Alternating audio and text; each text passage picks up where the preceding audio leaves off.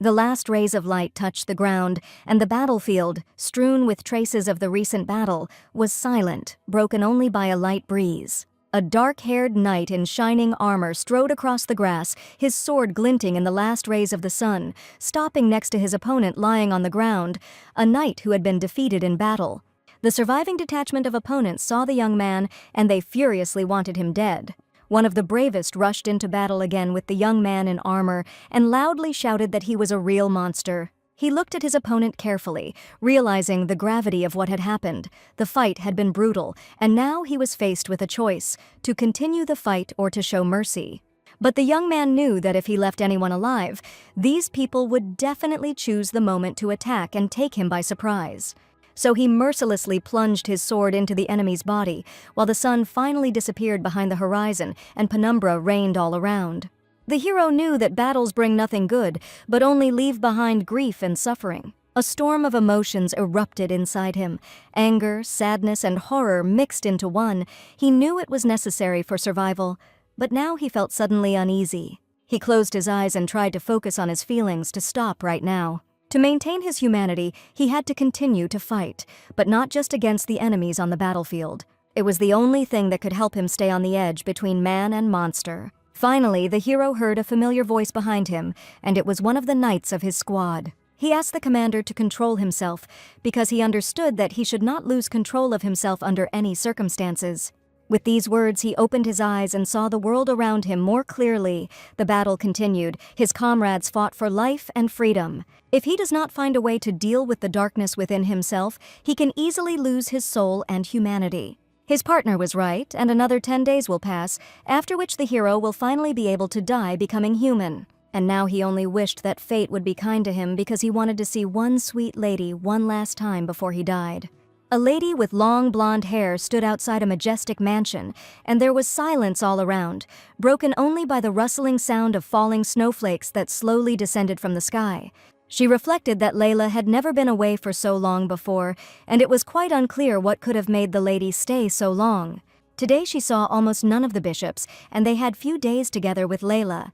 Therefore, the heroine was very surprised that Layla had been absent for a long time, and probably the girl had disappeared somewhere.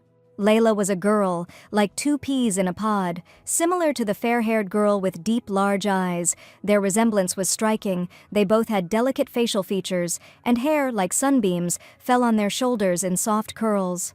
When they were little, they were always together, and one day one of the priests asked Layla to show her magical abilities. The girl knew that Layla was incredibly worried, but holding her hand tightly, she assured her that everything would definitely be fine. Concentrating all her thoughts and feelings, she cast a spell, and at that very moment the sprout began to grow, its stem rapidly lengthening, its leaves blossoming, and its roots going deep into the ground. Just a few moments later, a majestic tree with a spreading crown and a strong trunk stood before them. The strength of the little girl was simply incredible, and it was evidence that the baby was a saint. She knew that her abilities were a gift of nature, and she used them only for good. And after that, the priest approached the second girl and asked what Elena was still waiting for. Now it was her turn to show her abilities. The temple ministers were eagerly waiting for Elena to show her magical power. Elena was sure that she would succeed, and this time she definitely had to gather her thoughts and show what she was capable of. The heroine continued to develop her magical talent and dreamed of the day when she could use her magic to make the world a better place. But no matter how much she trained, she was very bad at controlling magical powers. Being twins with Layla, the girls were each born with one half of a divine sign, but no one could explain Elena's lack of magical abilities. From her earliest childhood, she felt within herself the power to perform miracles, but unfortunately Elena still could not reveal it. According to legend, to ensure the protection of the Tree of Life, the Almighty entrusted this land to 2 guardians, a black-scaled dragon whose strength was incomparable, and a holy maiden who brings peace through healing. However, over time, the dragon fell in love with the holy maiden, and soon after, taking the form of a man, he became emperor and demanded that the inhabitants live in worship of the maiden.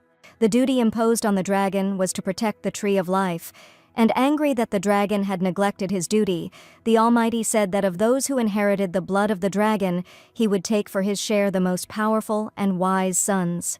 After this, many people with powers were born in Lanfair, but none of them lived long, and the Holy Maiden, who fell in love with the descendant of the dragon, cried and asked the Almighty for forgiveness.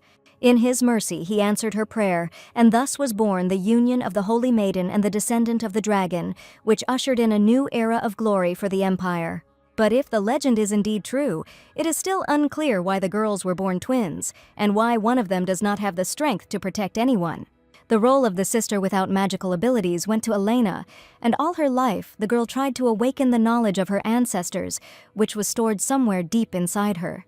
It has been 10 years since Layla's engagement to the Crown Prince, and there are less than 10 days left until their wedding, and when Layla finally leaves, Elena will be left alone in the temple and forced to live the rest of her life alone. The girl spent the whole day looking for her sister, but by late evening she had not managed to find her. Even the priests of the temple were aware that Elena had been looking for her all day, but her search had been unsuccessful. So, a worried Elena asked if something had happened to her sister, and she clearly had a bad feeling. But it seems that the decision made by the Archbishop in the past turned out to be correct, and the priest asked Elena to rejoice. Because the Almighty revealed her purpose, Layla disappeared without a trace. So the young man declared that Elena must now marry the Crown Prince instead of her, and in an instant, her fate was completely turned upside down. The first snow covered the ground with a soft blanket, giving the ancient temple a magical look. As she walked down the steps of the temple, Elena wondered how far they had already descended from the priests, and she had no idea where the winding staircase would lead. When they finally reached the place, Elena realized that she was in the hall where the bishops held their meetings. By order of one of the chief priests, the young man brought Helen, and everyone already knew that her sister had run away, leaving her alone. Elena couldn't believe that her sister could just up and leave her, and maybe everything wasn't so bad. The priest looked at the girl and said that now she was finally useful, and it was not in vain that she had lived next to them all this time. They wanted to present the situation in such a way that no one would guess about the disappearance of Saint Layla. In 10 days, the priest was going to go to the palace as soon as the carriage was sent here. Therefore, he warned Helen not to forget that while she was there, she would be called the Holy Virgin Layla. Elena admitted that she did not have the abilities of a Holy Virgin and was unlikely to be able to take her place. But now it didn't matter at all, because surely this would be the last thing the Emperor would worry about. Most people think that the marriage between the dragon's descendants and the Holy Maiden is just a custom. But the true purpose of this marriage is completely different, to hide the truth about who continues to use the dragon's powers. All this time, the heroine was sure that all these stories about the dragon's power were just made-up tales. But it turned out that this is not just a legend, and the descendants of the dragon really exist in this world. The heroine asked the chief priest what happens when a person becomes a dragon. He wasn't going to tell Elena the whole truth now, and he was sure she would find out everything when the time came. With the help of the Holy Maiden's powers, one can delay the transformation into a dragon, but it is impossible to completely avoid this fate. 16-year-old Crown Prince Kyle was hardly unaware that the more a person uses the power of a dragon, the closer he becomes to transformation. And soon, he will definitely not be able to avoid participating in reincarnation, where he will no longer be able to become human again. So, in any case, no one will suspect anything as long as Elena behaves decently before his transformation. With Helena's sister missing, the temple was left with only 2 choices, and if they ruled out sending Helena to the palace instead of Layla, then the only option was to tell the Emperor the truth that the Holy Virgin was missing. The Emperor will probably not sit idly by when he hears this news, and will be ready to turn the entire temple upside down just to find Layla. And if in that case they find Helen, then they will have to admit that the Holy Virgin has a twin sister. But the temple ministers kept silent about this all the time, and this information was known only to them.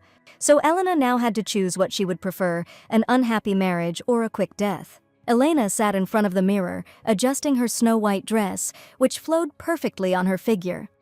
That day she was to become a bride, but anxiety reigned in her heart. Having collected her thoughts, Elena looked at her reflection. She and Layla had always been inseparable, and now she had to take on the role of a sister. As the Archbishop said, no one will suspect her, or rather, no one will be interested in her person.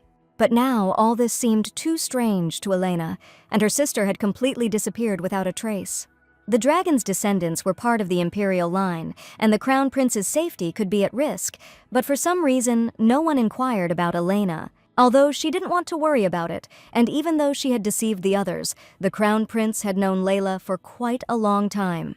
And if he finds out that Elena is not at all who she claims to be, then he clearly cannot avoid severe punishment. She knew it was a deception, but deep down she believed it was the only way to keep the peace. And the only thing the heroine wanted was to stay alive, so she was ready to go along with everyone's deception. She mentally asked her sister if she was watching from somewhere to share her courage with her, as she had done all her life. Everyone felt incredibly sorry for the Holy Maiden because she was betrothed to the cruel Crown Prince.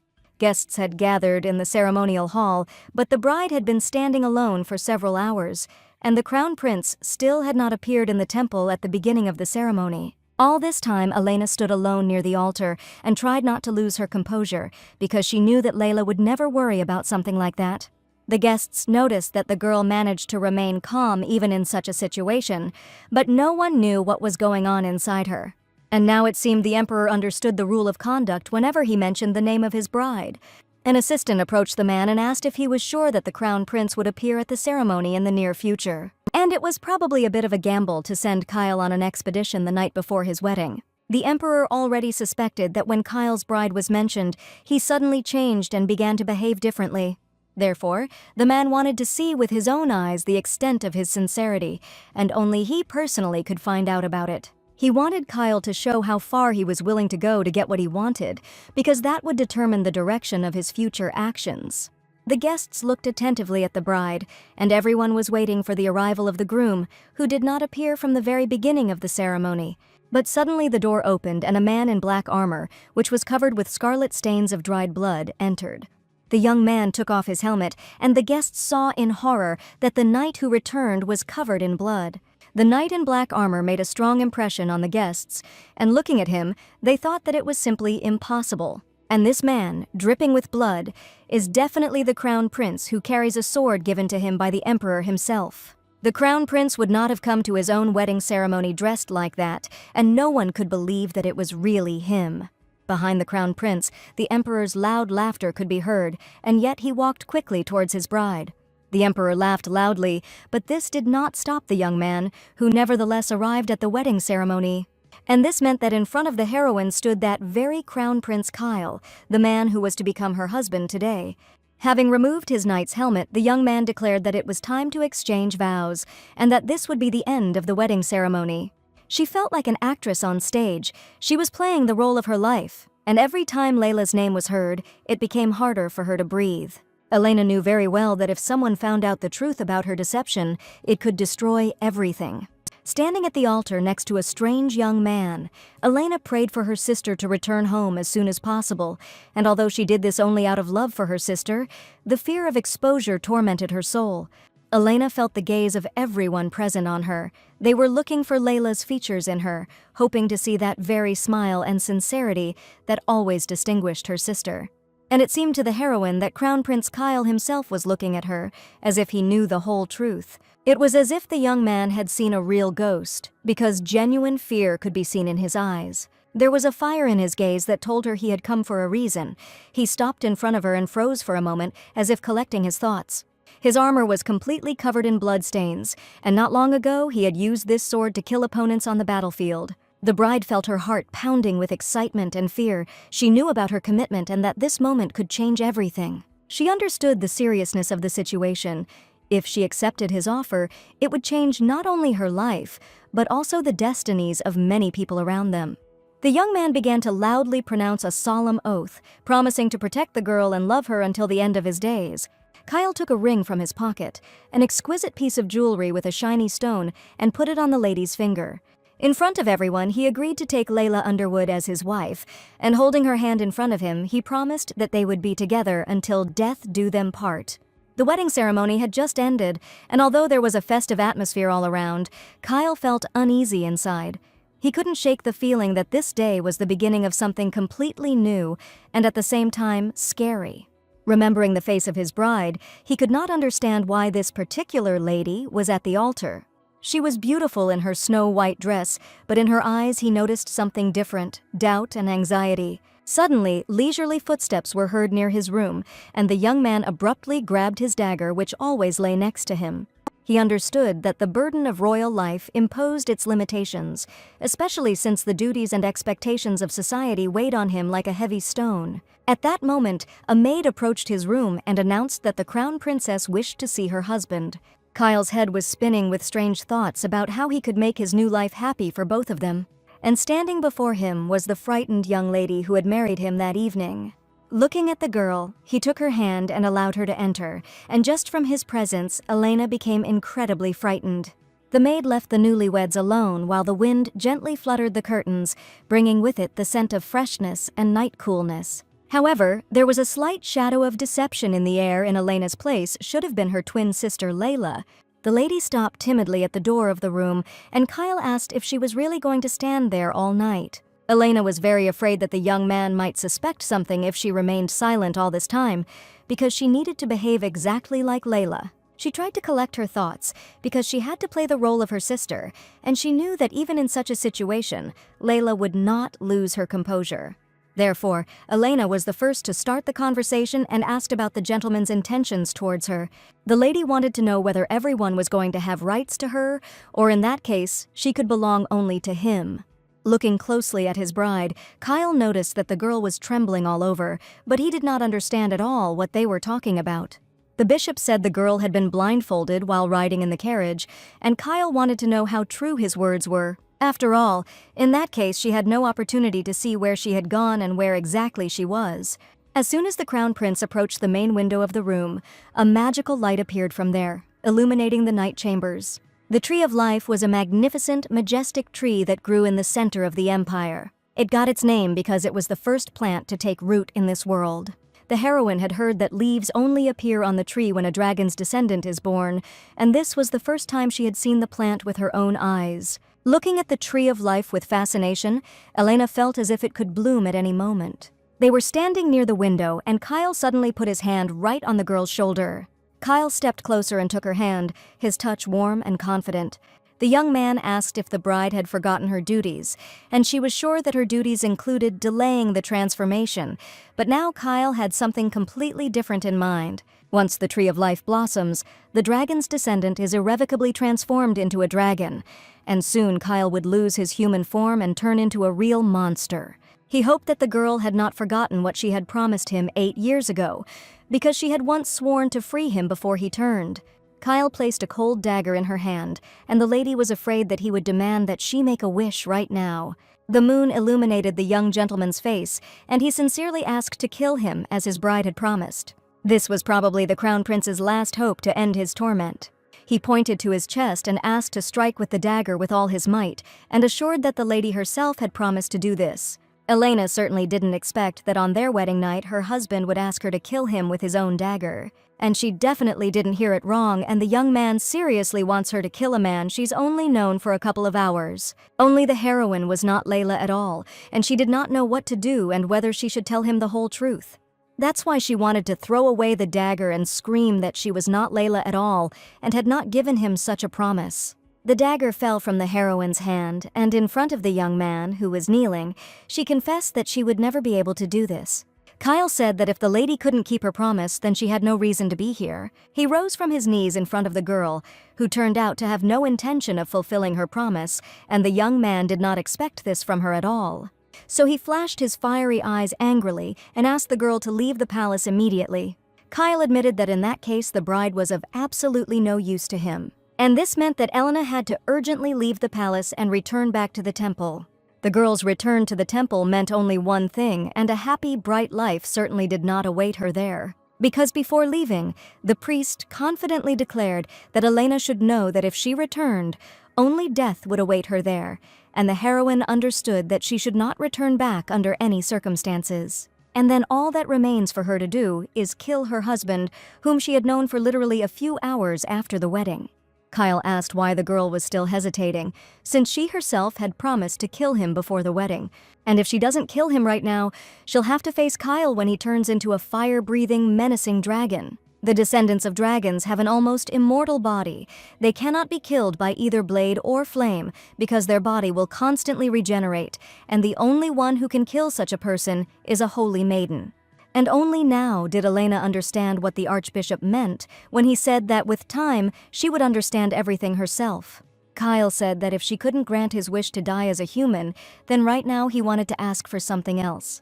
And after the wedding, the young man confessed that he would never want the lady to stay with him and die after he turned into a dragon. He knew very well what fate awaited his bride, but it turned out that she had no intention of agreeing at all. And Elena asked if the young man really wanted her to run away and save her own skin. After all, if she does this, everyone will either be killed or wounded, and who knows what the angry people will do to the crown prince. Kyle was sure it was absurd to worry about the lives of others when the lady herself was in a difficult situation. The crown prince picked up the fragile girl and threw her over his shoulder, and the lady indignantly declared that Kyle should immediately put her down on the ground. The young man decided that if she did not want to leave herself, then he would be forced to force her to leave the palace immediately. Fragile Elena could not cope with the masculinity of the gentleman who held her tightly on his shoulder. They went down the stairs to the basement, and the young man was sure that the bride could avoid the worst if she escaped from the Landfair Manor. Elena had absolutely no idea where the gentleman was taking her, and only assumed that he wanted to take her somewhere. But the young man said, did she still not understand why she was actually sent here, because everyone only thinks about achieving what they want, and people absolutely did not care about her safety. And Kyle was sure that not a single soul would thank the lady for the sacrifice she made, and in his life, he probably needed to think only about himself. Looking at her unfamiliar husband, Elena understood that he was right, but she had absolutely no idea what the right thing to do was. If Elena leaves this palace forever, it is completely unclear what will happen to the man who saved her life. Through a secret exit, the young man carried his bride in his arms, and in the courtyard of the mansion, a knight of the detachment was already waiting for her. The young man almost bowed when he saw his master, and Kyle informed him that the lady should definitely go with him. She also wanted to know what would happen next to the crown prince, who would not be able to escape his fate. The bishops had to bear the consequences, but if Elena returned, she would be killed, and she knew she was not in a position to worry about others. But she still couldn't let go of the thought of what would happen to the crown prince when he finally turned into a huge dragon. The lady screamed that it didn't matter to her at all, because the young man was also concerned about her future life. And suddenly, she asked a question that the gentleman had never thought about, because she suddenly suggested that he run away. In this palace, only death awaited the crown prince, and Elena saw only one way out for him. And it was certainly better to become a dragon than a dead man, and she was sure that the crown prince still had time to think and forever avoid the terrible fate of his fate. But there was something else in Kyle's heart that he always feared more than death itself. From the moment he learned of the inevitable curse, he only wanted to die as a human, so as not to have time to turn into a dragon and not lose himself. The young man did not want to destroy what was incredibly dear to him, and looking at the gentleman there, Elena suddenly felt her whole body that she had already seen this look somewhere. One day the lady had an acquaintance who confessed that he would like Elena to become his imago, and the lady then heard this word for the first time. That was the name of the person, someone like the other half of the soul, the shadows that follow in his footsteps, the reflection in the mirror, and that young man wanted Elena to always be with him. In the past, she had a friend who taught her this word, and now she told the gentleman about it. They say that if you find someone irreplaceable, you can believe that all your problems have come to an end. Elena couldn't imagine that she could be that person for Kyle, but she wanted to take the chance and asked for permission to stay. She knew perfectly well that she could never replace her sister, but Kyle still didn't suspect anything. He seemed to believe that the Elena standing in front of him was his real bride, Layla. And judging by his facial expression and actions, one can understand one thing: the person he values more than anything else in the world is his imago. This girl was Layla, and Elena was her exact mirror image, and they were like two peas in a pod since childhood. Since Kyle had been waiting for his bride for 8 long years, Elena admitted that she did not want to leave the gentleman to escape alone. After all, he was the only one who cared about her, so she wanted to help him too. She really wanted to find a way to prevent the crown prince from turning into a huge, terrifying monster, so that he could start a new happy life and never think about his curse again. After listening to the bride's opinion, Kylo asked whether or not she believed that this could be made a reality.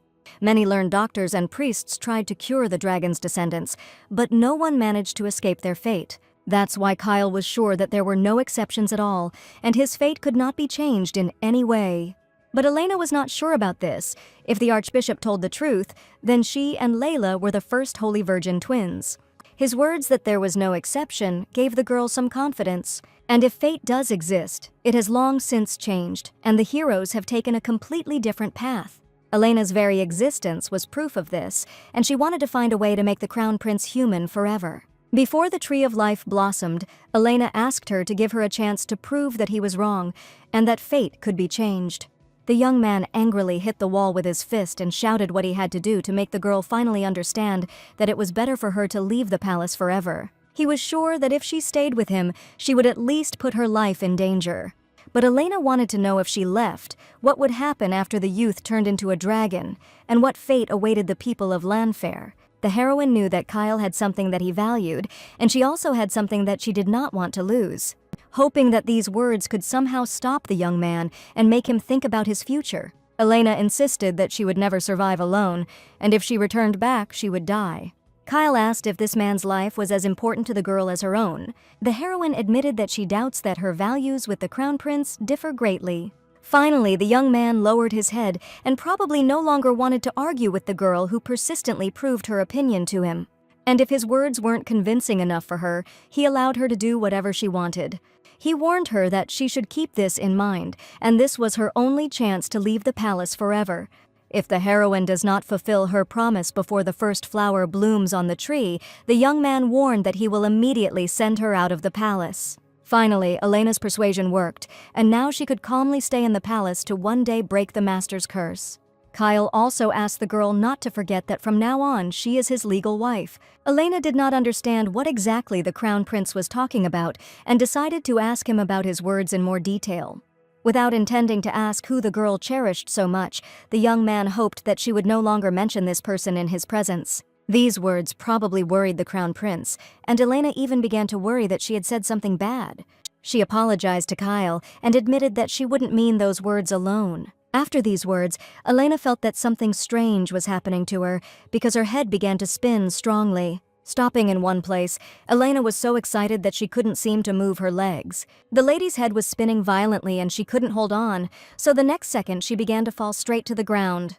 But since Kyle was standing nearby, he managed to catch the girl, who without his help would have clearly fallen and hit her head. It turned out that Elena lost consciousness from fatigue, and the next moment instantly fell asleep. Looking at the lady, Kyle realized that he shouldn't worry and the girl was just sleeping, and he needed to take her to a safe place. Despite his cold disposition holding the girl carefully in his arms, Kyle decided to carry her on the bed. All this time, Elena slept soundly without waking up, and it seemed that the lady simply had no strength left. He carefully laid her on the cozy, soft bed, and even after that, Elena still did not wake up. She only snored quietly in her sleep, and probably the heroine desperately needed rest. Gently touching the girl's face, Kyle was once again convinced that he had been right all this time. And now he was only concerned with one question: why was she sent to the wedding?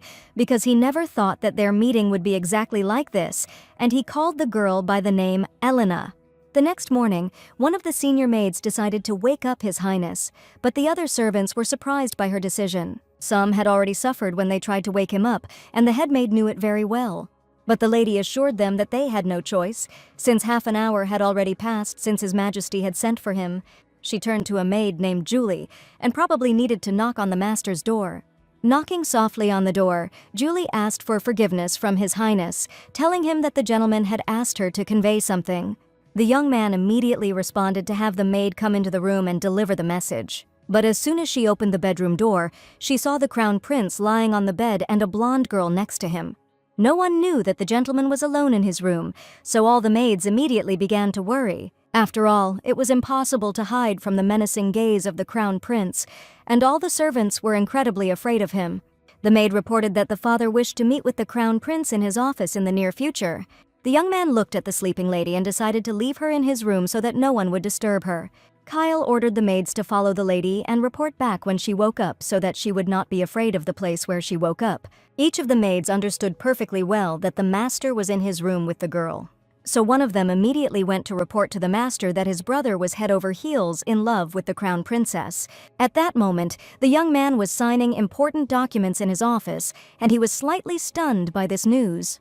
This information was indeed unexpected, and the gentleman was also confused when he heard about his brother's love. After all, this was definitely not like him, and the young man knew very well what kind of person the Crown Prince was.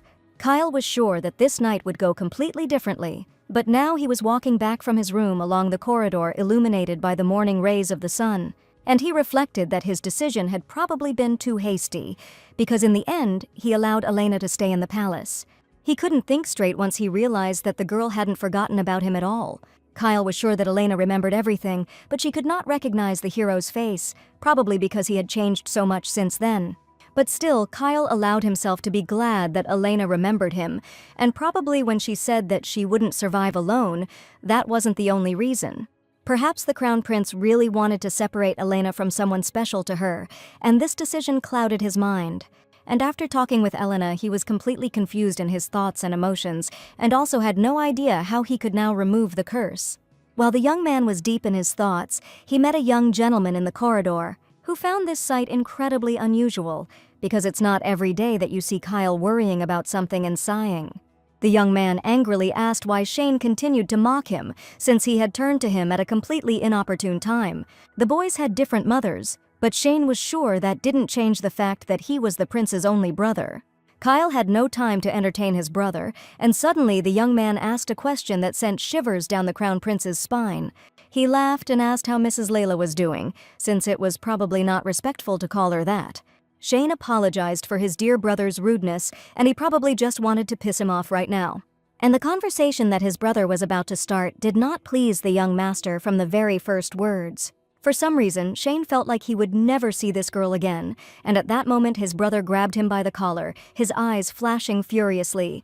Despite his older brother's physical abuse, the young man asked him why he was so upset, since this was completely unlike him. Kyle asked his brother to think what he wanted, but now this girl is his wife and this is an undeniable fact. And his brother had better not dare to show any interest in the lady so as not to get himself into a lot of trouble. Shane asked if the young man really thought he had the right to slander his relative with such words. The Crown Prince knew perfectly well that he was probably making a big mistake, but now he could not control his strong emotions. And even if his brother thinks he has no right or ignores his warning, he will have to answer for his words. The Crown Prince promised that this could have serious consequences for his brother. At that moment, Shane was once again convinced that the maid was right and Kyle was completely unlike himself. And for some reason the young man was sure that he had previously met the girl who had recently married the gentleman. In the morning the maids greeted Madame Elena and they were sent to carry out her errands. The maids felt awkward around their mistress, and it is understandable that not everyone loves the Holy Virgin. Therefore, Elena felt that she needed to try not to attract unnecessary attention and behave very discreetly. Suddenly, a quiet cry was heard among the girls, and it was probably one of the maids crying. Indeed, one of the girls could not hold back her tears, and for some reason began to cry right when the lady appeared. The girl's face was confused, and the maid was very nervous while Elena looked at her carefully, and she didn't know yet how to behave, because she really wanted to help the innocent girl. The heroine was very worried about whether she would be able to play the role of the Crown Princess, but it seemed the maids were too scared to even begin to suspect her. The head maid asked them not to forget whose wife they would serve from now on, and if the girls incurred his wrath, they would not live to see the next day. The servants were not afraid of Elena at all, but of the wrath of the Crown Prince, who had a cruel disposition. And Elena could not allow herself to be served by those who were afraid, even though she had borrowed the name. But it was the heroine who promised to find a way to prevent his transformation, and if she wanted to keep her word, she needed help, but not from someone who was so afraid of the Crown Prince. Elena was to keep only those maids who were not afraid of him or those who were strong enough to overcome their fear. She turned to the crying maid and admitted that she understood her feelings and asked the girl's age. The lady turned out to be only 15 years old and she was still young, but she had already come a long way for the sake of her family. Elena said she understood perfectly well, but it could not be denied that most of those present here had not gathered of their own free will, but solely for the sake of their families. The fact that she is the Crown Prince's wife does not change the fact that Elena is the chosen one of the Almighty, so she admitted that she would not want anyone to make unnecessary sacrifices for her. And she did not intend to detain any of the maids who did not wish to be near her for long, so she asked the girls who were terrified by the thought of the work ahead to return to where they could find peace. Elena chose one of the maids present and decided to talk to her alone, without prying eyes. She wanted to know more about this girl and first asked her name. The maid's name was Julie, and the lady politely told her mistress her name, showing respect and honor. The lady wanted to clarify whether she was sure that she did not want to follow the others, and that she still had a chance to step aside, but Julie honestly admitted that she was here solely of her own free will because she wanted to serve the crown prince. As it turns out, she has a promise she must keep, and 9 years ago, her only childhood friend began working for the palace for the sake of his family. The duty placed upon him is to stand by the most dangerous man in the empire and protect his safety. Upon learning of this, many tried to dissuade him, but his determination never weakened, and he continued to achieve his goals. So one day Julie swore that if the man he was protecting found a wife, she promised to serve the lady until the end of her days. It was for this reason that the maid was ready to serve her mistress, despite all the rumors and prejudices. Suddenly, the door to the living room opened and a man entered, who had come here on the orders of His Highness Crown Prince Kyle. This young man's name was Philip Baldwin, and he was the Crown Prince's personal guard, and it was a great honor for him to meet the lady.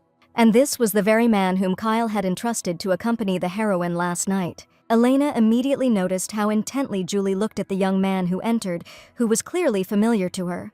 The way she looked at this man meant much more than just friendship. They clearly had a closer relationship. This story reminded Elena of how one day the young man also looked at her with a trusting gaze. Philip dropped to one knee before his lady and announced that Sir Kyle had now appointed him as her personal guard. He asked Leary not to hesitate to rely on him because any time the Crown Prince was physically unable, he promised to be by her side. Elena was surprised, but the Crown Prince provided her with his closest assistant, and even looking at reality, she still did not want to deceive herself, and she wanted to believe more that the Crown Prince obviously did it for Layla, but in no case for her, a girl he didn't even really know. Elena couldn't allow herself to think that this was really her life, because in reality, she was taking her sister's place. The thought that the Crown Prince might do this for her could drag the heroine into a swamp from which it would be very difficult to get out. Therefore, Elena forbade herself to feel anything towards this man, because her whole life now was one big deception. The first thing she had to do was not forget her promise to the Crown Prince, and she decided to focus on what needed to be done. Philip has been serving as the young man's personal guard for many years, and as for Julie, she decided to work here because of her trust in Philip, and these two were here precisely out of their own conviction. And now Elena was sure that these people could be trusted, and from now on the lady and Prince Kyle were in the care of the knight Philip. Julie also promised to serve the lady faithfully and truly, and they bowed low before the girl. Elena just had an idea that she would like to ask her 2 personal assistants about. The heroine would like to go to a place where many records about the history of the palace can be found, and asked to accompany her to where these records are located. Julie and Philip exchanged glances and were ready to fulfill any request of the lady. For the lady, nothing in the palace could be a problem, but hearing her request, Philip thought for a moment. Philip warned that one uninvited guest often comes to this place and spends a lot of time in the library. Since Elena needed to get to the library, she asked Philip to accompany her. The knight was ordered to follow his mistress everywhere, but she had her own secrets, and now she wanted to go to the library without an escort. So she asked if it would be a breach of etiquette for Philip to be near her. However, Sir Kyle had ordered to follow the lady's orders, and perhaps she finds it inconvenient that Philip constantly walks nearby. But the lady admitted that she just wanted to ask one question, and that it didn't really bother her at all. She simply found it odd that, unlike the others, Philip called the Crown Prince Sir Kyle. This was the question that interested Elena, because everyone else addressed Kyle differently. Philip said that he had been serving the Crown Prince since he was 15 years old and would soon be entering his 9th year of service. Since he has younger siblings, Philippe remembered being surprised when he first met the Crown Prince, and he didn't seem all that different from his siblings. But Philip soon realized how wrong he was, and the Crown Prince's appearance turned out to be very deceptive. Today, the head maid informed Elena that Sir Kyle had been summoned by the Emperor early in the morning. Philip wasn't sure if the lady knew about it, but Kyle had never lost an important battle, including battles with monsters. It had been this way since the gentleman was 17 years old, and he had never lost a single battle. Dragon descendants born with black blood have completely different skills than an ordinary person.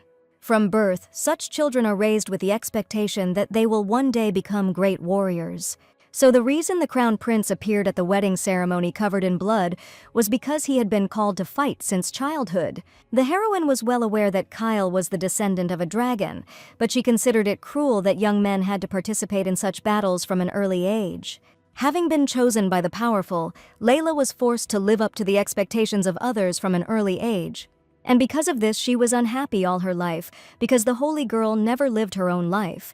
Philip was incredibly pleased that the lady was worried about the crown prince and was concerned about his condition. This was the first time Sir Kyle had entrusted Philip with the task of keeping an eye on anyone of that rank.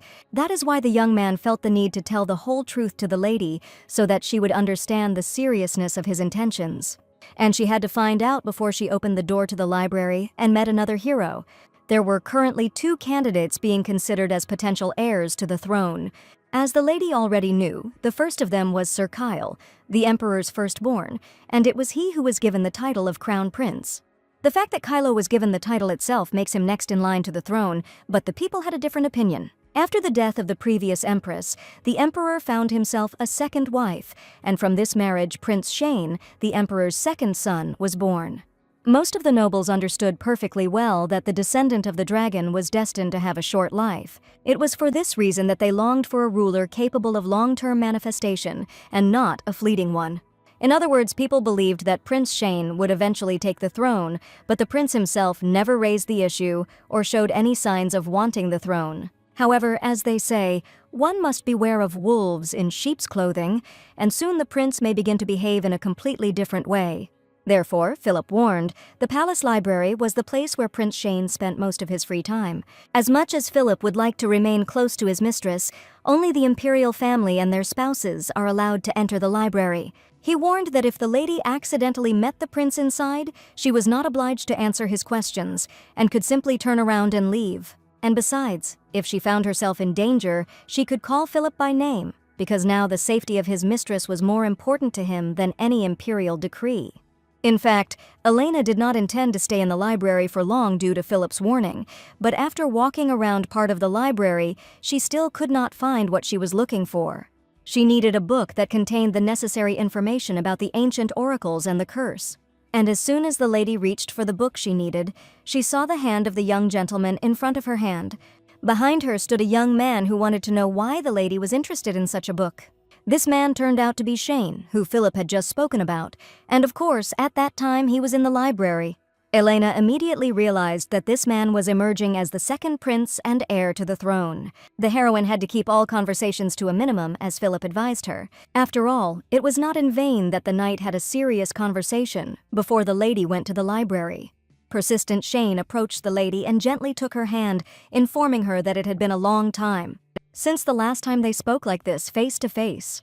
The young man called the heroine by her sister's name, and after his words, a chill ran down the lady's spine from frightening sensations. Since Shane called the girl by the name Layla, it meant that he personally knew the crown prince's wife. Whenever she returned from the palace, Layla always talked about the crown prince, but she never mentioned meeting Prince Shane. Maybe she just never told her sister about it, but incredible, this man is now trying to test her. Elena admitted that she is afraid and does not remember her childhood very well, and does not remember at all that they met. The lady politely apologized for not recognizing the young gentleman and needed to act at ease. She noticed a slight smile on the young man's face, and the young man felt very comfortable with his mistress. While Elena silently looked at this man, she understood that any kind of checks could be expected from him.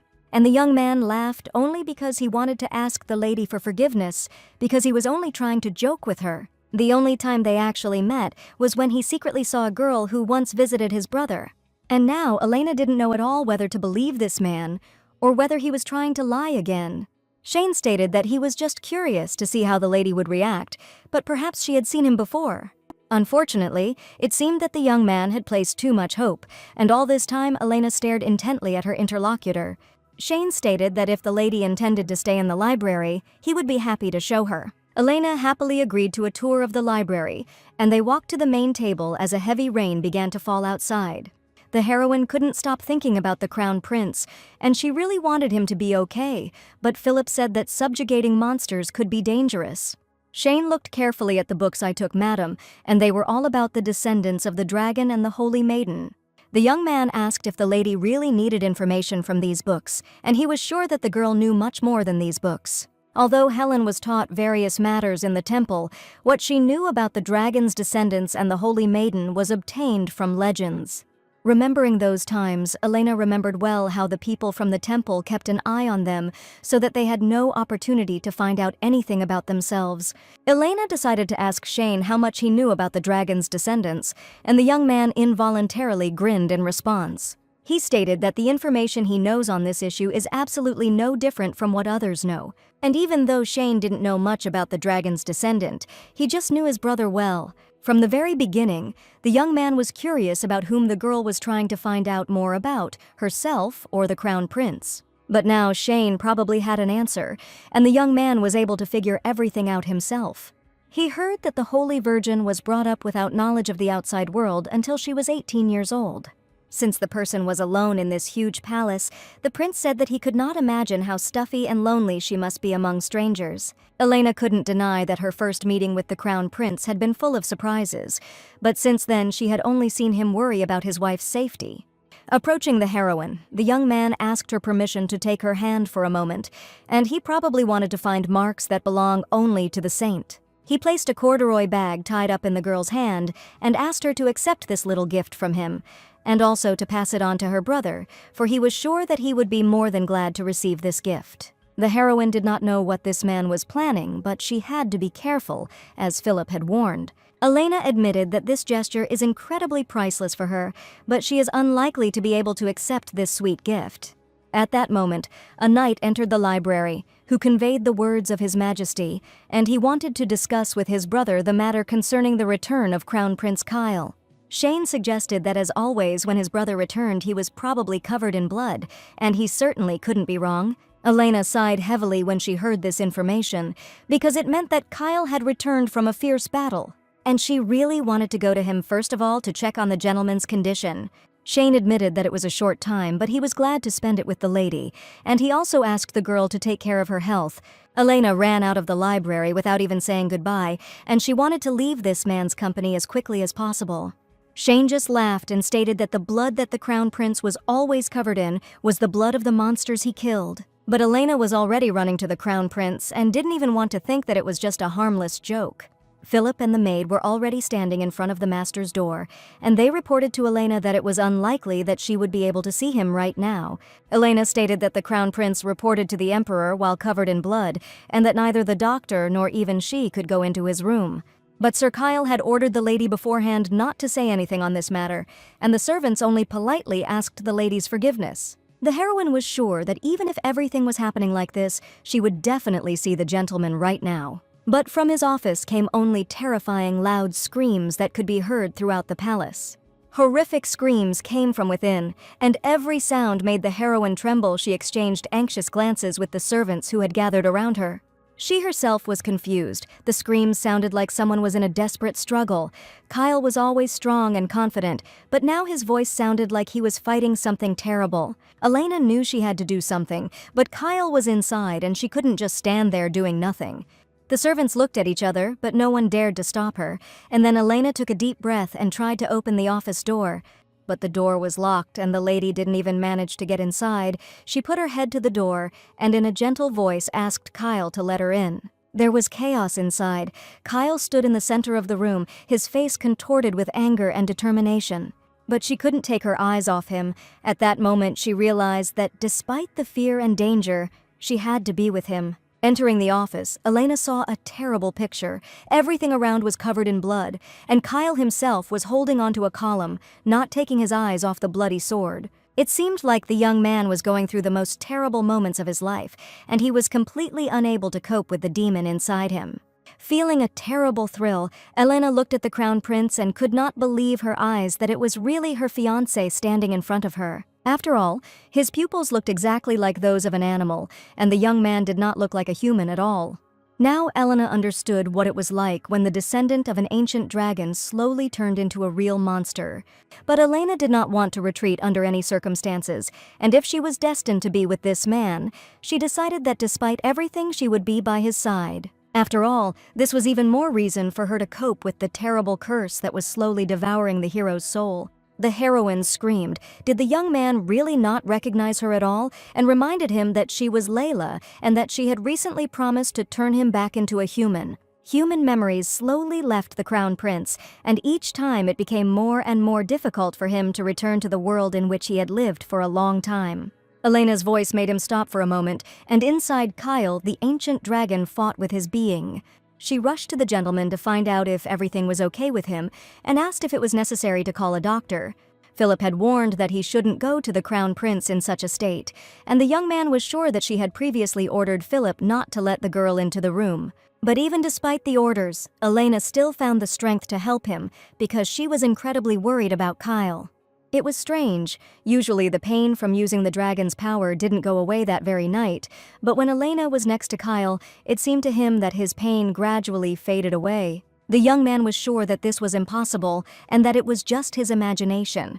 But the reason why Kyle put himself above the girl was only because he loved her very much. Being next to Kyle, Elena wondered why she smiled, ran away and left such a man, because in her place, she would have chosen a completely different path. She could not leave the master, knowing his current state, and was ready to provide him with her help and support. But the young man insisted that the girl should listen to his words and never again enter the office when he was in a terrible state after the battle. Gently stroking the gentleman's menacing face, Elena admitted that she was ready to listen to him because he was the only one on her mind. The way Elena saw others hadn't changed since she last met Kyle in her youth. The heroine also had a burning desire to find comfort in her innocence, and Kyle hugged the sweet girl, hoping that she could somehow help him. The Crown Prince's greatest fear was that he would not be able to control his condition and that it could harm those close to him. Therefore, he was extremely careful. Elena's support gave him confidence and the opportunity to relax even in such a terrible state. Suddenly, the young man smelled the familiar scent of her perfume, and this memory came over him with incredible force. Kyle was consumed by terrible visions, and it seemed to him that in front of him was the lady who had previously asked the young man not to wander without his permission, and these were his deeply hidden fears. He knew it couldn't be you, but right in front of him appeared a skeleton with long female hair, shouting that Kyle was a very naughty child. It was the ghost of his mother who asked to talk to him, and every time Kyle saw her ghost again and again. The lady's ghost assured him that she was the only person who would love her child for the rest of her life, grabbing the boy's face with her long, gnarled hands. But all this time, there was a completely different girl in front of Kyle, and the ghost enveloped his consciousness and did not give him a chance to see reality.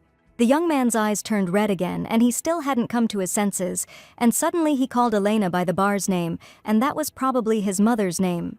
The heroine did not understand at all why the Crown Prince was calling her by a different name, and he probably now mistook her for a completely different person. Kyle shouted that the girl had given him her word, and she really hoped that he was gradually coming to his senses.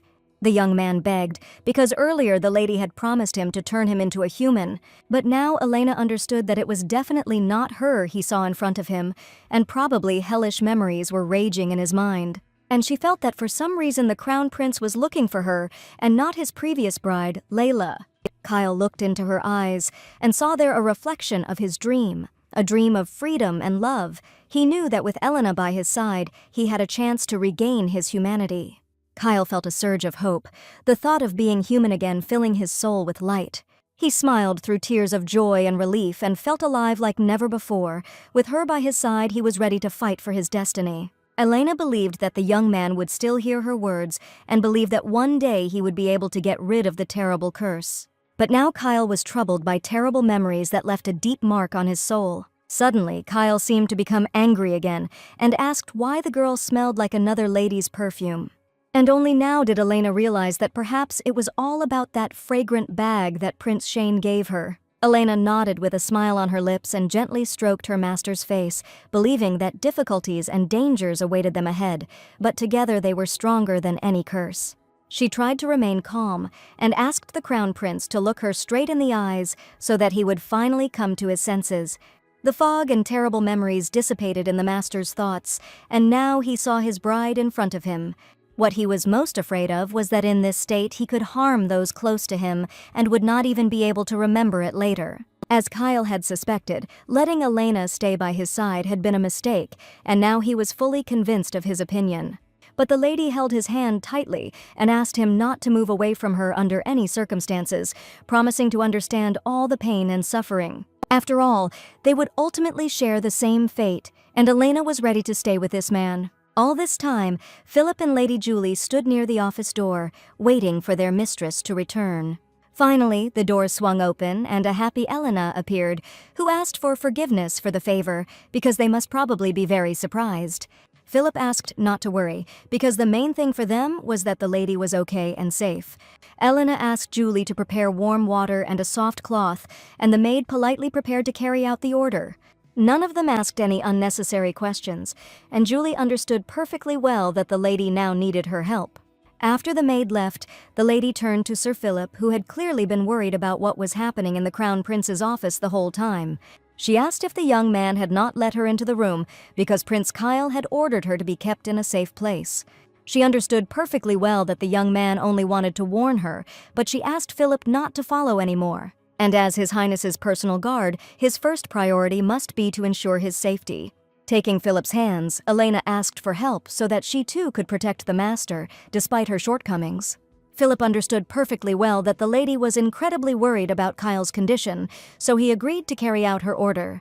At that moment, Julie returned and brought what the lady had asked for, and even offered to help further, but Elena politely refused. She only asked Julie and Philip to do their own thing that evening as much as possible, so that they would be left to their own devices.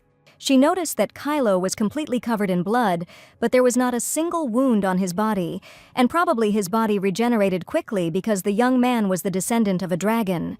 The more Elena got to know the man, the more she became interested in whether he had always been like this, and whether he had always had to endure all his suffering alone without turning to anyone for help.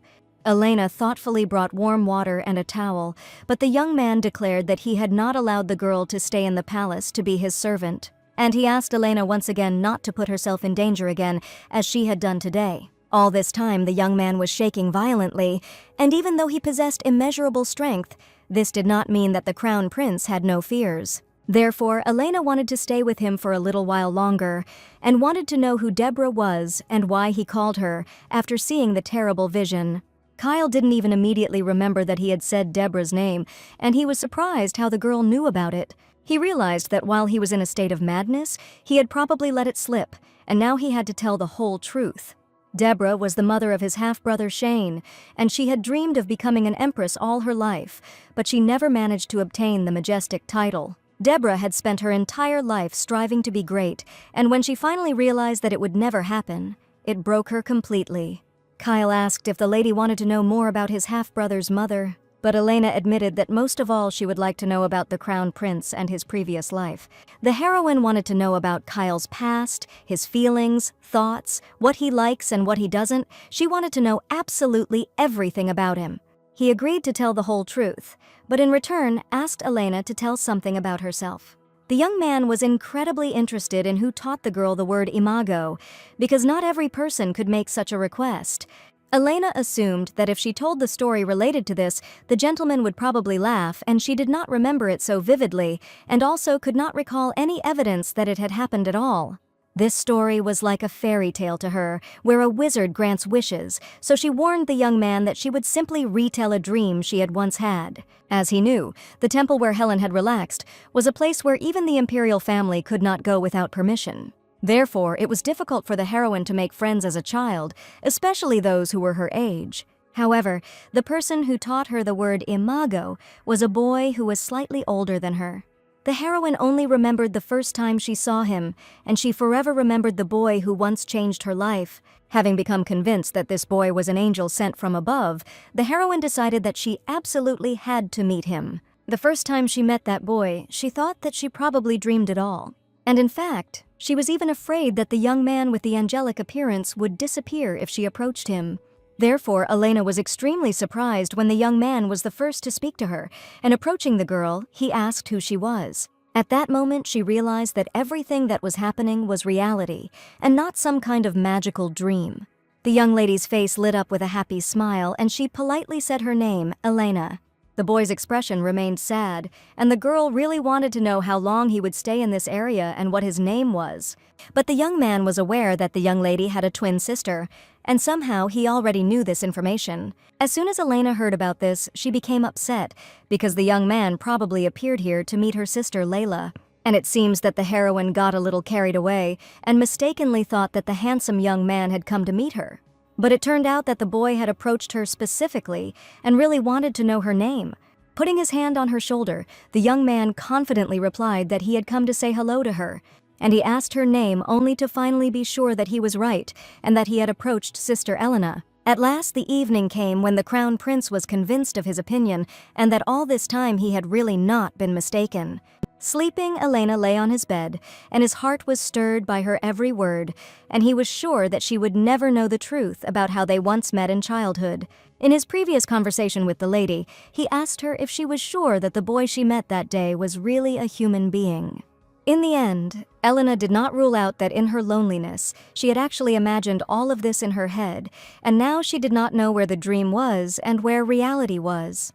The word imago that boy taught her still remained special to the heroine, because she had never heard of such a word before, and perhaps an angel really visited her then. And now, when Elena thought about it, it all seemed strange to her, because then everything really seemed to be happening in a magical dream. The heroine admitted that she thought Kyle was somewhat similar to that boy, but it didn't even occur to her to even ask his name.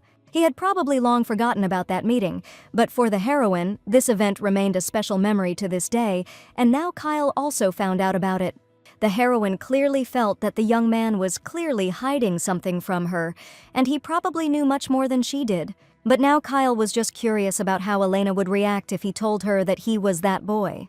He didn't know how Elena would react if he admitted that he knew her real name, and the young man felt that he couldn't do it because the palace was constantly under the Emperor's watchful eye.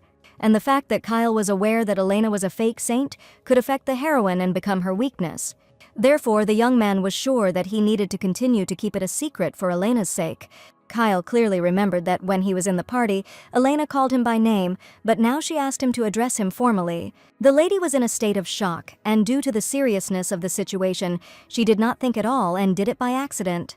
Kyle asked to be called by his first name, and taking the girl's hand, he admitted that it would be more convenient for both of them, since she was his official wife, not a servant. After this situation, their relationship seemed to become closer, and the heroine began to experience an unfamiliar feeling towards the gentleman. So now she lay peacefully in his bed, and the young man guarded his mistress's sleep. And looking at the girl, he still could not believe that sweet Elena was engaged to such a monster as him. He also knew nothing about Layla, and where this woman was now, who had disappeared without a trace in an instant. Kyle had too many questions, and he was afraid that he could lose Elena if he dug too deep, and he would just be glad if he was an angel sent to her from heaven. But even if that were the case, his wish would remain unchanged, and he would pray that his wings would wear out so that he could live his entire life with the girl as a human. Now, looking at Elena, Kyle couldn't understand how he could refuse her in the future. And to be honest, the young man could not imagine what awaited them in their near future together. Opening her eyes, Elena did not immediately understand where she was and what time it was, but the sun was definitely shining outside. As soon as she regained consciousness, images from the previous night began to flash through her memories, and she screamed when she saw the Crown Prince next to her. The young man was lying next to her on the same bed, and as soon as he saw that Elena had woken up, he immediately asked how she was feeling. After thinking about it, the heroine admitted that she was completely fine, but when she moved her hand, she felt a strong pain in her shoulder. Every movement of her hand caused her discomfort, as if something was wrong, and she thought it was just fatigue, but with each movement, the pain only intensified.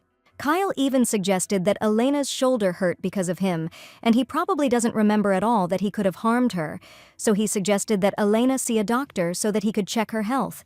The girl assured that she could probably be healed with the help of divine power, and she did not need any doctor. Saints always heal wounds with their divine powers, and because of this, Layla never visited doctors. After his question, Elena wondered if the prince had really realized who she really was, but he had never asked the girl about her identity. Looking into the heroine's eyes, Kyle admitted that it was entirely his fault, and he alone was to blame for the fact that the girl was in pain now. And even if you try to cover the wounds with clothing, the scars that Kyle may leave behind will not go away for some time. He was surprised that Elena thought he would make her heal on her own after hurting her, and hugging the girl, he told her that she had to remember something. Whether she was or not, Elena was the only person who promised Kyle to turn him back into a full-fledged human, and he was sure that no one, not even he, had the right to treat her badly. He asked Elena to remember this forever, and the heroine felt that she was very afraid of losing this man, and she incredibly wanted to tell him everything and stay close to him. After the examination, the doctor said that the girl should not overexert herself for some time. The doctor said that Elena would recover quickly. She just needed to lie down and rest for a few days. Elena remembered well the words of the young man there, that there was not much time left before his transformation. The young man admitted that he had recently heard from Philip that Elena had accidentally met Shane in the library. Indeed, Elena recently met with Shane in the library, but in the end she did not find a single book that she needed. The young man immediately asked if he was saying something offensive to the lady, because he probably could not leave this meeting without attention. Elena said that the gentleman gave her a small package, and it probably contained the perfume of that woman, Deborah, about whom the Crown Prince had spoken earlier. After this information, Kyle asked Elena to try not to be alone with Shane, because he had absolutely no idea what this man was capable of. He told Elena that Shane could harm the Crown Prince during the fight for the throne, but that's not all, and Shane blames the Crown Prince for everything that happened. Shane hates the boy most of all, because of one thing that clearly happened because of him. And if he tries to do something to the Crown Prince to take revenge on him, he will have to fight his half-brother. These thoughts made the Crown Prince furious, and whenever he thought about Shane, he immediately plunged into terrible memories. The heroine immediately noticed that something was happening in Kyle's mind, so she took the young man by the hand and declared that she was fine after meeting Shane. And the most important thing for her is that Julie and Sir Philip are always with her, and most importantly, Kyle is with her. If the heroine knew about everything that happened earlier, she would clearly treat everything differently, and now she has one interesting proposal. In order to get to know the master, Elena understood that she would need time at least to find a way to turn him into a human again. Holding the young man's hand tightly, Elena suggested that he devote part of his day to her so that they could talk about everything in private. But the Crown Prince felt that the more time he spent with Elena, the harder it became for him to give her up. But if Kyle couldn't say goodbye to her right now, then he decided to do everything possible to fulfill her wish as much as possible, and agreed to devote as much time to the girl as she wanted. Elena was very happy when she heard the Crown Prince's opinion, because she really wanted to get to know him better. The palace was in chaos after His Royal Highness the Crown Prince got married, and all the aristocrats were talking about nothing but this news. Many thought that the descendants of dragons were devoid of human emotions, but the Crown Prince managed to fall in love and change in just one night, so the ladies were sure that it was more like a fairy tale. Perhaps this is only part of what lies on the surface, because among the people working in the Imperial Palace, there were more secret stories. And they say that the current Crown Princess has captured not only the Crown Prince, but also His Highness Prince Shane, who is Kyle's half-brother. While the aristocrats were chatting pleasantly, one of the girls, hearing this news, dropped the mug of hot tea from her hands. Her friends started to worry and asked if everything was okay with Violetta, who for some reason dropped and broke a porcelain mug. The lady seemed to have heard the worst news and admitted that this definitely could not be, because she always believed that Prince Shane belonged only to her. The carriage drove slowly along a sunny forest path, surrounded by majestic trees that seemed to guard this quiet corner of nature, and the sun's rays broke through the foliage, creating a magical dance of light on the soft ground. The chief priest emerged from the luxurious carriage and greeted his subjects, stating that they had not seen each other for a long time. Looking at the palace, he noted that the majestic place was still the same. Prince Shane came out to meet the man, who was incredibly happy to meet him, and it was probably he who asked for a visit with the head priest. He asked the man to speak as if something was about to happen in the Imperial Palace. The man said he would be very happy if things were different, but it seems that new passions are constantly flaring up in high society. They were adding more and more fuel to the fire, and the priest wondered if Shane should probably know what they were gossiping about day after day, since the prince was not himself after his marriage. No one knew whether the political situation in the empire would change, and many were afraid that love could change the unfortunate fate of the Crown Prince. And if all the hypotheses were correct, then now it was completely unclear who to follow in the future. The situation was becoming more and more interesting, and at the meeting with the priest, Shane was convinced of this once again. That's why he asked, because it was his idea to choose a saint to marry the Crown Prince. In the Imperial Palace, where power is above all else, divine patronage is useless. It was like putting a man in a cage with wild animals. So Shane thought he could quickly deal with Elena with the help of the priest. The young man asked the temple servant not to worry about anything, promising to take responsibility for everything. Claiming that nothing the priest worries about will ever happen under his leadership, the priest shook the young gentleman's hand and admitted that he trusted Prince Shane's word. The young man decided for himself that if he failed to kill Elena, then he would have to banish her, otherwise she would eventually become poison for him too. Early in the morning, the crown prince had already met with Elena and said that he needed to find time today to see his father. Even the maids noticed that His Highness the Crown Prince had been visiting the princess too often lately, and one of the maids did not see him so often even when he stayed at the imperial palace. Before going to see her father, Elena asked him to try to be as careful as possible. Kyle warned that he would take Philip with him to the meeting and asked the lady not to go alone if possible. All this time, the maids looked at the master and his wife and were now convinced that all the rumors that were circulating in the imperial palace were a complete lie. The maid Julie approached them and asked what rumor the girls were talking about, not understanding what they were talking about. After Julie learned about the maid's conversation, she came to the mistress and reported what everyone had been chatting about for a long time. Even Julie found it hard to believe that His Highness would show such a strong interest in someone slightly out of the ordinary, but new gossip had spread even before the whole story became a hot topic. Rumors reached the point that people were saying how the crown princess had secretly met with Prince Shane, and this information was absurdly funny, because Elena had only seen him once. The library was a special place that only the closest descendants of the imperial families and their spouses could enter. And Elena had absolutely no idea where all this gossip came from, and now Kyle finds time to come to her every time, just as she asked. Still, the heroine did not find anything that could serve as a clue on how to help young Master Kyle. All that was left was to find the one who knew the most about the descendants of dragons and saints. Elena first decided to remember all the stories that Layla told in childhood. She wanted to find even the slightest clue in the story about Kyle, and she remembered her sister's words that she and the crown prince always met under the small pavilion in the palace garden. Layla said that Kyle was as quiet as a dead man, and his eyes were as fierce as an animal's. But if Elena sees him, she might think of him completely differently, and only now did Elena understand the meaning of all the words that her sister had once spoken to her. She asked Julie where the largest garden in the palace was, where wisteria flowers bloomed in the spring. Julie assumed that Elena was asking about the central garden, and suggested that the lady take a walk and look at it. The heroine's memories were jumbled, and she could not remember at all what Layla had talked about later in the conversation. While Elena was deep in thought, she didn't notice how she approached the entrance and accidentally saw Shane standing there with some lady. The young man immediately felt that someone was clearly standing nearby and looked towards Elena.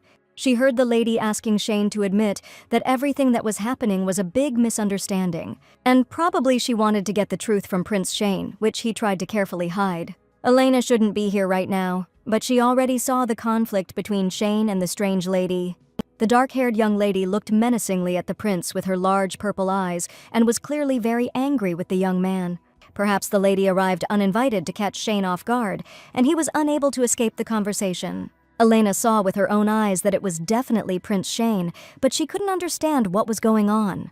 At that moment, Julie came up to her and addressed the lady, noticing her frightened expression. Elena gestured to Julie not to say a word so that Prince Shane wouldn't notice them.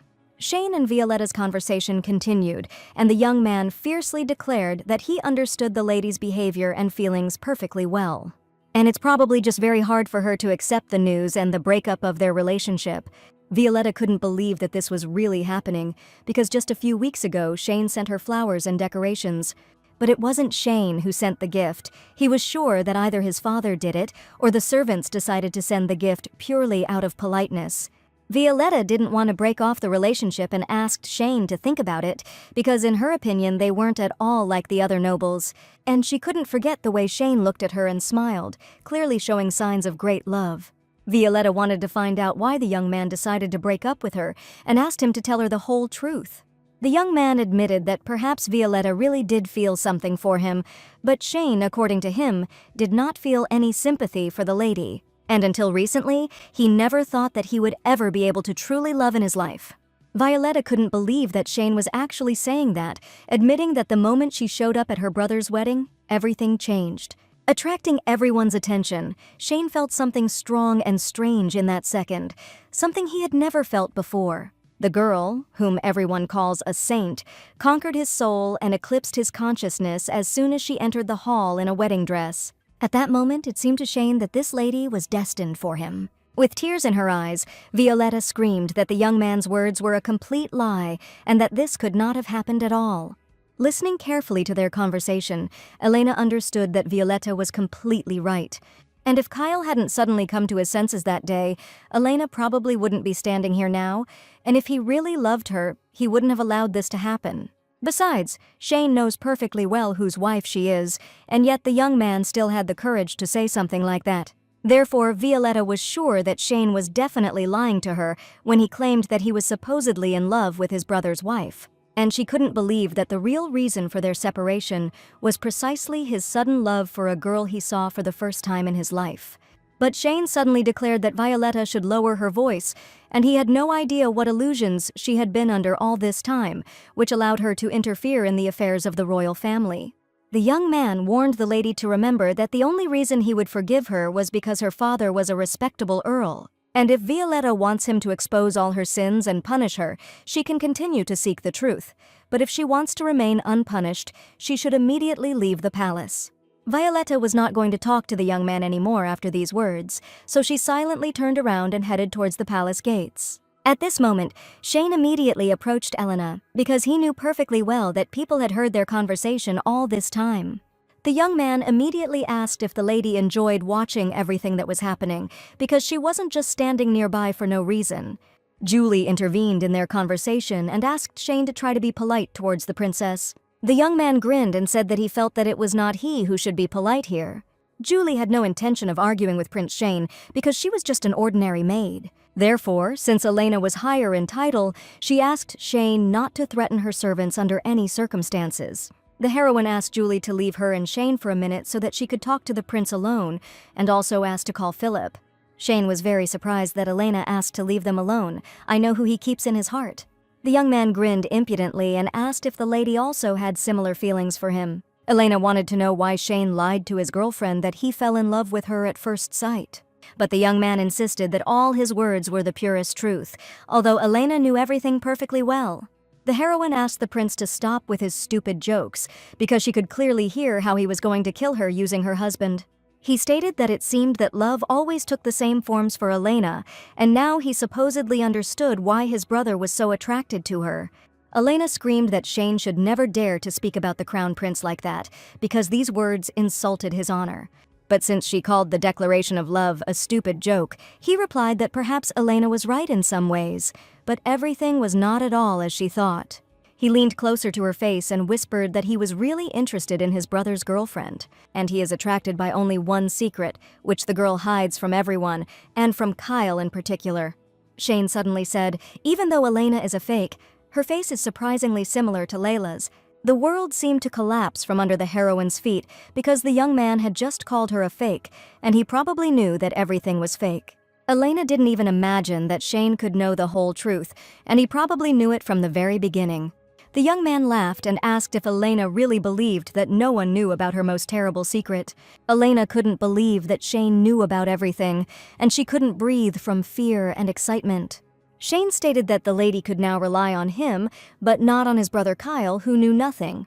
Elena closed her eyes and tried not to believe the words of the impudent Shane, because the crown prince forbade her to talk to him or see him. At that moment, Elena mentally asked Kyle to help her immediately, feeling a lot of pressure from Shane.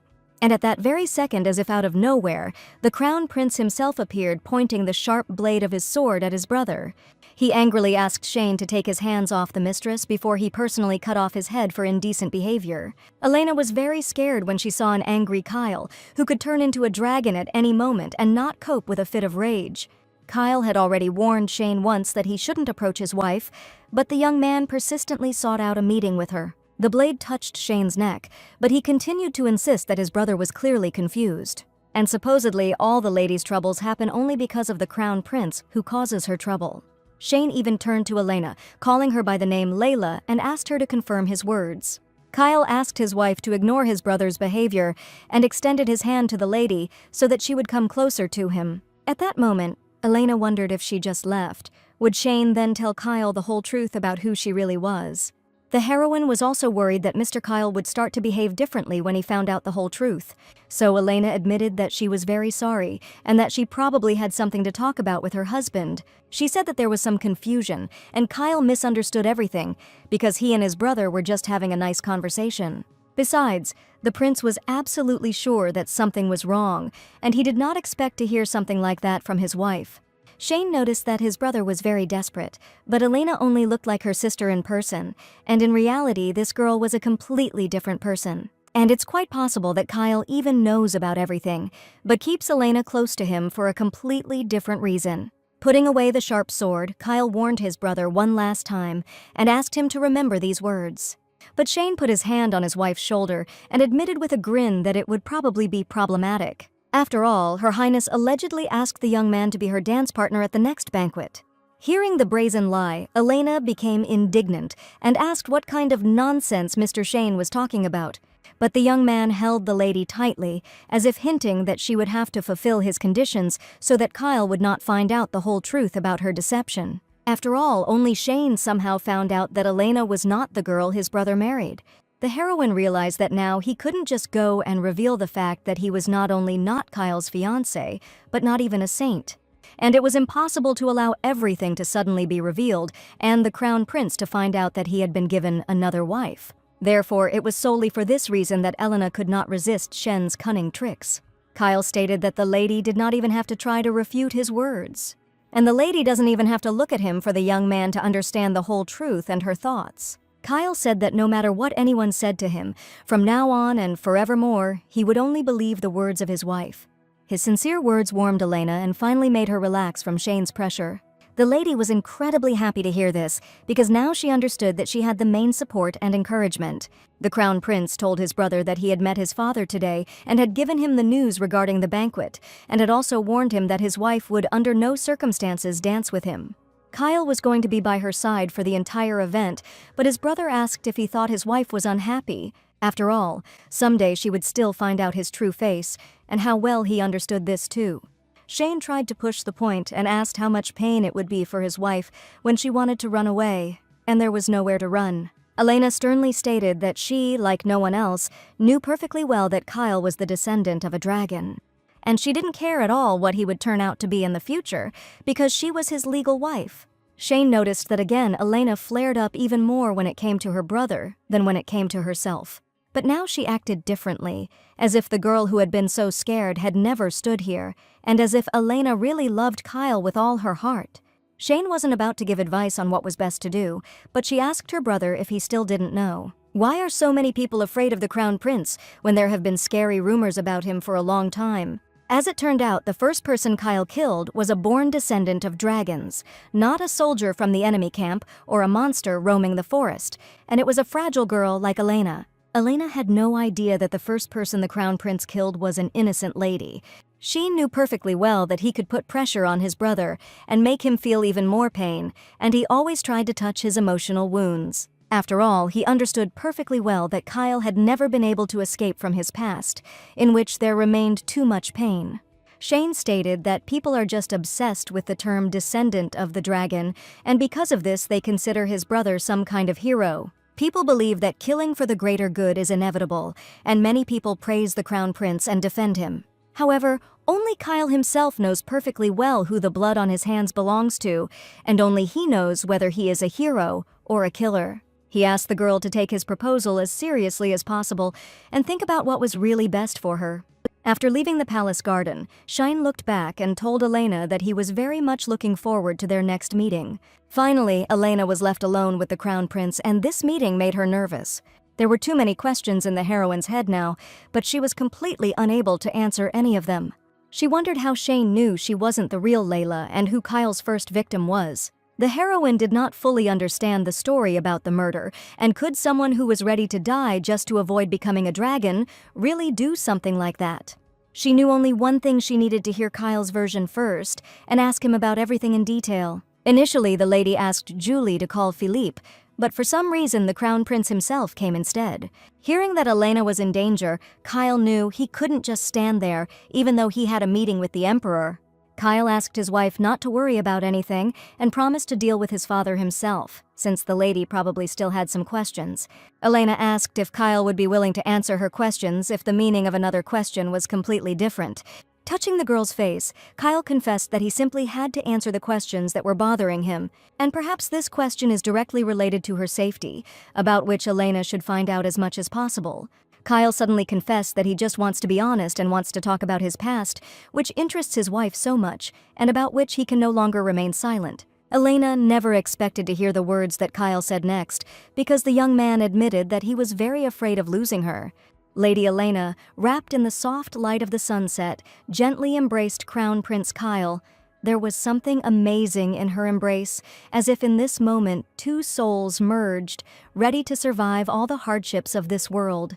Kyle, feeling this closeness, instantly forgot about the disturbing thoughts that haunted him every day. Elena was incredibly happy to hear that Kyle was afraid of losing her, but standing in front of someone who was hesitant to admit the truth, she couldn't be honest either.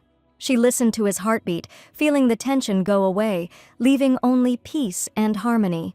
The only thing she feared most was that there were things she still didn't know about her husband. Hearing about Kyle's past, which only Prince Shane knows about, the heroine thought that the Crown Prince would ask her to leave forever. She, hugging Kyle, admitted that she had been thinking only about this all the time and was very worried.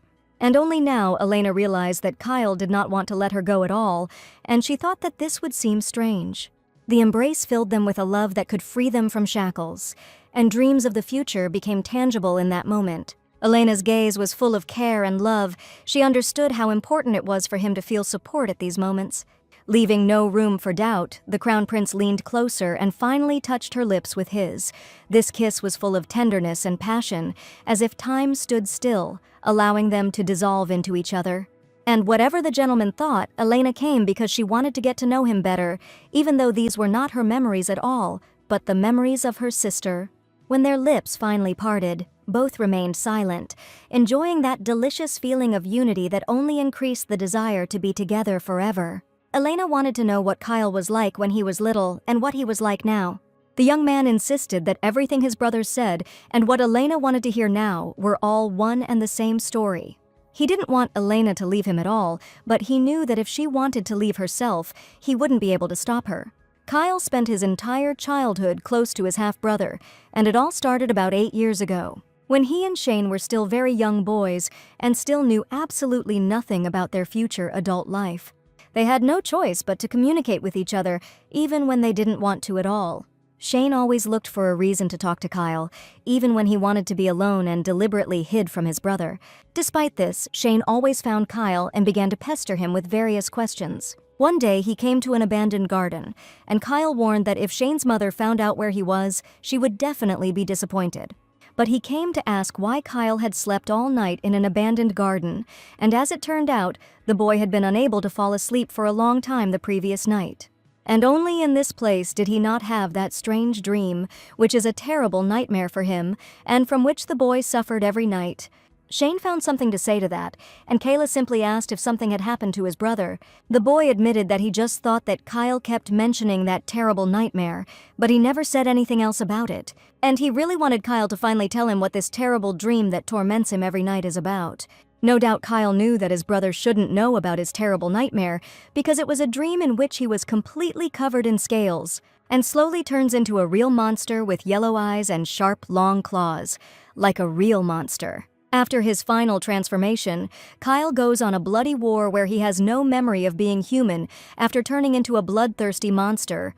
Suddenly, the brother asked if today was some special day, since all the maids and servants he saw had been looking for the boy since early morning. And only now did Kylo remember that today really was not an ordinary day, and the servants were looking for him for a reason. The young man said that his fiancée was due to visit the palace today, and that this would be their first meeting. Shane was surprised that the Holy Virgin would be coming to the mansion today, because he knew absolutely nothing about it. Shane asked to go with him, but Kyle was sure the boy would get into trouble if he was caught. The boy even suggested hiding so that no one would find him, but Kyle knew perfectly well that this was a bad idea. Because, frankly speaking, this girl was his fiancée only in words, and he had absolutely no idea who she was. If his brother wanted it so badly, then Kyle allowed him to join since he wanted to see the Holy Virgin so much. He didn't want Shane to be upset and allowed the boy to go with them if he really wanted to. Upon hearing this news, the young gentleman was incredibly happy because he really wanted to meet that very Layla. Excitement filled his heart when he thought about the upcoming meeting with Layla, with whom fate had brought him together in those distant days when they were still children. The young crown prince waited for Layla in the palace gazebo in the garden, and Shane stood nearby behind the bushes the whole time and watched what was happening.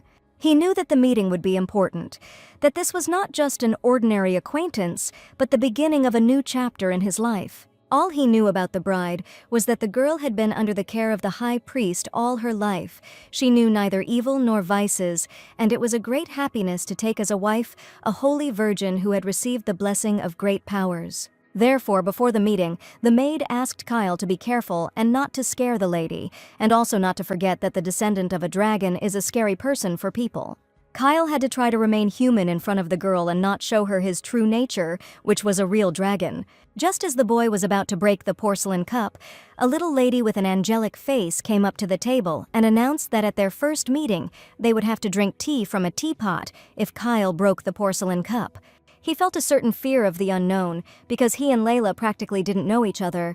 Lady Layla Underwood bowed politely and admitted that she was very pleased to meet the young master. The priests gave the girl this surname because they found her under a tree when she was still an abandoned baby. By that logic, everyone in Lanefair should have that last name, since every single person lived under the Tree of Life, and Layla found that incredibly funny. Kyle admitted that he understood perfectly well that Layla had only come here because the temple had sent her. However, he had no intention of getting married, because he was sure that even if he married the Holy Maiden, his fate as a descendant of a dragon would still remain unchanged. It was probably the first time Layla had heard this, but that was all the young master wanted to confess. But instead of being afraid of her fate and the boy sitting in front of her, Layla suddenly laughed out loud. Kyle didn't expect at all that after his serious words, the girl would simply burst out laughing all over the street. Layla asked, "Does the young man really think that everything will be as he wishes, and that fate cannot change at all?" The girl found this expression incredibly funny, because she had a completely opposite opinion. Suggesting that Kyle might try to refuse the offer, Layla asked if he was sure that nothing would change even if he married a holy virgin. She considered this a mistake because in such a case the young man underestimates great power, and Layla knew very well that boys have a certain dream every night. It's about losing his humanity and turning into a dragon, and in it, Kyle imagines himself as a monster who kills helpless people. Layla also knew that the boy was beginning to fear that this dream would one day become reality, but Kyle never told anyone about it. After asking this strange question, Layla also revealed that she also dreams about something every day. This dream is where Kyle becomes a dragon, after which the Holy Virgin kills the terrible monster. Not believing his ears, Kyle even asked again that the girl was dreaming in which she killed him. Layla said, to be more precise, in her dream she kills Kyle only after turning into a dragon. The boy must have already had strange thoughts about whether he could die in human form.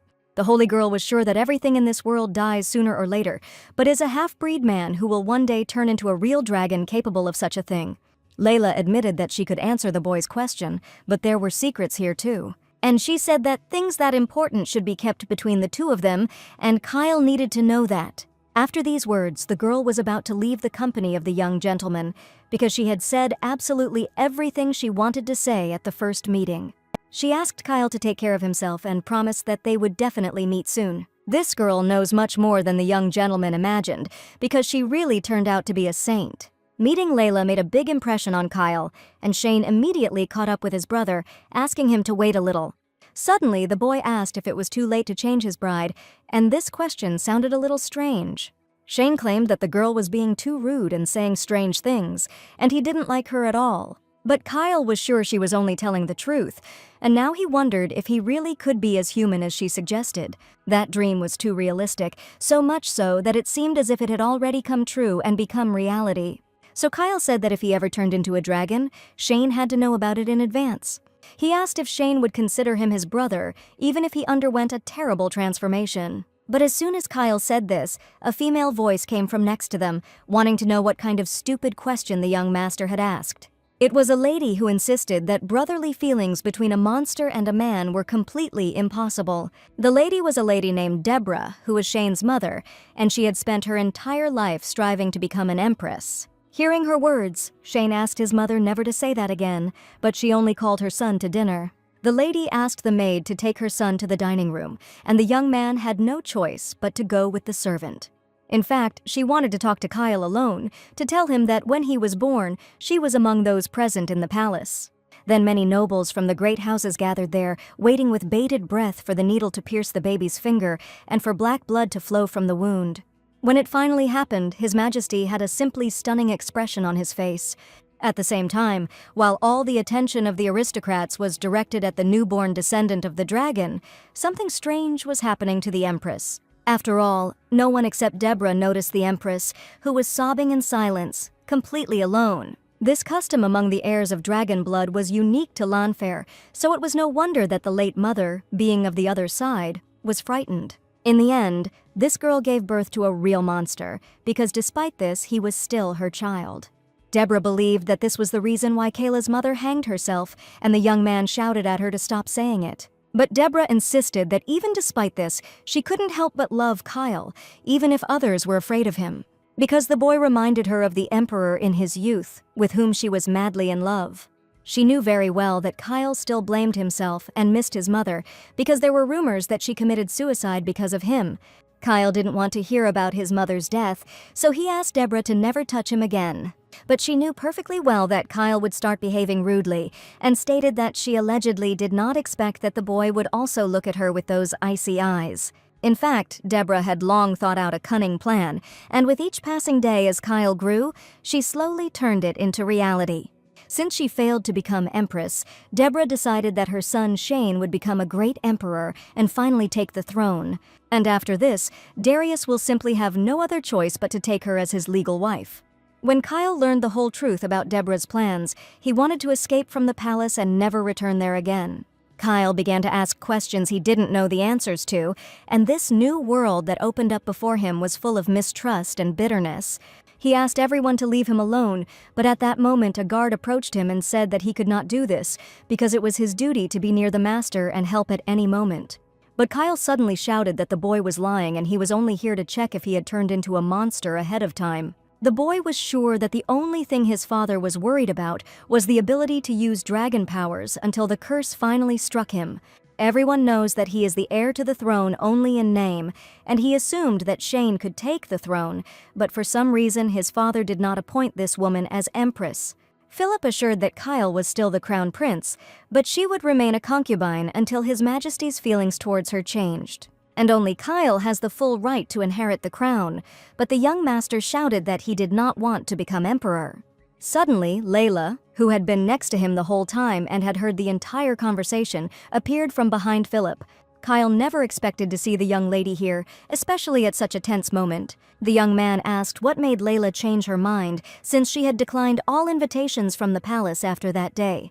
The young lady admitted that it was not that she herself did not want to come, and in fact the matter was entirely different. All this time, the priests did not let her meet with Kyle because only they could decide where Layla could go. And all this time Kyle thought that Lady Layla did not appear only by her own will. Looking at him with a tender gaze, Layla asked to begin their secret conversation, which should definitely take place now. She noticed that the atmosphere in the palace had changed since her last visit, and Kyle must have noticed it too. The young man asked the lady to drop the formalities since Philip was not here, and this did not at all look like Layla. Layla asked if Kyle had already decided on his own that she was behaving completely differently from how he needed. The holy young lady asked just one question, and Kyle immediately felt a strange feeling when he was next to Layla, because at that moment he lost control of his body. He felt that the dragon inside him seemed to become calmer, and his body seemed to begin to control the young man. Suddenly, Layla asked if he was still having that terrible nightmare he had talked about at their last meeting. Kyle felt that the girl couldn't just ask this question like that, and she probably knew something. So he didn't hesitate to ask if Layla really knew much more information than she was saying. The saint knew that the future, which was destined to come true, would happen anyway, and no one could change it. And this can even be called a divine revelation, which can only happen with her help. Layla believed that higher powers were showing them the same dream in order to give them the right clue, and she asked Kylo to think about it. After all, he is destined to destroy the world as a dragon, and the Holy Maiden is destined to kill the monster after his transformation. It was then that Layla suggested finding another way to fulfill their destiny, and she decided that she could kill Kyle before he transformed. Kyle had never even considered that this was a possibility, and he had never thought about it before. After her words, it seemed to Layla that Kayla felt indignant, and she could understand it perfectly well, because now he was clearly wondering why he was born at all. Layla asked him not to lose heart, assuring him that there was no reason to suffer and that Kyle had two paths: die at an early age or after becoming a monster, but after he has killed countless people and will never be able to remember it again. Layla didn't ask him to make his decision right now, because after all, they had just gotten engaged and they would still have time to think about it. She considered the boy's fate too difficult to accept so easily, and admitted that this was precisely why she forgave all the young master's rudeness. Layla asked at that meeting to find her when Kyle sorted out his feelings. Next to the gentleman was Philip, who asked the boy to go inside so that he would not under any circumstances catch the insidious cold. But the young man unexpectedly, before it was too late, asked Philip to find himself a new master. This advice sounded rather strange, and Philip saw no reason for it at all. Kyle was sure that even if Shane didn't get the throne, he still wouldn't be able to take that place. And all this time, Shane was standing nearby in the bushes, secretly watching what was happening, but now the boy could not stand it and ran out of the bushes. He rushed after him, but Philip assured him that the gentleman should not do this under any circumstances, because the boy was heading towards the concubine's palace. Running inside, I whispered to Shane, and when I came out, I assured him that they needed to talk. Shane probably avoided him because of his father's words, but Kyle had no plans to become emperor, and he really wanted to explain this to his father, who insisted on it. Kyle wanted Shane to know too that he wasn't going to stop being emperor and didn't dream of taking the throne. But while he was talking to Shane, who was hiding somewhere, Deborah came out to him and asked if the young man had really come to see her. During this time, Shane's mother completely lost her mind and was surprised that Kyle himself took the initiative because he probably already heard His Majesty's statement. Recently, the Emperor made a statement that only a woman who carried the crown prince can be called Empress.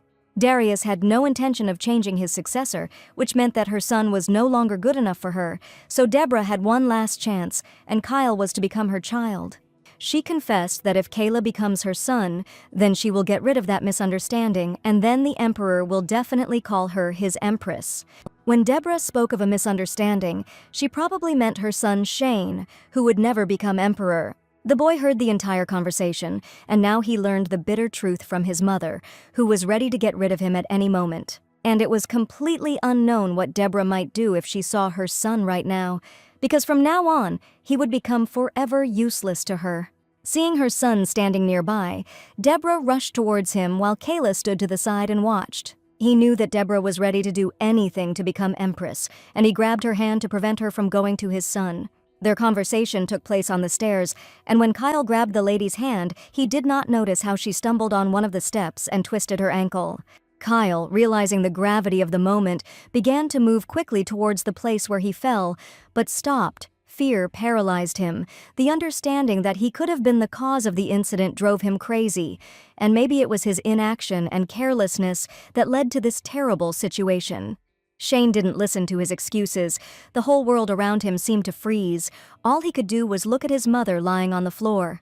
Shane continued to hold his mother's hand and silently pray that she would come to her senses. Kyle stood to the side, feeling like a stranger in this chaos. He understood that despite all his efforts to help Lady Deborah at that moment of collapse, he could not prevent the tragedy, and now he had to live with this pain and guilt. After all, his half-brother now believed that Kyle was to blame for the tragic death of his mother.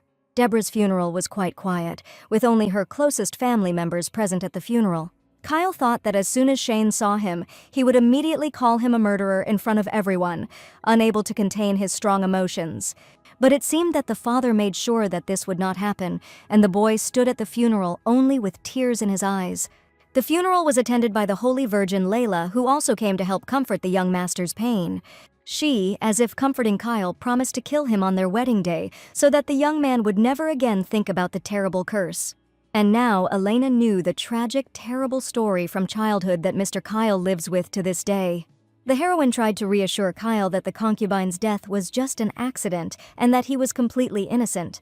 His grief sat deep inside, and the young man could not help himself because sometimes it seemed to him that Shane was right about him then. Then he called his brother a real brutal killer, and just from the memory alone, Kyle's hands shook. He blamed it all on his curse, because he is the direct heir of the dragon, and also the great Kyle Lanfair. Kyle was sure that it would have been much easier for everyone if he had never been born, and then these terrible events would not have happened. Lady Elena quietly hugged Mr. Kayla, noticing how the shadow of pain and loneliness enveloped his face. Deep sympathy was visible in her eyes. She knew what kind of burden he had carried in his soul since childhood. She gently put her arms around his shoulders, and her embrace was gentle and warm, like a quiet promise of support and understanding. Kyle could hardly hold back the tears and the memories of that day. Lady Deborah's fall down the stairs and the accusations that followed haunted him for years.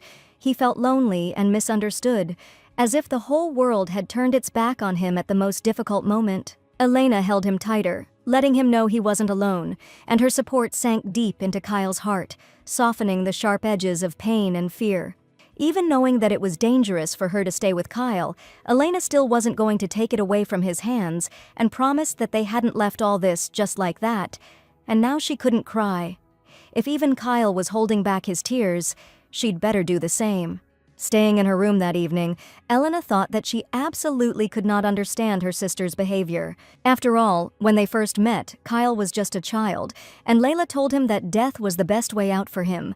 And she knew better than anyone about the suffering of those who were once born different and who were not accepted by this world. In their conversation, Kyle admitted that he had only lasted this long because of her promise that she would kill him one day. But now Layla had suddenly disappeared, and that was the only reason Elena was still here. Not understanding her sister's behavior, Elena could not introduce herself, just as Layla did not even think of keeping her word. Suddenly, she heard her sister's voice next to her, admitting that he had never intended to do this. Elena was tormented by doubts that she had the right to lecture her sister, considering that she herself was lying to Kyle about her identity. The heroine was not at all in a position to think so, but she was very afraid to honestly admit who she really was. And most of all, she was worried about Kyle's feelings, who would feel like he had been cruelly betrayed again. That is why Elena married the crown prince, pretending to be her sister, and she hid the truth after the wedding. This lie turned out to be for the crown prince's benefit. Elena was sure that she was doing the right thing.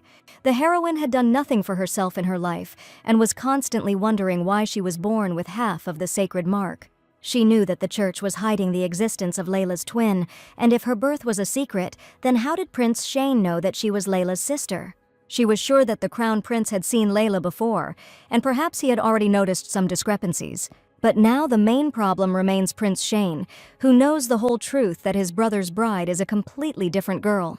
And Elena was left with only one option. Perhaps Shane has secret connections with the temple itself. The last time they met, Prince Shane asked to be his partner at the banquet, and Elena wondered if there was a reason why she should agree to this and how Kyle would react. The heroine knew perfectly well that she still had a lot to do in order to save the life of the prince and finally tell the whole truth.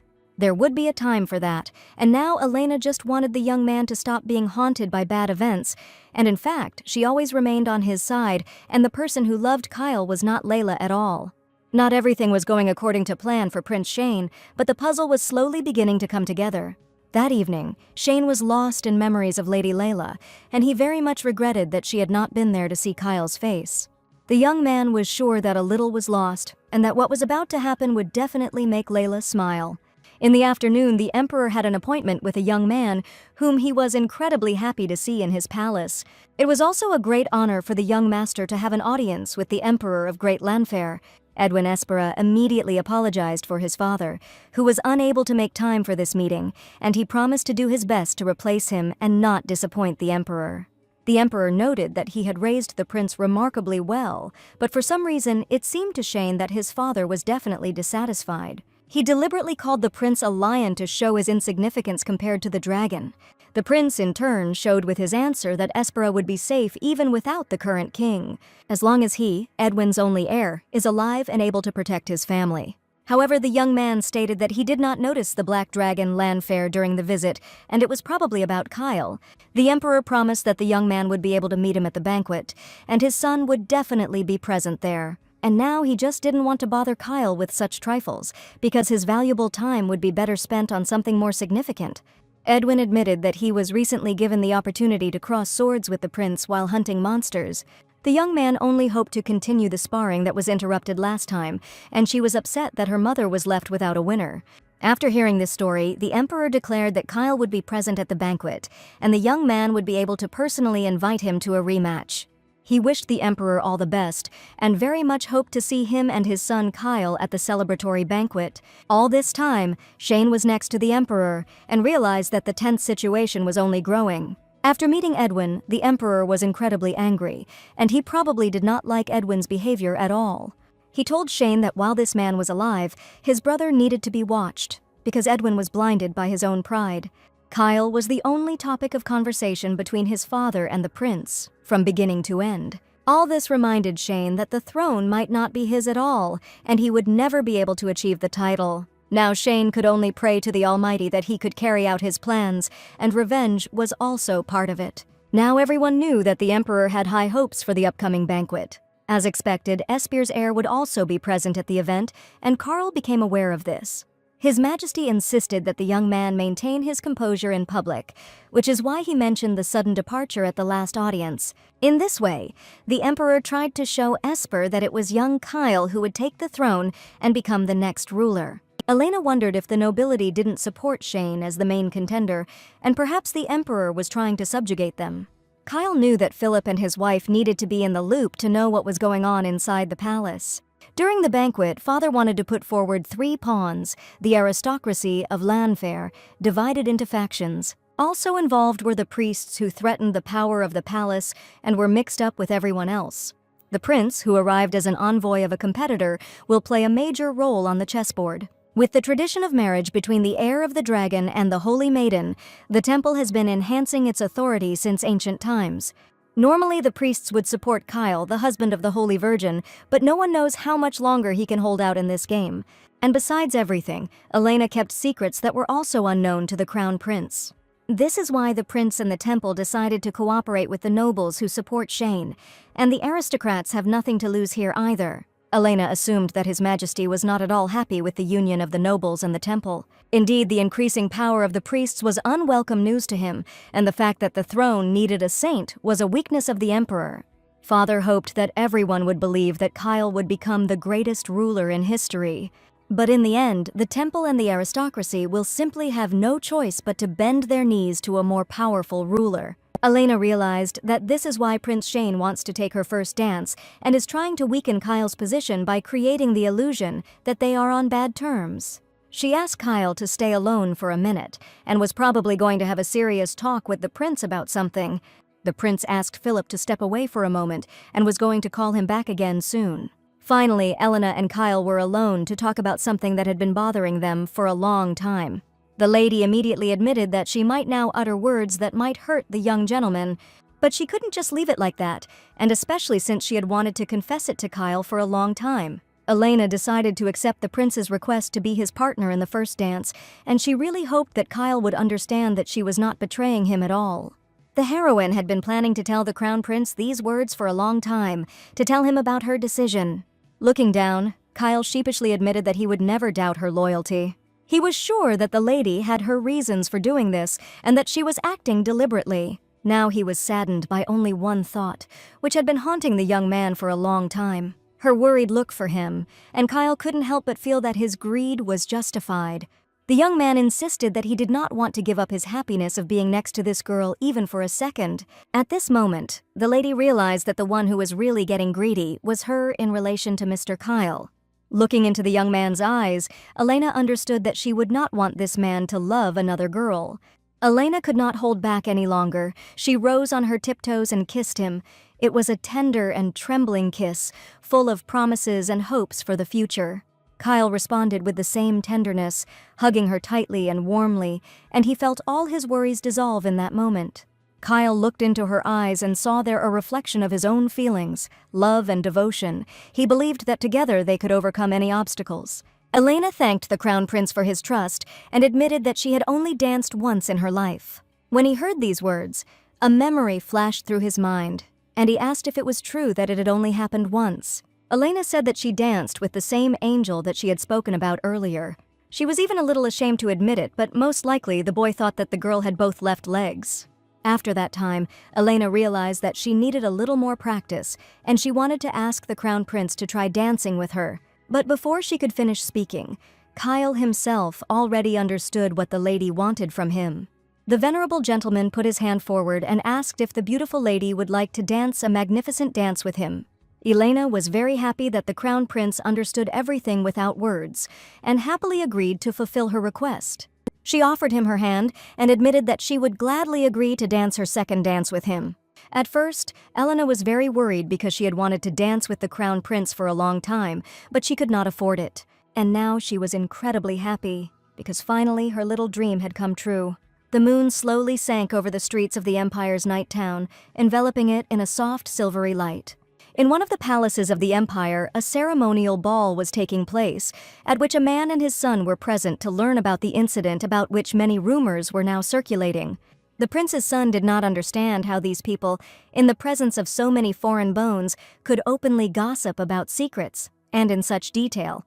Father asked to leave these people alone, because the arrogance of the Lanfarians would sooner or later turn against them. This answer was very worthy, and the young man declared that he had expected nothing less. He praised the son and pride of Esper, Edwin Esper, who in his opinion was a master at resolving all issues. Edwin asked the frequency to calm down, so as not to attract unnecessary attention at the ball. The prince understood that he needed, no matter what, to extract information about who would become the heir to the throne. Now all the aristocrats were talking about the rumors circulating around the castle, and they had to do with the crown princess. Many have already whispered about one incident, which most likely did not even actually happen. Everyone said that the crown prince was a rather private person, but it seems that the crown princess has changed him beyond recognition in a short period of time. But there were also rumors that this was not all, and it seemed that the lady had also won the heart of Prince Shane, who was Kyle's half-brother. It turns out that now all the aristocrats were sure that the lady was not at all faithful to her husband. Kyle Lanfair, the current heir to the Empire's throne, was incredibly powerful, and no dragon descendant had lived such a long life. Not much was known about Shane, but more and more people believed that he would become the next emperor, and it was the only state that was able to resist the power of Lanfair.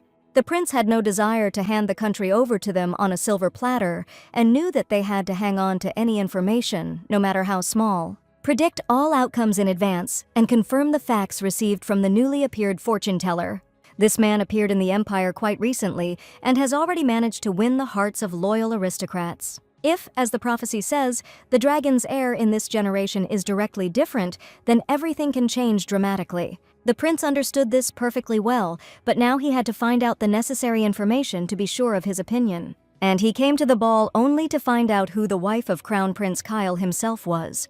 Finally, the honorable gentleman with his crown princess appeared before the guests, and this was Elena's first appearance in the company of aristocrats.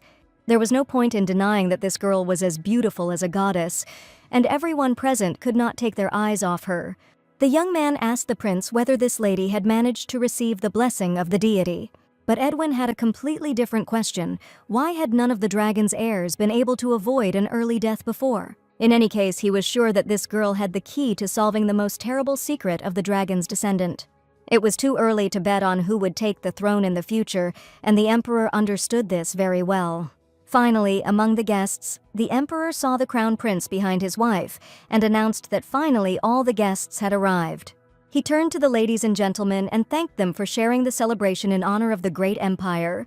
The young man listened attentively to the emperor's speech, and the prince stood nearby so that the boy could not do anything wrong. The emperor invited the guests to prosper with the crown prince and princess, who stood majestically right in front of the guests. Among the guests, Elena saw a familiar face. It was no surprise to them that the prince was also present at the ball. All this time, he kept his eyes on Elena and his brother because he knew perfectly well that Kyle's wife was a fake. Every time Shane saw Kyle's wife, he thought how much she looked like her sister, but at the same time she was completely different from her. He still couldn't understand the last piece of advice that warned him that if Shane wanted to become emperor, he couldn't allow this woman who married Kyle to fall in love with him. The young man was sure that Elena would definitely not be able to love someone like Kyle, and most likely, sooner or later, she would simply run away from him in fear.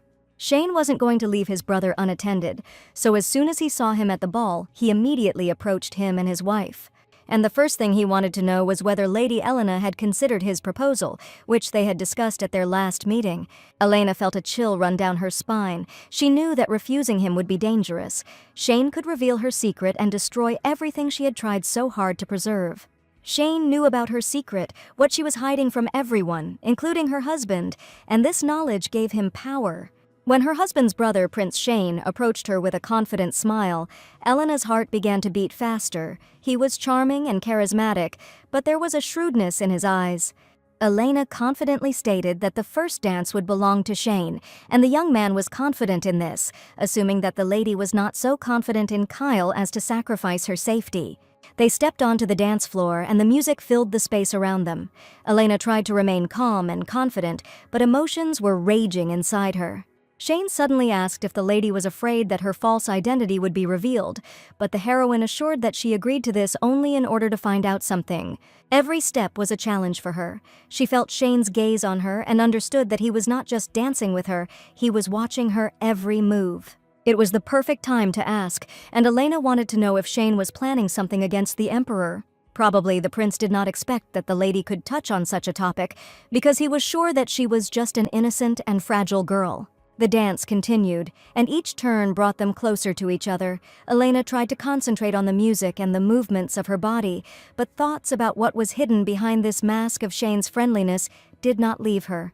When the music finally stopped and they stood in the center of the room under the gaze of the guests, Elena felt relieved. The music quietly suggested to play, and the people who were watching the couple did not understand why they suddenly stopped. Edwin thought something strange was going on and wondered what kind of relationship this girl had with the second prince.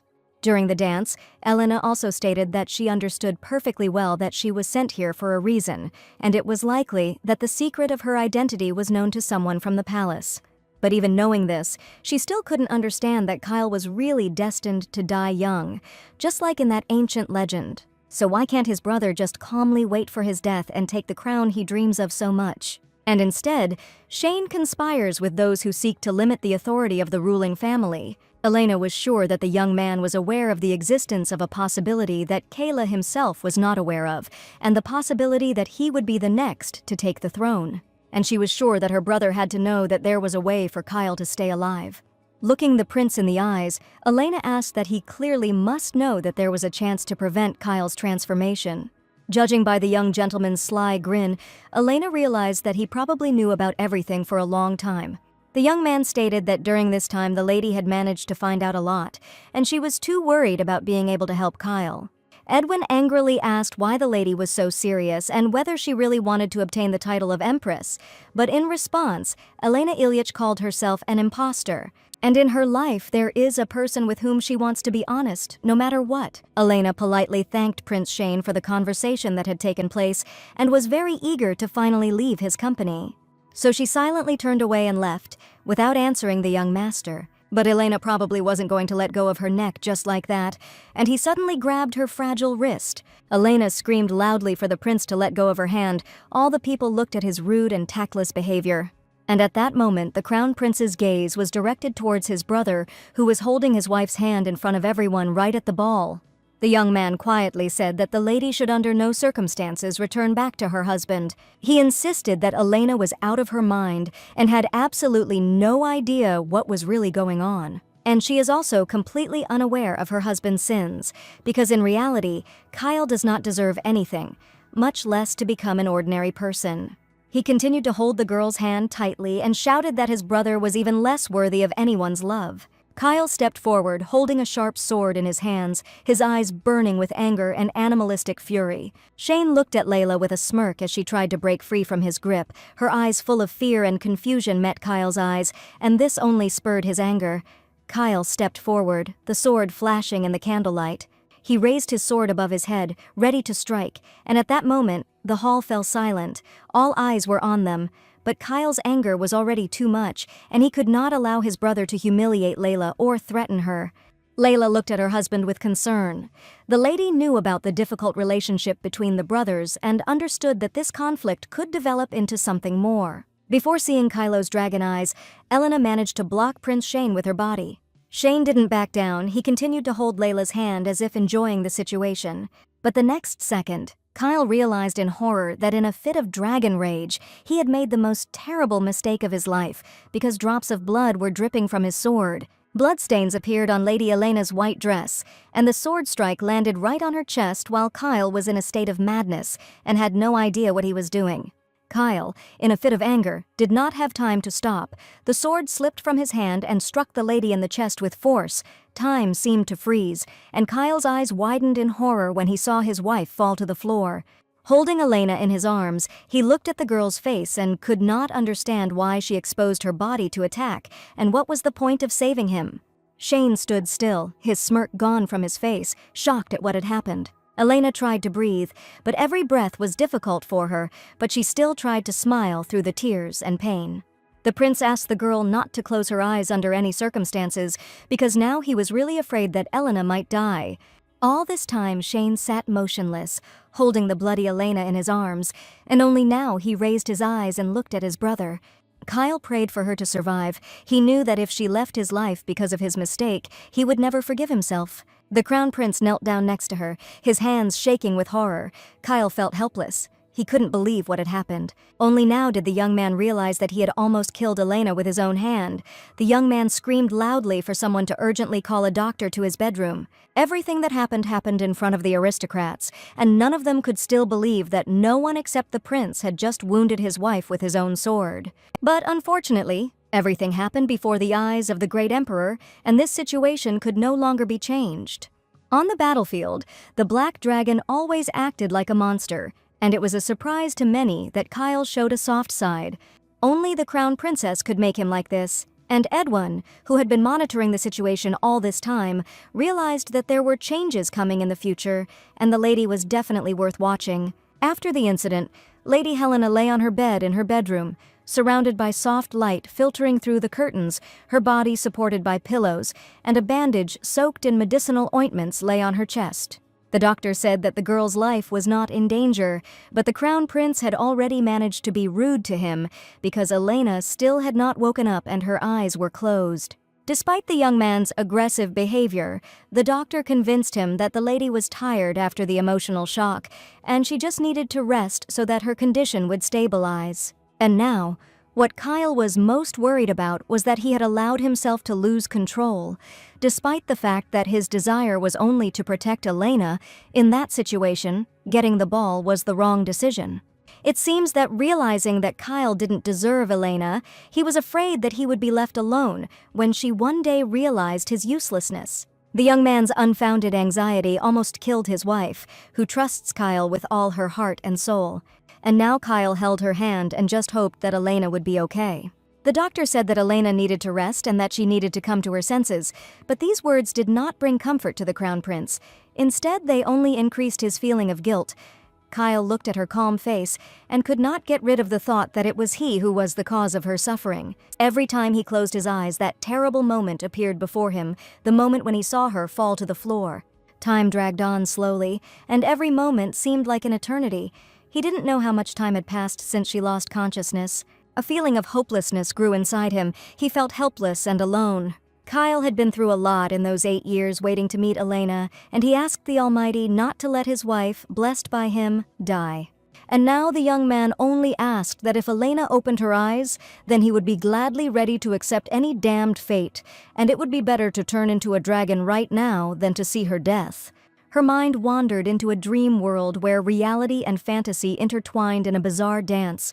In this strange place, a dragon suddenly emerged from behind the clouds, its scales sparkling in the sun, shimmering with all the colors of the rainbow, and its huge wings spread out, creating a powerful wind that made her hair flutter. But before she could ask the huge dragon a question, the sound of footsteps was heard around her. Crown Prince Kyle emerged from behind the dragon, but it was as if he was not the Kyle she knew. His eyes glowed with a bright fiery light, and his face was distorted by an unknown force. She understood perfectly well that it was definitely not Kyle, but it seemed as if she had been waiting for a very long time for this particular person, who came up and tenderly hugged the heroine. And the heroes knew that even if they incurred the wrath of the Almighty or turned to dust, in any case, they were destined to love each other in their next lives. Feeling a close connection with her soulmate, Elena admitted that she could not imagine her life without the young man standing next to her.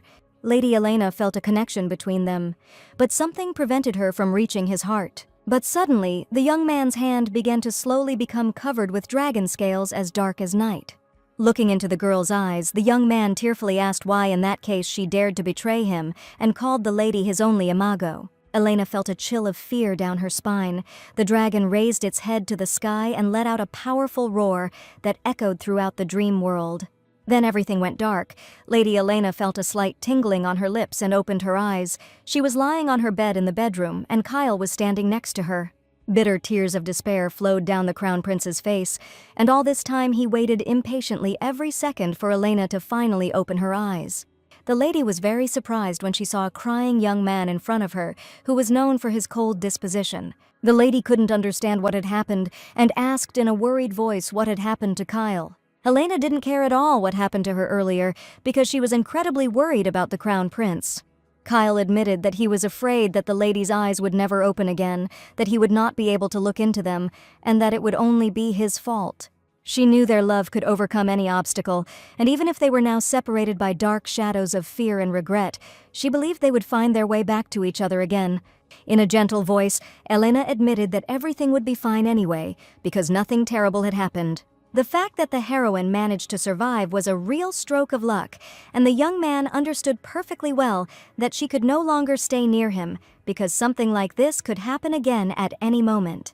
Elena insisted that she was completely fine, but today she almost died at the hands of her own husband. For 8 long years he lived with the hope of meeting her again at least once, but now a terrible tragedy has happened, which could happen again. Elena understood that all this time the young man was waiting for a completely different girl and her sister Layla, but instead she appeared. Probably, besides, the prince still thinks that Elena is Layla and is worried about this. And perhaps that was why Elena had such a strange dream, and that man with dragon scales must have been Mr. Kyle. After waking up, her thoughts were occupied with only one thing, the image of the dragon and Crown Prince Kyle. Elena was very afraid of hurting the master by telling him the whole truth, because in the end she was sure that he had given his heart to Layla, and he was probably worried about how she was going to change his fate, not being a holy virgin. And now she decided to report the thing she had to confess, and now was her only chance to do it. Elena realized that she could no longer deceive the Crown Prince, and decided at that very moment to tell him the whole truth, and even if he despised her, she still felt that she had to confess. She gained the courage to tell him that the person who had made a promise to the Crown Prince 8 years ago was not her at all. And the name of the one who is now sitting in front of Kyle is Elena Underwood, who is the twin sister of the Holy Virgin Layla. However, Elena stated that the Crown Prince should know that not everything she said was a lie. In his eyes, she saw the same sadness and fear that tormented her own heart. Elena's words may sound like an excuse, but she finally revealed that Layla suddenly disappeared a few days before the wedding ceremony, so the church forced Elena to become Kyle's bride. Elena recalled how on their wedding night, the young man asked her to leave, wanting to protect Layla. Kyle probably didn't even understand why Elena refused back then, even though she knew his gaze wasn't meant for her. But still, at that moment, she realized that she wanted to stay close to Kyle, and her own heart told her so. Kyle didn't expect to hear such a sincere and sudden truth from Elena, and he was sure that she was going to continue to hide everything. All this time, Elena wanted to think that she was born as Layla's twin for a reason, and that their meeting with the Crown Prince was predetermined by fate. It may have sounded selfish on Elena's part, but she realized that she no longer wanted to deceive the young man who had been caring for her all this time.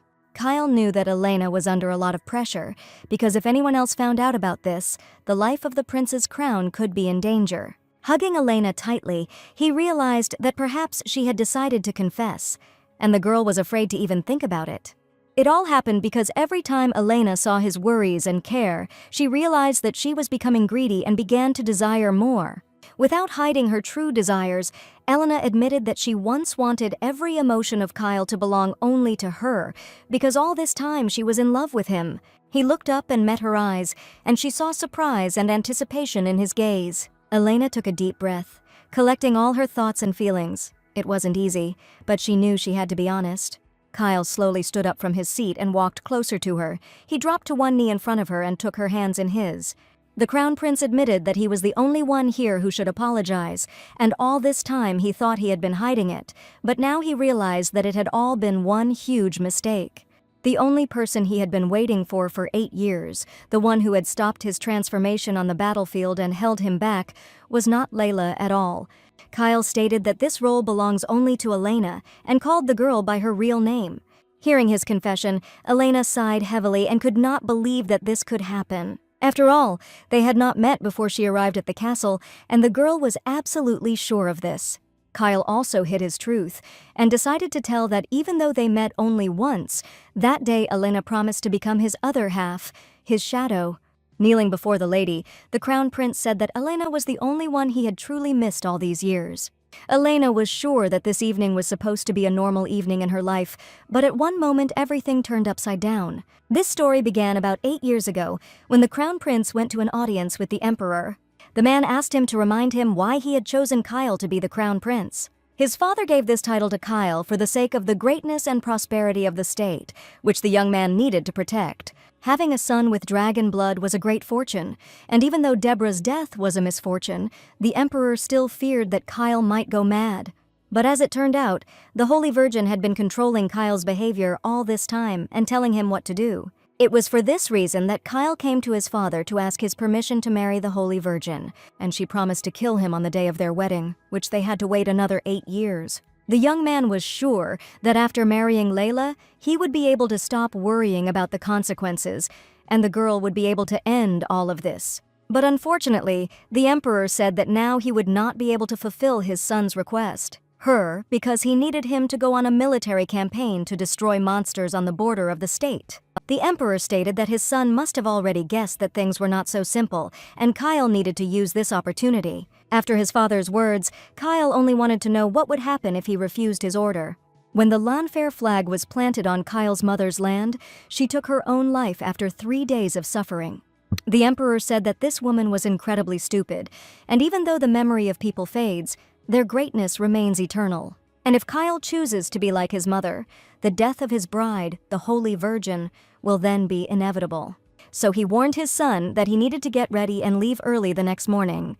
Kyle did not dare to disobey his father's words, but in return asked permission to marry the Holy Virgin on the day of his return. The father did not leave this request unattended, and after some time his son jumped on a horse and set off on a long, dangerous journey. He didn't even warn his personal guards where he was going, but simply left the palace in silence. No one knew how long this company would last, but in the worst case, this was his last chance to meet Layla without turning into a dragon. And then the young man realized that he could not allow this to happen, and he would die a man, no matter what. Finally, she managed to get to the sacred temple, where there were no priests nearby, and this was probably for the best. And now he needed to find that very girl whom he had managed to meet and who had not given him peace in his thoughts. As soon as the young man stopped, a girl with long golden hair appeared from behind the tree. The young crown prince even suddenly thought that Lady Layla herself, whom he was going to marry, had appeared before him. As he got closer to this girl, he felt that a completely different aura was emanating from her, and it was definitely not Layla. Seeing a girl who looked incredibly similar to Layla, Kyle immediately asked who she was. The lady replied in a sweet voice that she was very pleased to meet the young gentleman, and her name was Lady Elena. The crown prince was not mistaken, and as he had assumed, it was not Layla, but the girl looked very much like the Holy Virgin. Now he couldn't understand why this unfamiliar girl seemed so familiar. Kyle felt it for the first time, but next to Elena he was still tired, as if they had known each other for many years, but now it was not so important. In his distant childhood, he asked little Elena if she had a sister with whom she was like 2 peas in a pod. At that moment, Elena thought that the boy had come to her sister, and she seemed to get a little carried away, deciding that he was looking for her. Without understanding the reason, Kyle couldn't bear to see her tears, and his heart beat so incredibly fast when he was near her. Then young Kyle told the truth and admitted that he was actually looking for Elena. Having heard the sincere confession, young Elena was incredibly happy when the young man said that he wanted to meet her. Unable to contain her sincere emotions, Elena hugged her new friend because she had been dreaming of meeting him for a long time. She was sure that the boy Kyle was her angel, sent to her by the Almighty. The boy couldn't understand why a strange girl called him her sweetest angel. Everything was like a fairy tale, and Elena learned that an angel must come to the one who can endure all the trials. The boy was afraid that he was not who Elena took him for. On the contrary, the complete opposite. But Elena was sure that he didn't need to be a real angel, and she was just glad that she met this boy in her life. That day, Elena admitted that she was the happiest girl in the world, and she really wanted Kyle to be happy too. Surely Elena would have been very surprised when she learned that the dwarf had spoken such warm and pleasant words for the first time. Kyle stood up and hugged her tightly, and in that embrace they both felt each other's warmth and support, that very feeling of unity they had been searching for so long. It was all very strange, and before meeting this girl, Kyle's head was filled with completely different thoughts. Now he had only one main thought left, the desire for the time with this lady to last at least one more second. He felt as if he was ready to look into her big green eyes for all eternity, and was even ready to answer her ridiculous questions for the rest of his life. Suddenly, Elena asked if angels could dance too, and Kyle still couldn't believe that this girl seriously thought he was an angel. In any case, it was clearly better for him than for her to consider him a monster, and she felt calmer from this thought. The boy smiled and replied that he certainly knew how to dance, and was ready to dance Valerie's first dance. And Elena didn't even expect that Kyle himself would invite her to dance, because she could only dream about it in her sleep. Now the boy, whom she considered a real angel, stood in front of her and invited her to the first dance, and for Elena this was incredible happiness, because she had never danced with anyone before. She was very afraid that she might step on all of the young gentleman's feet, because this was her very first dance in her life. But since Elena really wanted to try, now she had a very good opportunity that she could not help but use.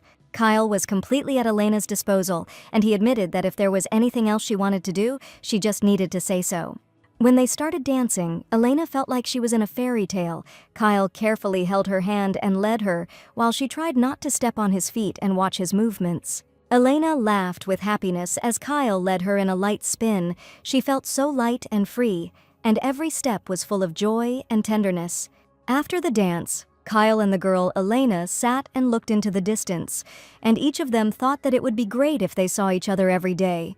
Kyle couldn't promise that, because he had to leave these lands the next day and had no idea when they would be able to meet again.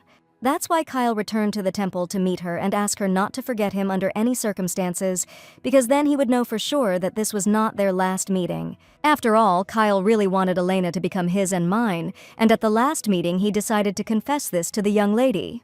That day, Elena heard this word for the first time, which no one knew except the crown prince. The word imago meant the other half of his soul, the shadow that follows him wherever he goes. And it was a promise that they would never forget each other again, and would definitely see each other again in the future. That day, Kyle just wanted to not bind them with those words and just run away with Elena somewhere instead of leaving her in tears, but he couldn't bring himself to do it. After all, if Elena had found out that Kyle would become a real monster in the future, she would have lived her whole life in grief and despair. And Kyle was ready to sacrifice everything to never see her beautiful smile again. Now Elena finally learned the whole truth, and the boy she met then turned out to be Kyle himself. And the man she once loved in her distant childhood was now right in front of her. The next day, Kyle went on an expedition, and in the end they heard no news about Layla, and he then really wanted her to keep her promise. All this time, Kyle clung to life just for this, but when he saw Elena in such an unexpected place in a wedding dress, he completely lost his mind. Right next to the altar, he felt his world crumble into pieces as Elena's safety was threatened next to him.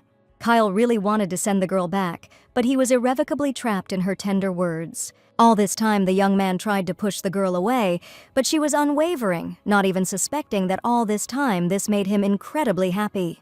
And then, as now, the crown prince felt the same, and only when he was next to Elena he did not feel lonely. This girl turned out to be the only thing that keeps him in this world, and the young man finally frankly confessed everything. Elena couldn't believe that he said all these words sincerely, because as it turned out, from the moment of their first meeting, he dreamed of meeting her again every second. The crown prince said the most important words in Elena's life and kissed the girl tenderly on the lips. He said that all this time he had loved her madly and still loves her. But there was something else that Kyle absolutely could not know, and even before his confession, she had a dream in which she was with him, and what the young man had just told her was for her a light in a pitch-black darkness. The sun's rays softly filtered through the curtains, filling the room with warm light. Lady Elena slowly opened her eyes and, stretching, felt her body fill with a pleasant relaxation. She turned her head to see Kyle sleeping next to her, his face calm and his lips slightly parted in a gentle smile. Elena couldn't help but smile as she looked at him, and at that moment she felt warmth and tenderness spreading through her heart. She ran her fingers through his hair, enjoying the moment, and the memories of how they ended up here filled her soul with happiness. It was a night full of revelations as they finally opened their hearts to each other. It felt like their heartbeat to Elena, and she had never felt so close to anyone, even considering that she had spent her whole life with Layla. One day, Layla admitted that she and Elena were not just twins, but something more.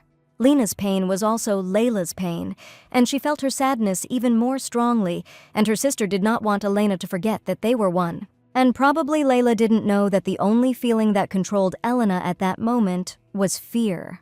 The only person who sees Elena for who she really is Mr. Kyle. Finally, Elena felt truly happy, and there was one moment she wanted to enjoy forever. Suddenly, she realized that Kayla had woken up because the young man had risen from the bed. She didn't expect him to wake up so quickly, and was very surprised when Mr. Kyle opened his eyes and looked straight at her. After all this time, she was sure that the gentleman was fast asleep after such a difficult conversation. The young man admitted that all this time, while the lady was so tenderly stroking his face, he lay submissively and waited. And all this time he was waiting for the right moment to look his beloved girl in the eyes and tenderly kiss her early in the morning.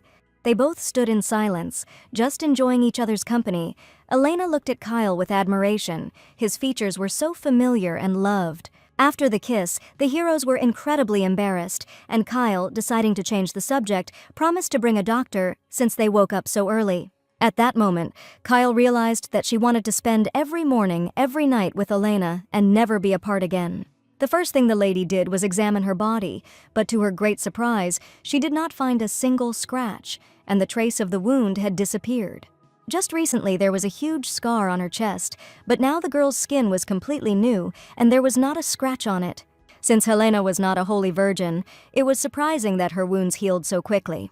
But Kyle still warned Elena that caution would not hurt them from now on. Besides the unexpected healing, Elena's sacred mark also changed, and this could only mean one thing. All her life she believed that he had no abilities, but at one point she began to feel differently. And if some powers have really awakened in the heroine, then she would like to use them to help the crown prince lift the curse. These words came from the girl's heart, and Kyle understood that she was really talking about a real desire. But it didn't matter to him at all whether Elena had a gift or not, and she could be even the most ordinary girl. Kyle's feelings for her would still not change, and he was sure of it.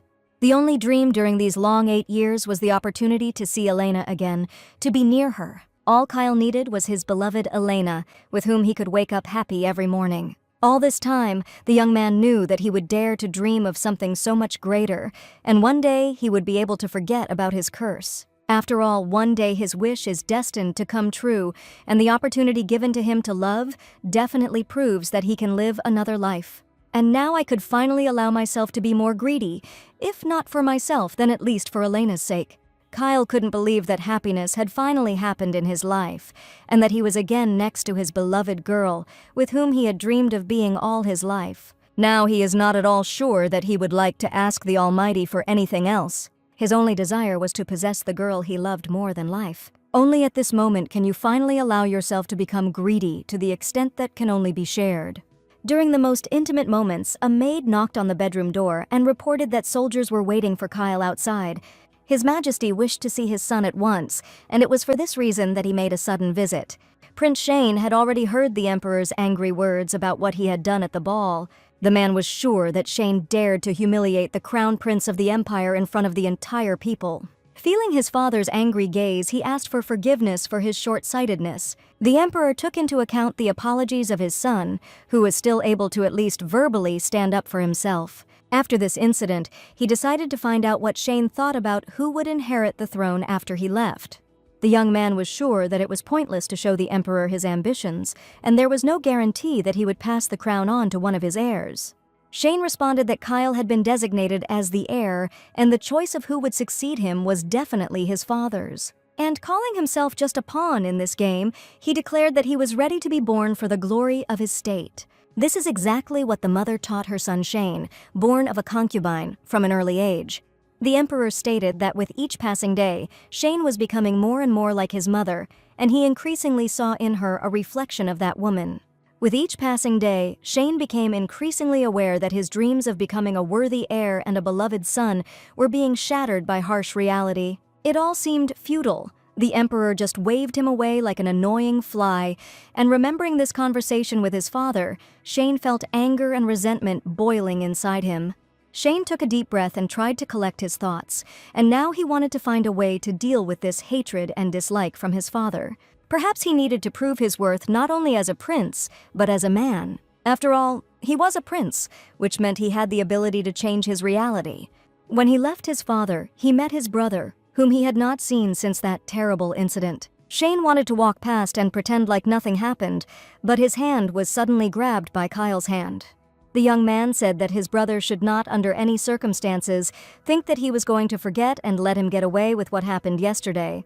The Crown Prince wanted to believe that Shane felt the same way, but he didn't want to ask his brother for forgiveness, since he was the only one to blame for the terrible situation. Kyle didn't even want to understand the details of what happened, because everything was clear to him anyway. After the words, Brother Shane stopped in confusion, and even he and they immediately believed that this was all that his brother wanted to tell him. And after all this time, Shane was sure that Kyle had already changed his mind, but he still remained true to his position. Lady Elena sat by the corridor window, looking at the rising sun, waiting for Kyle, and her heart fluttered with excitement, and every minute of waiting seemed like an eternity. Suddenly the door quietly opened, Kyle came out, and at that moment all her worries and doubts dissipated like morning fog. Elena couldn't help but smile. She jumped up from her seat and came closer to him because she was waiting to meet him. The first thing Elena wanted to ask was how the meeting with the Emperor went, and what exactly he said to his son. Kyle stated, as expected, his father only instructed him to accompany the Esper delegation.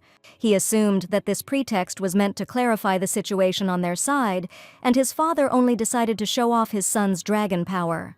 He asked Elena not to worry under any circumstances, and decided to leave Philip with her, and he himself was going to return no earlier than in a month.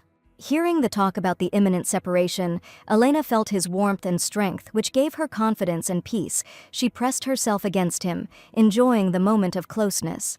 Leaning into the young master's shoulder, Elena admitted that she was incredibly worried about him, but she also understood that Kyle was a very strong young man.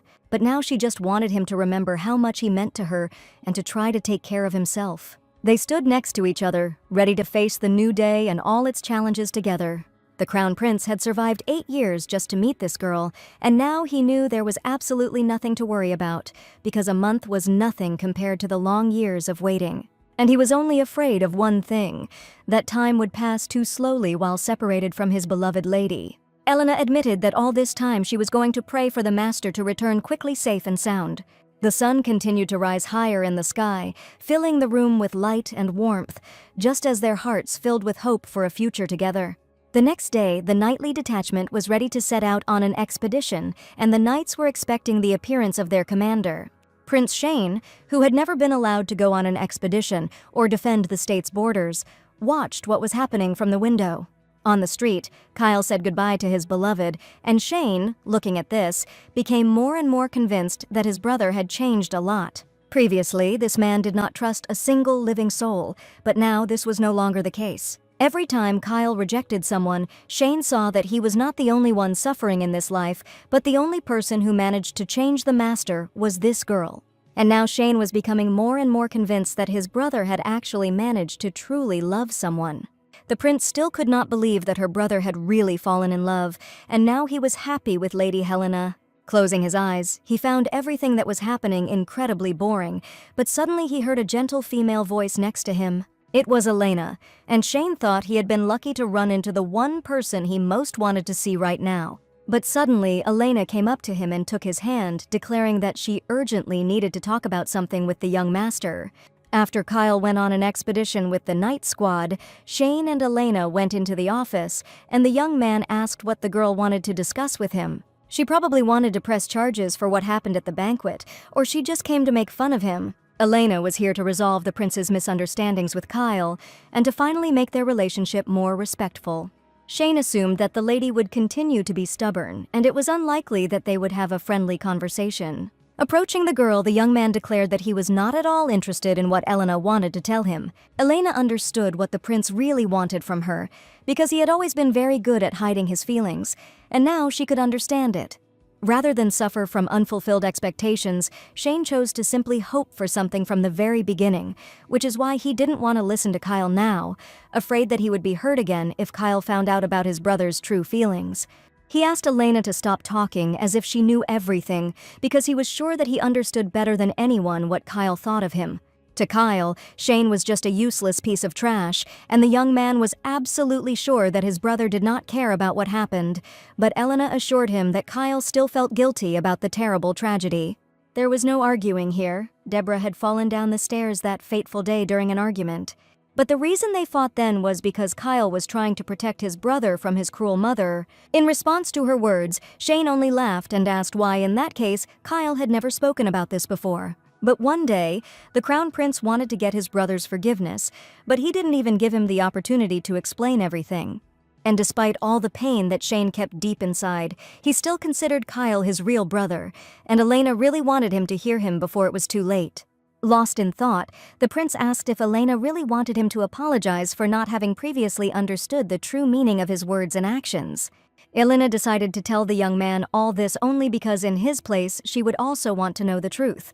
They had some things in common, and Elena had an amazing older sister, and Shane had an inimitable older brother, and even if her words seemed impudent, she could guess what kind of thoughts Shane had had since childhood. And it's unlikely that Shay realized that his brother's face lit up when he talked about their joyful childhood spent together.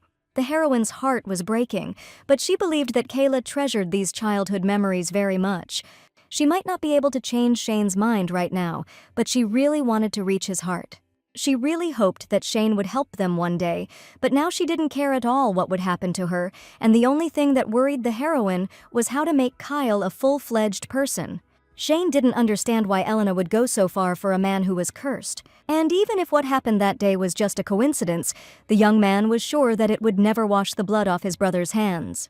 Then Elena told her story about how Layla had been telling us since childhood that her sister was very weak, that we were protecting someone. But Kyle was always honest with the heroine and asked for help, so she felt that she could do anything for him. Shane still couldn't understand why this fragile girl was clinging to the descendant of a dragon so much if winning someone's heart was so easy. But he had never felt this in his life, and he had never been given such a chance. Kyle's approach was certainly no better than his, and most likely Elena just turned out to be a different person. The girl with an open heart was ready to give all of herself to help the master get rid of the terrible curse. And now Shane didn't understand whether anything would have changed if he had asked her right now for the help he so badly needed. But the young man couldn't afford to do that after everything Kyle had done, and he decided to tell whose side he was on before asking for help. Suddenly, the young man decided to repay for today's conversation, but he wondered if she would want to accept his help after what she saw. He took out an envelope from a distant drawer and was about to tell the heroine what was in it. The envelope contained a note indicating the name of the man who sent Elena behind the palace and married her. All this time she was sure that she was sent here by the senior priest, and this was her destined destiny. Probably now in the heroine's hands was an envelope, which contained the real truth, which she had never known before. At this time, the crown prince and his knightly detachment were already quite far away. The prince asked if he was sure that he was ready to accompany him right to the border of the Esper. Looking at the young man, he noticed that Kyle was acting as silent as usual. He urged Kyle to stay if Her Highness the Crown Princess had still not recovered from that incident. But the Crown Prince only became angry at the question and stated whether the young man really wanted to return to the Espera in whole or in parts. The prince smiled and replied that he would like to return in one piece, but even if he was destined to die after sparring with Kyle, it would definitely not happen today. The young man had personally witnessed the dragon's extraordinary abilities on the battlefield, and even so, he still did not fully believe in the legend of the dragon and the Holy Maiden. And at that moment, the young man asked if Kyle was really born with the blood of Shahor, the main ancestor of dragons. Surprised, Kyle asked how the young man knew this name, since it was just an ancient legend. Shahor was the ancestor of the dragons, and the first Holy Maiden was called Edna. These names were a secret that was carefully guarded in the state and passed down through the black blood of the dragons. The young man said that a rather strange person had recently appeared in front, and Kayla should probably find out about it. Some called this lady a witch, and some called her a fortune teller who could one day save the world. In any case, the lady claimed that she saw the past and future of both Lanfair and all of Espera. The girl called herself Edna, but this name previously belonged to the Holy Virgin. She had already managed to deliver a letter with the help of an eagle, which was supposed to reach Elena soon. There was a good chance that someone would intercept this letter, but in the end it would still reach its addressee. The heroine, who called herself Edna, could not fail in this life, and she really wanted the heroes to play their roles correctly. This girl really hoped that when the letter reached the addressee, Elena would understand everything, because after all, they were twins. The letter was from Lady Layla, who called her sister her soulmate and wanted to know how she was spending her days as crown princess. Leaving her in the imperial palace in this hellish place was a truly soul-rending decision for Layla. But the main fateful role that Elena decided to take on will soon end. Kyle was destined to go to where Lady Layla was, to Espera, the land of the dead. The letter said that if Elena had feelings for Kyle, then she should say goodbye to him one last time, because she might not see his face again. Layla asked her sister not to forget, despite the distance between them, that they were connected forever. When Elena first met Shane, she asked the young man if he had ever met Lady Layla. And now the prince admitted that all this time he really knew her sister and had already met her once before. It was this woman who told Shane everything, and now Elena just wanted to know what information her sister had conveyed to the prince. Until now, every one of their dragons has eventually transformed and died, but this participation may befall Crown Prince Kyle.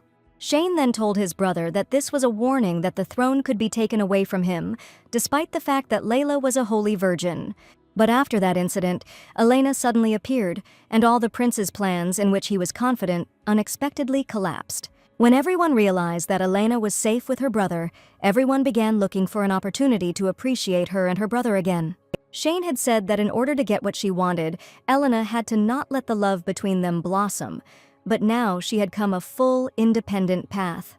And that was quite enough because, as Layla said, he had already failed in his life. The young man had no idea how to become a perfect man, because everyone around him was making efforts to prevent this. Elena clenched her hands, shaking, and asked if her brother was really putting Kyle in danger, and if he really didn't understand anything even after reading the letter. After all, now the lady was sure that Layla certainly wanted to kill Crown Prince Kyle in order to finally end this terrible story. The young man angrily removed his hand from you, Elena, and said, "Has she really forgotten that her husband is an ancient descendant of a dragon?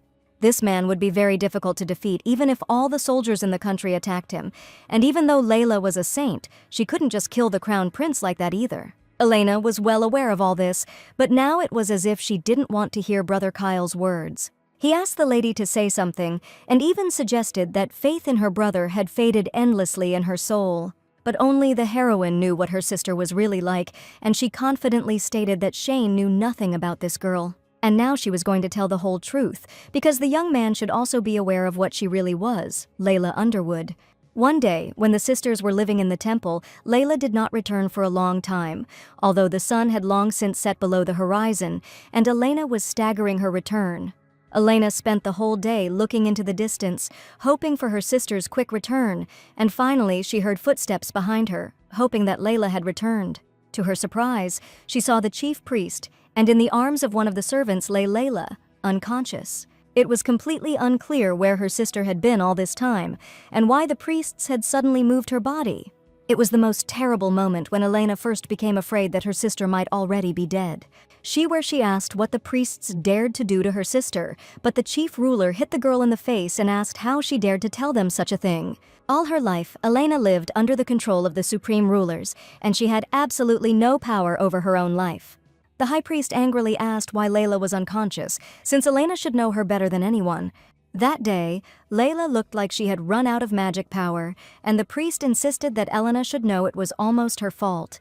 They constantly accused the girl of being a half-breed, and if she was a full saint, Layla wouldn't have had to use so much force to the point of losing consciousness. After that incident, Layla was not allowed to use holy power for about 10 days, and Elena needed to spend more time in the prayer room. Elena understood perfectly well that it was not her fault at all, but since she was accused of inferior strength every day, she felt worse and worse. The heroine slept very poorly all night, and when she woke up, she immediately thought about her sister. Getting out of her bed, she rushed to look for Layla, who at that moment should have been next to her in the room. But unfortunately, her sister was not around, and Elena realized in horror that something could have happened to the girl. She didn't know where her sister was at this hour, but she assumed that it could only be one place, located in the forest. Luckily, Elena managed to find tracks leading into the forest, and she really hoped that her sister was completely okay. But Elena also understood that Layla could not go into the forest alone and had to be in her room. She quickly got dressed and ran out of the house, heading into the forest, which was nearby. It was their favorite place, and perhaps Layla just got lost among the trees. After walking a little further along the familiar path, the sister managed to find a sleeping Layla in one of the clearings in the forest. The heroine's heart was full of anxiety, and she felt that something had definitely happened to her sister. Approaching her sister, the heroine realized that she was not sleeping at all, but simply lying in the clearing, and Layla admitted that all this time she had been thinking about where the birds were flying to. Elena admitted that she was incredibly scared, and it was scary that Layla could disappear somewhere. The Holy Father said that it was Elena who was to blame for her illness, and she had heard these very words all her life. And soon Elena began to fear that her sister was suffering, and it was really her fault because she did not have full magical powers. Hugging her sister, Layla asked Elena not to think about other people's words, which only brought her sadness and unpleasant feelings. For Layla, the only joy was that Elena lived next to her, and she had the only person close to her. After these words, Elena calmed down a little, because she trusted her beloved sister with all her heart. And she assured that one day the day would come when all the collected things would return back to Layla. At that moment, Elena didn't quite understand the meaning of her words, because she definitely didn't remember ever taking anything. Suddenly, the ladies heard a strange noise nearby in the bushes and looked ahead with caution. The sisters came up and saw a small chick lying on the ground, its wings broken and fluttering helplessly, trying to get up. The first thing Elena did was run up to the chick and once again made sure that the chick's wings were broken. It seems the chick's first flight was a failure, and the bird fell near its nest. Elena felt incredibly sorry for the little chick, and she asked Layla how she could help him. Only one thought flashed through the sister's head, and in her opinion, there was only one way to help the chick. Layla even asked if Elena was sure that there was a special, important need for this. This chick turned out to be a small cuckoo, and after her words, Elena did not immediately understand what her sister was hinting at. Cuckoos throw their eggs into other people's nests so that the other mother bird doesn't suspect anything. And then they throw her egg out of the nest so that their bird can hatch in a safe place. In other words, this bird only survives by killing another. And Layla was sure that it was so unlucky that it could not survive its first flight. Sister Helen said something about undeserved divine retribution, and she was sure that everything happened as fate had intended. At that moment, Elena did not understand, because it was the mother bird that had committed the bad deed, and the chick was completely innocent. Suddenly, Sister Layla's face changed, and she asked if Elena considered this ignorance to be worthy of forgiveness. The little girl's thoughts were completely confused, and leaning on the grass, she admitted that she had no idea what was fate here and what else could be changed. And Elena just didn't want to leave the little chick to die because he was absolutely innocent and didn't deserve such a tragic fate.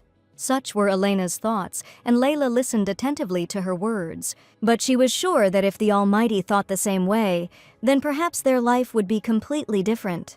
She headed towards the bushes and declared that she was going to save the chick, as her sister wanted.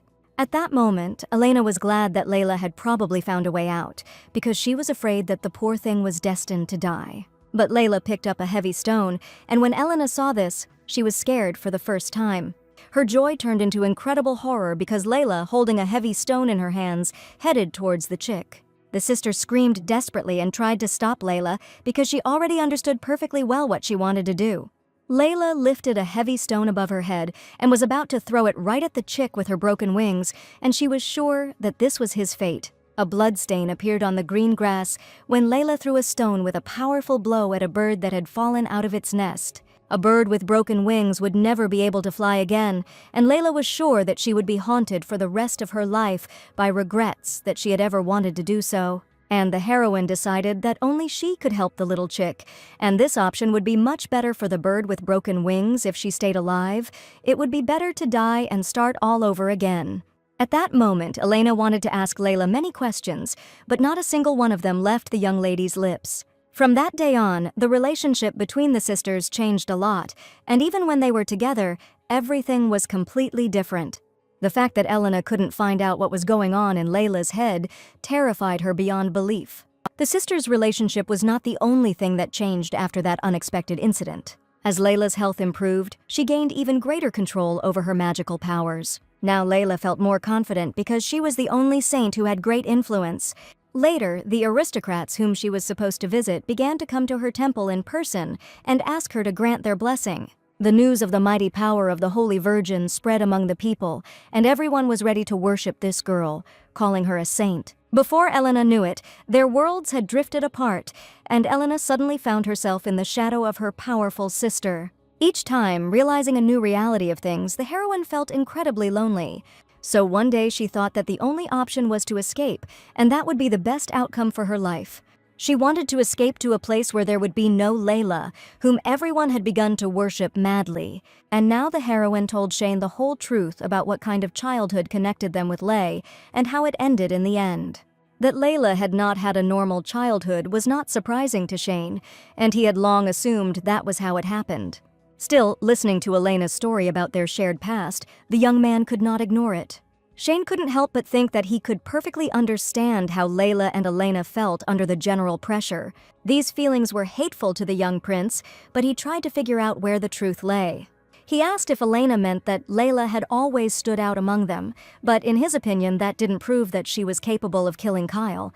Besides, the temple was always under the jurisdiction of the archbishop, and the prince doubted that anything could happen without his permission. At first, Elena thought that Shane knew everything that was going on, since he started cooperating with the temple, but it seems that all this time she was deeply mistaken. The archbishop had long since stopped believing in the Almighty, and was guided by completely different goals and motives. And from that very winter when Layla felt her mighty power, everything changed very much. Because suddenly the only object of the archbishop's worship was Layla Underwood, and not the Almighty he had worshipped all his life. After Layla's mighty power became known, the high priest began to worship only her from now on, considering the girl a true deity. When Shane heard this information, he didn't even immediately believe that the priest had actually begun to worship Layla. It was under the patronage of this man that the temple reached its incredible heights, and even the emperor cannot reckon with him. Now, for the first time, the young man learned that the high priest worshipped some teenage girl and not the supreme deity. Everyone turned to the Holy Virgin in hopes of receiving her blessing. Whether Shane believed it or not, the truth remains the truth. And Layla is one of those who believes that death is better than life in anticipation of an unattainable future. Elena found it strange that instead of asking if she knew anything, the bishops immediately took care of the imminent wedding with Kyle. During the conversation, Shane noticed that after his words, the girl's voice began to tremble strongly, and she was probably very worried. Elena headed towards the front door and declared that it was time for her to go and that she needed to get to Espera as soon as possible. She was sure that most likely Layla was right there, and probably she was already ready to carry out her insidious plan. Shane asked the lady to pull herself together and stop being nervous, as her words were just a ridiculous assumption, and Elena doesn't know at all what's really happening now, and what her sister is going to do. The heroine had no idea what would happen if Kyle died, because Layla probably sent her to the castle to be killed there. Elena was even ready to believe that Layla had arranged Kyle's trip and now wanted to harm him because she was still alive, and now the heroine was most afraid that Kyle might die because of her. The lady couldn't contain her strong emotions, so Shane saw her real self now, and right now Elena was crying bitterly.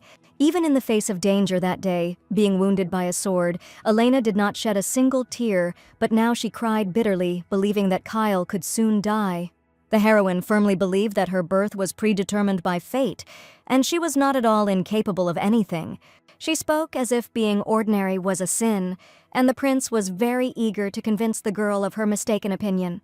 These heroes were given a difficult role, the role of people who are drowning in the fates of those around them. At least Kyle wasn't alone now, and Shane was sure he had someone close to him, and he asked Elena to look at everything she could do with those hands. He asked what brother Kyle would think when he got back because he wanted her to be safe and sound and happy. Now Elena couldn't stop thinking about when Kyle would return, because the only thing she wanted was to finally see him.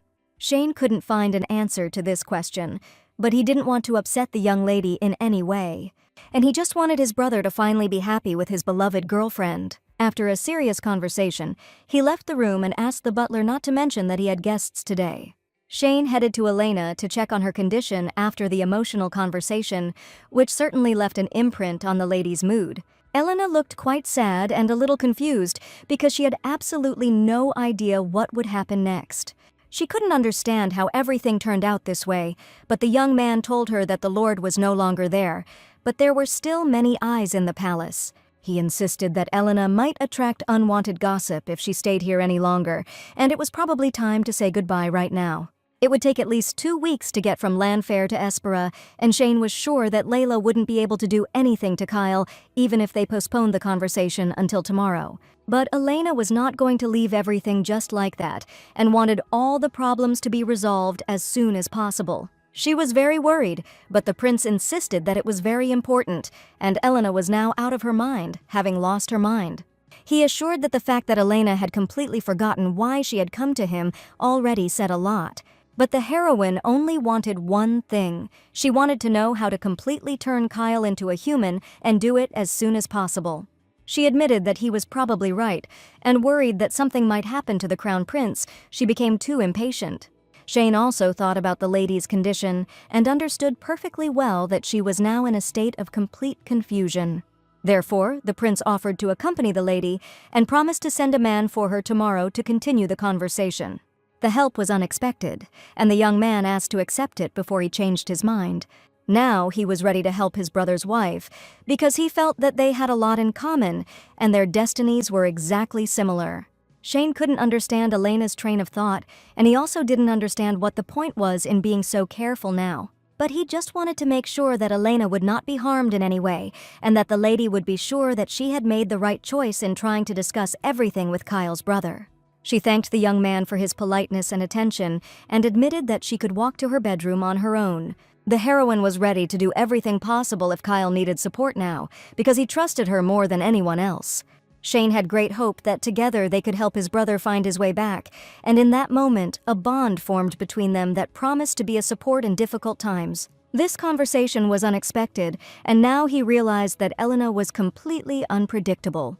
In the evening, Elena's maid Julie was in her room and asked where her mistress had been all day.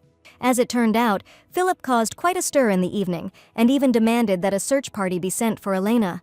The lady laughed and admitted that she had gone to meet Prince Shane in the morning, and their conversation had gone on too long. Julie was worried that something might have happened to Elena, but Shane promised to send someone for her and asked the maid to report when they arrived. Since Julie remembered the situation with the sword very well, she asked if the lady had forgotten whose care it was that she was wounded.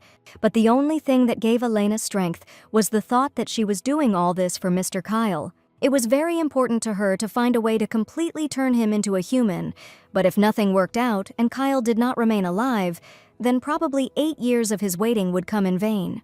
The only person he missed all his life was Elena, but on the night after the wedding, he asked to kill him as Layla promised, so Elena was sure that Kyle would meet Layla again.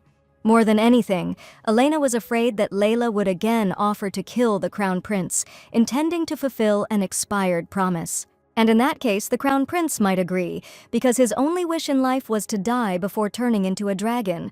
Elena couldn't stop thinking that this was a possibility, but she really wanted to believe that Kyle didn't want to die anymore. The maid understood perfectly well that the mistress had her own reasons for this, but she tried to warn her. Therefore, Julie asked the lady not to forget under any circumstances that she and the Knight Philip would always be on her side. Elena looked at the night sky, lost in her thoughts, memories of recent events, worries and hopes, and how difficult it can sometimes be to find the right path were spinning in her head. She just wanted to know if she was doing everything right, or if she could probably only make things worse, since Kyle's fate depended only on him.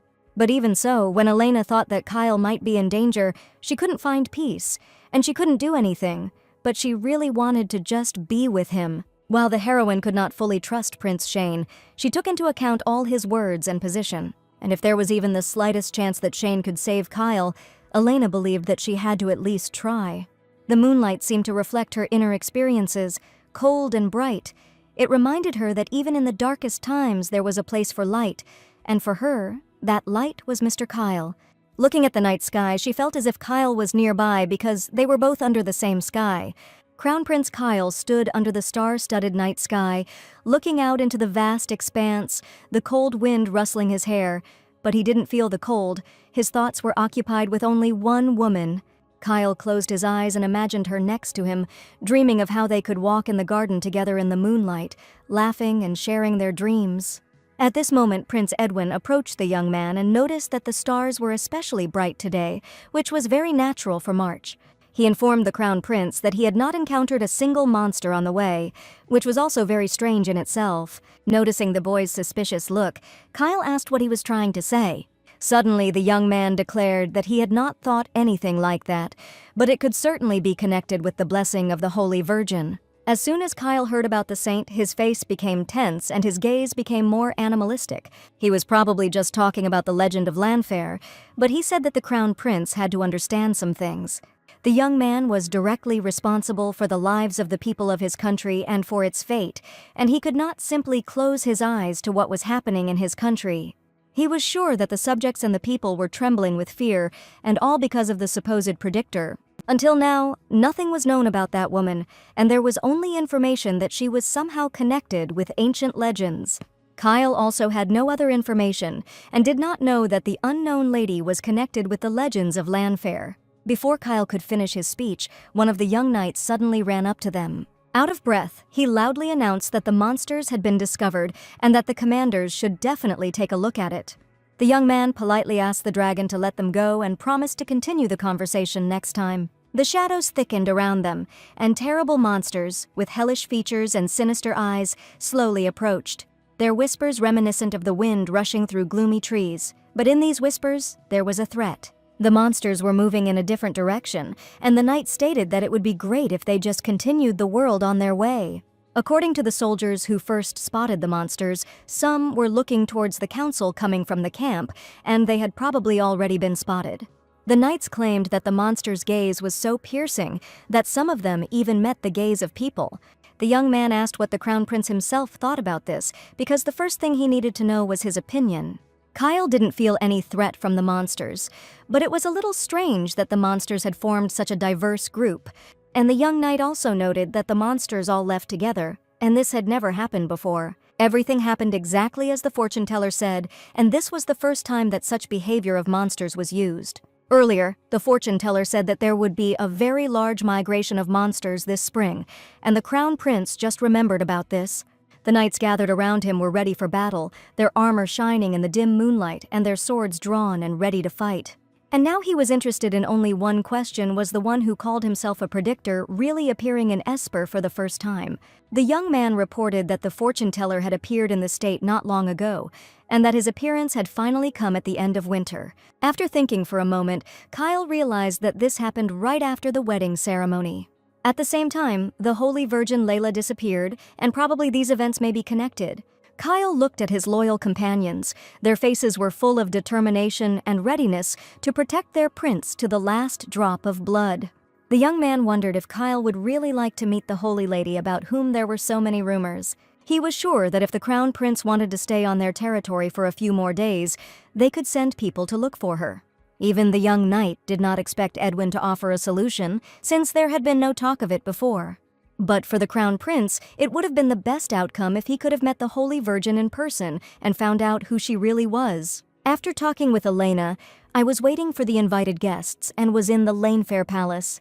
Suddenly, a question was heard behind him, which plunged the gentleman into such deep thought because he had not called the first actress in order to ignore her. There was a young man standing next to him who asked if they were not very observant, but each of them saw melancholy in the gentleman's eyes.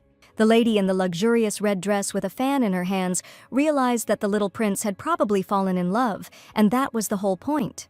Shane sighed and admitted that the lady hadn't known him long enough to make such hasty conclusions. Prince Shane said that one woman who is worth paying attention to will soon pay a visit.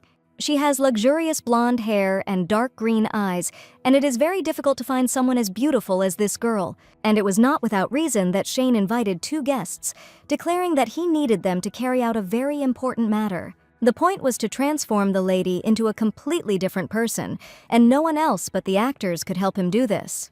No one knew about Prince Shane's plans, but he only wanted these people to be able to help him. The young man asked if the gentleman was planning to run away with the lady, but they had no idea who it could be. This story came as quite a surprise to the guests, and Shane asked them to think as they saw fit, since he was not going to reveal his secrets.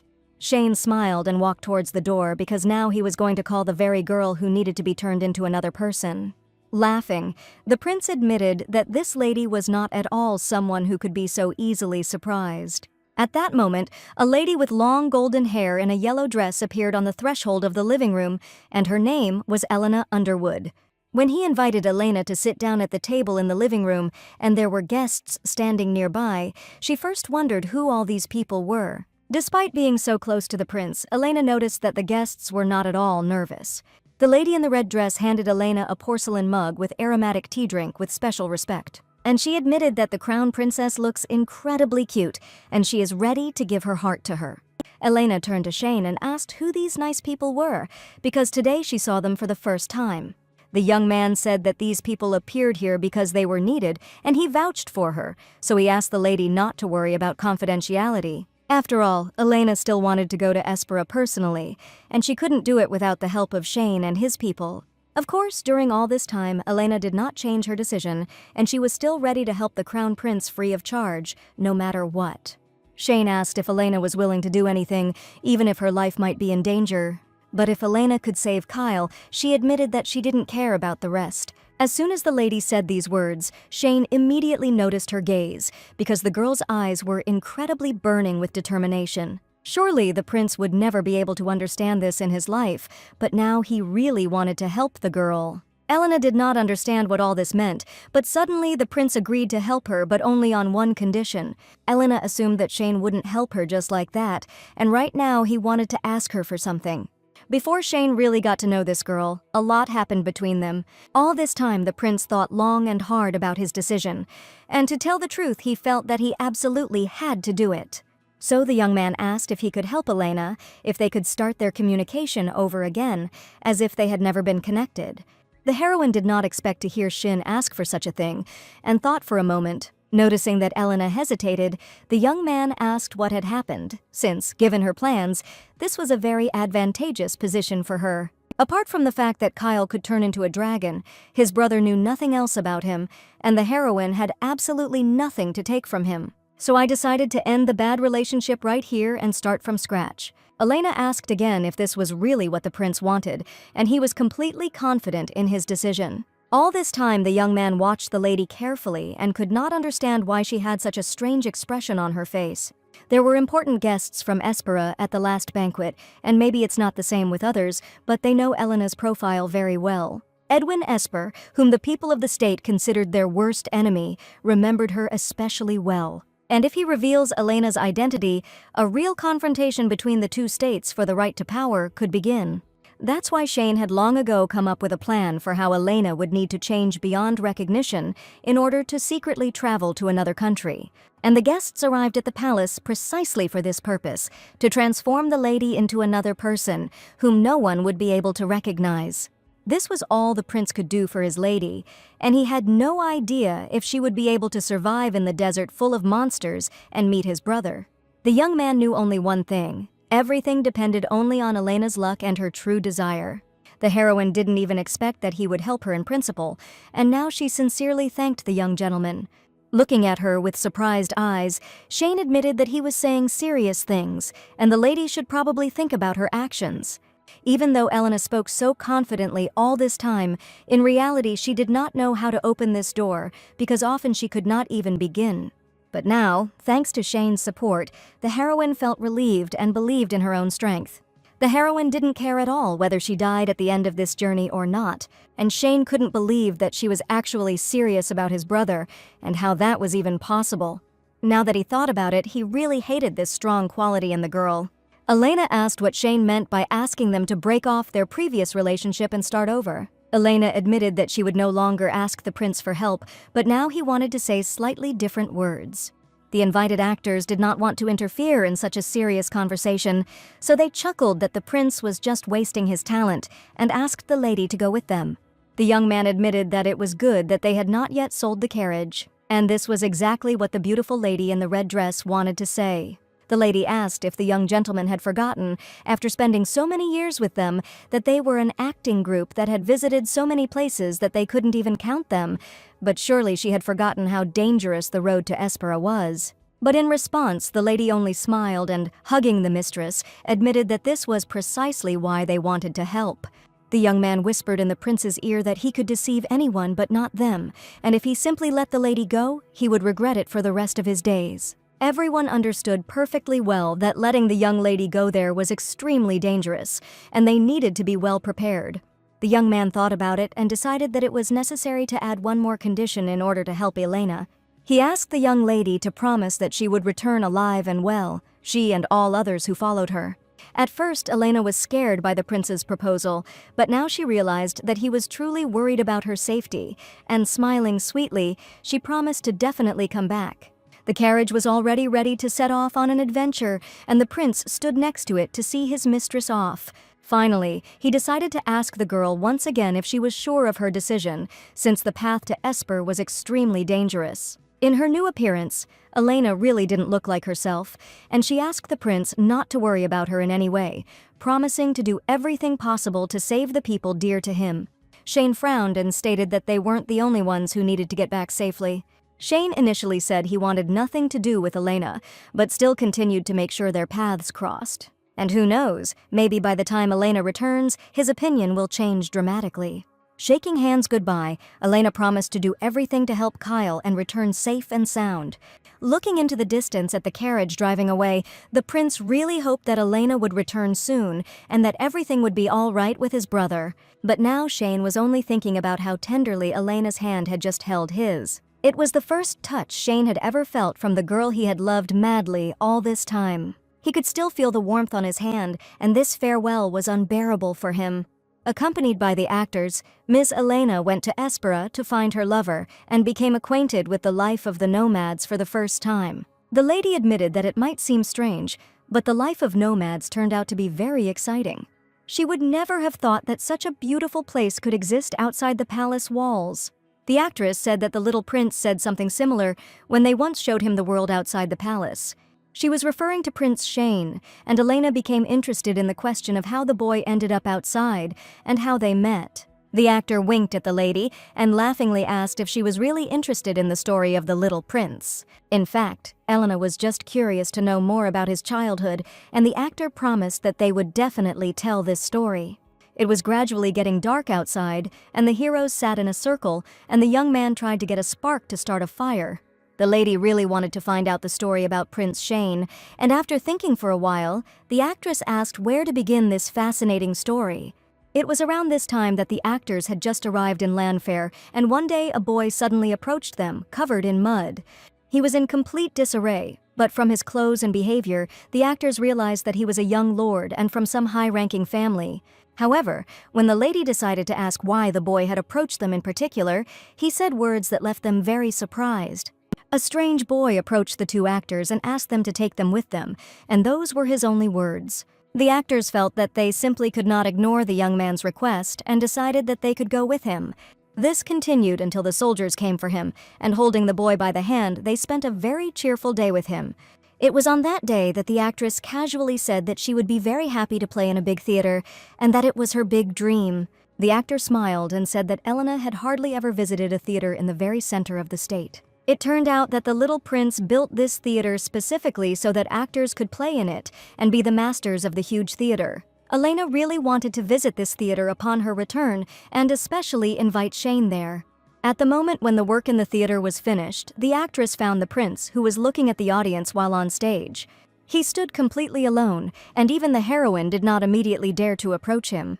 She thought the prince might be interested in what it was like to be an actor, so she gave him the script of a play. But the prince did not utter a single phrase, not a single word, and he only declared that it was not for him to decide what role to play, and these were his only words. Elena had not expected to hear such details at all, and now she knew much more about the young master and could understand him better. Elena decided to go explore the area in case Kyle's camp was somewhere nearby.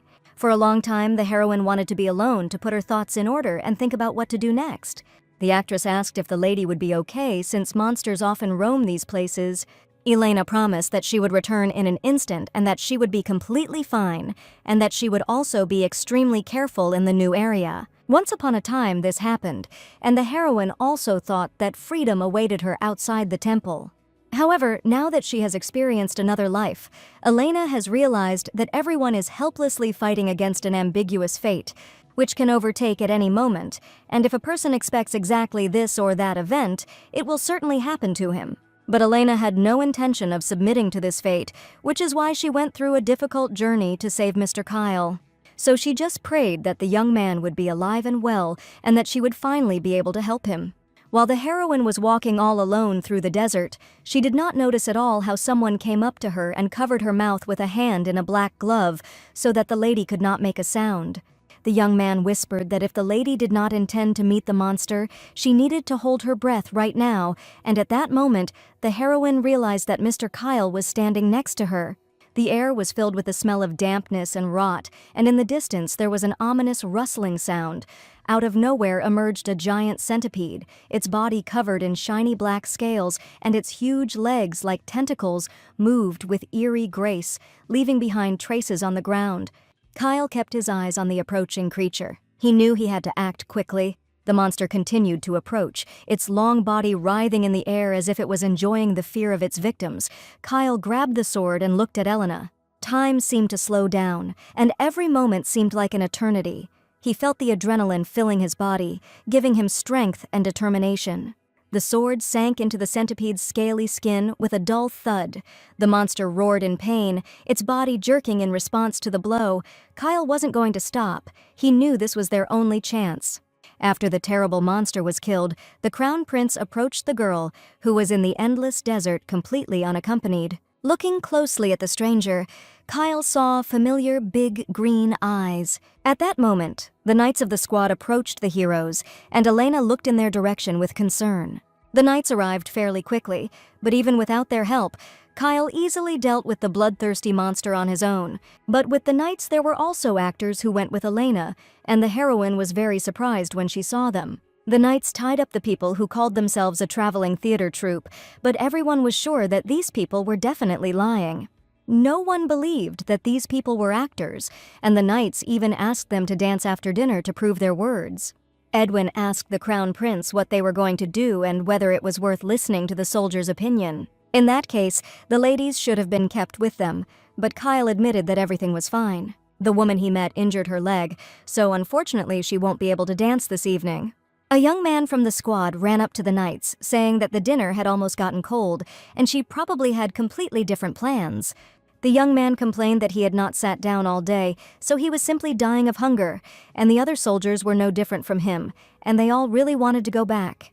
Edwin asked what Kyle was going to do with the woman, but the young man convinced him that he only had a couple of questions for the lady. He agreed with the opinion of the crown prince, who promised to release the stranger after a conversation. It was not without reason that Kyle left the lady next to him, because he understood perfectly well what kind of girl was wandering through the dangerous desert. Despite the lady's transformation, he still recognized his beloved and was probably going to have a serious talk with her. He looked at Elena with concern and asked how she managed to get here. And now he understood that he had a huge responsibility for the girl who had strangely found herself in the middle of the desert. Crown Prince Kyle and Lady Elena stood atop the sand dunes, surrounded by the silence of the desert. The night wrapped around them like a soft blanket, and the stars, like precious stones, scattered across the endless sky. Kyle took a deep breath, feeling the freshness of the night air. The desert was full of silence, and only the whisper of the wind reached them, as if nature itself was sharing its secrets. He looked at Elena, her eyes sparkling with the reflection of the stars, and in that moment he realized that this was not just a night. This was a moment that they would remember forever. Looking the heroine in the eyes, the young man admitted that Elena is not at all an impulsive person who does such things without a good reason. But somehow she had ended up in a dangerous desert, and he wanted to know if Elena hadn't thought about how he would feel when he saw his wife here, all alone in a dangerous place. When Elena was about to go into the desert to look for Kyle, she didn't think about the other side of the issue at all. She knew about the hardships they had faced lately, the battles and the losses, but now they were here, together, under this endless sky, and Elena simply hugged Kyle. She said that she had recently received a letter from Layla, and most likely her sister was already in Esper. And she told Kyle that it seemed that Layla only now wanted to fulfill the promise she once made to him. Elena could have waited quietly for the crown prince in the palace, but she could not remain calm after such news, because she was incredibly afraid that Kayla might die and they would never see each other again. It was for this reason that Elena rushed into the dangerous desert to save her only and beloved person. Kyle looked at her with tenderness. He felt a connection between them, something more, like a feeling of unity and support. At this point, they both realized that despite all the difficulties and dangers ahead, their hearts were full of hope and determination. They soon arrived at the camp, and Kyle sent Elena to a tent that no one could enter without his permission. Having hugged the girl, he of course admitted that it was unlikely that after the journey she had made, she would have come to just break up so quickly. Elena understood perfectly well that she had come all this way only for the sake of Mr. Kyle, but now she felt very embarrassed. Before coming here, Elena had been taught the art of disguise, and Kyle now wanted to know what the lady planned to do after she found him. The heroine smiled and confessed that after that she planned to dress up as a soldier, and the hair on her turned out to be just a realistic wig. Now Kyle wanted to know if he thought about it. These people really were a traveling troupe. And for the crown prince, the question remained as to how Elena had met them. Elena admitted that she was helped by someone he knows very well, and he will probably be very surprised when he hears who actually helped the heroine. Elena guessed that Kyle wouldn't immediately believe that his brother had actually agreed to help. But she didn't want to hide the name of the man who helped her meet Kyle, for whom all this was started. And what was Kyle's surprise when he suddenly heard that Elena's stepbrother Shane helped her pull this all off. The crown prince feared that his treacherous brother Shane had tried to meet again after his departure. Elena suddenly confessed that she was the one who found him, while Kyle was sure that Shane hated him with all his heart. And that was precisely the compelling reason why she found his brother on her own. No matter how it ended, Elena knew she had to try to change his mind about her. And she had only one option left, which she could not miss, because this is exactly what brought her to her beloved. After Elena voiced her opinion, Kyle finally realized that all of this was really done just to save him. And Elena was able to convince Shane with ease, because she simply told him the truth. Seeing how Shane offered his help, he was probably also worried about his brother. After her words, I wondered if Shane had changed his mind in order to help Elena, and in that case it would be good for him, because now not only the crown prince could take care of the girl. The young man was sure that he should be happy now, but for some reason something was still tormenting Kyle's thoughts. He knew that Shane had to ask for something in return, so he asked Elena this question. Remembering this moment of the conversation, the girl remembered that in exchange for his help, he offered her to start all over again. Elena revealed that Shane wanted her to pretend that they had never met before and that he didn't want anything to do with her anymore. But these were far from all the wishes that the prince asked for, and he was also worried about Elena. Shane promised that his attitude would not change by the time Elena returned back to safety. Smiling, Elena told the whole truth to the crown prince, and she thought that she and Shane could become good friends in the future.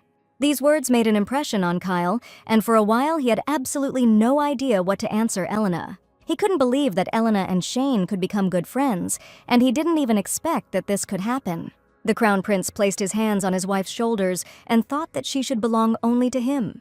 Kyle couldn't understand why he had this terrible feeling that he was so afraid of losing his wife. But on the other hand, if Elena wanted to become friends with Shane, then that was her business, and he had no right to participate in it at all. Elena noticed Kyle's strange behavior and apologized if the young man was very surprised, but promised that there was really nothing to worry about.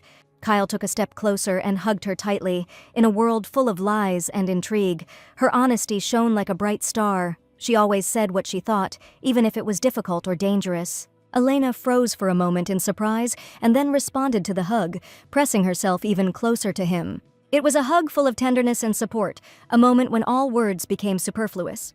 Her hair was fluttering in the wind, and her eyes were shining with joy as Mr. Kyle pressed his lips to the fragile lady's. She turned around and smiled tenderly at him, and at that moment everything around seemed to freeze. The dragon's descendant knew that Elena would always be on his side, but now that wasn't enough for him. They stood like that for a few moments, enjoying each other's closeness. And in that moment, they both forgot about the worries and difficulties of the outside world. There was a sweet aroma in the air, and everything around seemed filled with magic. The crown prince wanted to leave behind a mark that would indicate that this special girl belonged only to him. He leaned towards her and kissed her lips, softly and carefully, as if he was afraid to scare away this magical moment. It was not just a touch, it was a confession of feelings that they both had hidden for a long time. The next morning, Kyle woke the heroine up very early, and Elena couldn't even wake up right away. But the heroes had some things to prepare before the others woke up, and the young man apologized for the lady having to get up so early.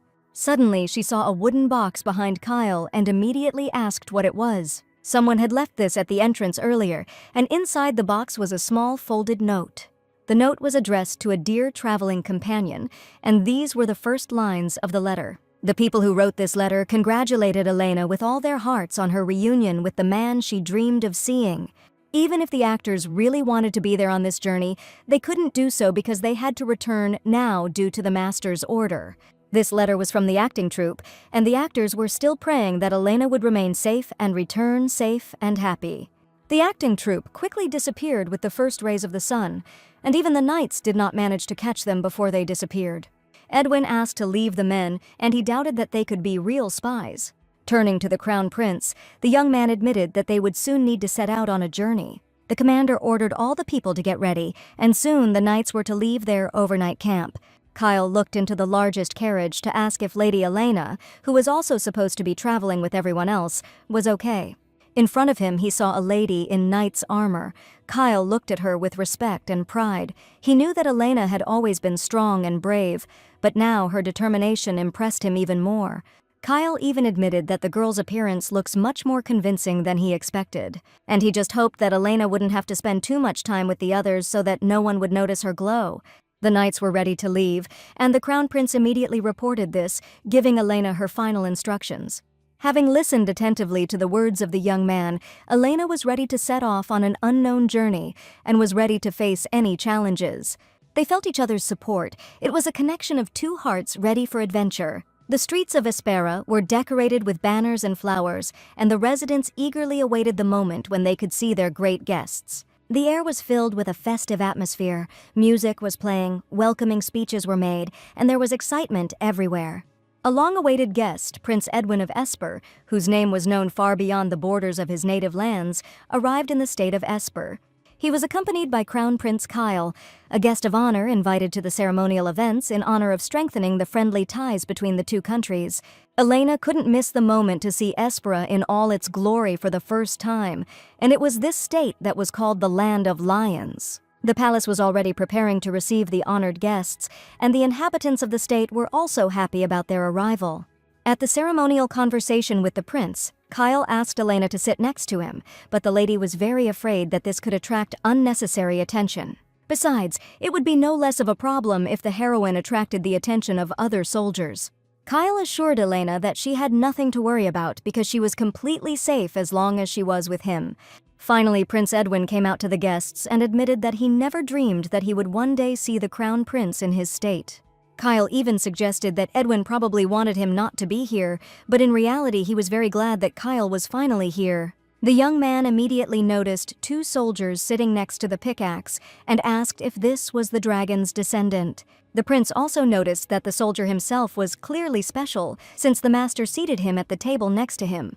Kyle could say the same about the man he kept in his company, and this young man was very proud to be His Highness's right hand. Turning his attention to Elena, the young man suspected that the soldier seemed completely unfamiliar to the one who should be the master's right hand. This young boy was incredibly impudent, and he suggested to Elena, who was dressed as a soldier, to see which of them was the better knight. At this point, the crown prince shielded the girl with his body and declared that he was no longer going to tolerate obvious disrespect from His Highness's assistant. Edwin asked his guest for forgiveness, admitting that young people can be very hot-tempered. But this boy also noticed that the crown prince was very close to the man sitting next to him, and if the soldier was skilled enough to become the crown prince's right hand, I would like to see this young man's swordsmanship. Kyle understood perfectly well that the prince was doing this on purpose, and angrily said that the man was probably asking for a brutal fight. After escorting the prince back to his lands without incident, Kyle asked if he would be happy to agree to a sparring match. Laughing, he admitted that his joke had gone too far and suggested that Kyle enjoy food and drinks until late into the night. Ladies in revealing outfits came out to greet the guests, and Elena was surprised that people here weren't worried about such things. Looking at one of the girls who was serving treats, Elena realized that she had never seen such beautiful ladies in her life. Graceful, delicate facial features, light hair, and Elena could not take her eyes off the girl of unearthly beauty. The heroine thought, probably Kyle also paid attention to the beautiful ladies, and at that moment, Edwin asked the young man a very interesting question. One of the girls turned out to be the prince's younger sister, who came of age this year, and it was not without reason that Edwin wanted to ask if Kyle had any plans for other concubines. The prince wanted to put forward an application that could help, and Elena at that moment felt incredibly stupid because she had never thought of it. And since Kyle was the honorary crown prince, he must have been constantly receiving offers like this, and it was incredibly annoying for the heroine. But as soon as Elena had time to think about it, Kyle's hand immediately appeared on her hand under the table so that no one could notice it, and the lady felt safe. The crown prince confidently declared that he had no need for other women and was not at all interested in any concubines. The prince admitted that he would never have thought that he would be able to hear such words from Kyle and even laughed at him in response. Continuing to laugh, Edwin stated that he had no idea that Kyle was capable of giving someone such close attention. The crown prince had to defend his honor, and he said in a serious voice that he, too, could not have expected such an outcome. Holding Elena's hand tightly, he confessed to Edwin that he had not recognized at all that it was indeed his older sister. It became unbearably painful for Elena to hear his words, but there was absolutely nothing she could do about it. To celebrate the union of states, the prince announced to all knights that they should immediately raise their glasses to the glory of Espera and Lanfair. When the dinner party with guests was finally over, it was already pitch dark outside the window. For some time, Elena waited for Kyle, sitting at the table, but realized that the young man had clearly disappeared somewhere and managed to see that Kyle was talking to someone in the next room. He had been talking to the prince, who had been trying to locate the prophet for a long time, and he had just now managed to find out the time and place where she might appear. And the crown prince asked why they were still just chatting instead of finally catching this girl. Edwin noted that if Kyle was asking this question sincerely, it meant that he did not know the path of waiting. Every time Edwin saw the black dragon on the battlefield, killing countless demonic creatures and conquering small towns in the area, he was always surprised that he never saw the smile of a winner on the young man, and never understood why he fought. It always remained a mystery to Edwin because Kyle really never enjoyed any victory, and the fights were probably just torture for him. He considered this question incredibly stupid because there was nothing he wanted to gain by dipping his hands in someone else's blood. All this time, Elena stood outside the door and listened to the conversation between the crown prince and Edwin, and now she learned that Kyle never dreamed of wealth and fame. And what makes him smile is seeing him commit murder under orders and being called a monster instead of using his name. The prince realized that he had made a grave mistake when he asked Kyle this very question, because it probably angered the young master. And Edwin had no idea that when Kyle was called Lanfair, for him it sounded like the word for monster. Suddenly, the young man asked if the crown prince was still blindly following orders, and Kyle had no idea what answer Edwin expected to hear. From the prince's point of view, Kyle has changed incredibly, and it seems that the young man has now begun to fight for something. Kyle didn't want Edwin to continue to pry into his soul, but the prince was already beginning to suspect something. The young man admitted that despite the fact that he now has someone to protect, he does not consider this his weakness at all. Edwin laughed and said that he had not tried to humiliate the gentleman at all, he just wanted to chat a little because they were incredibly similar. The prince has laid his entire life at the feet of Espera, and everything that is on these lands is the reason why he continues to fight. The crown prince admitted that he was only following orders, but Edwin was sure that it was thanks to him that the empire had such a terrifying aura around it. And the reason why people believe prophecy so easily is because of the uncertainty in their hearts, because they do not know whether tomorrow will come for them. All these people probably feel terrible when someone predicts victory for another Esper state. Even a baseless phrase is perceived by the people as a ray of hope, and the prince wanted to protect these people in order to give hope to the citizens and catch the prophet. He asked Kyle for help for a reason, and he probably wanted the crown prince to send a message that he was helping another state.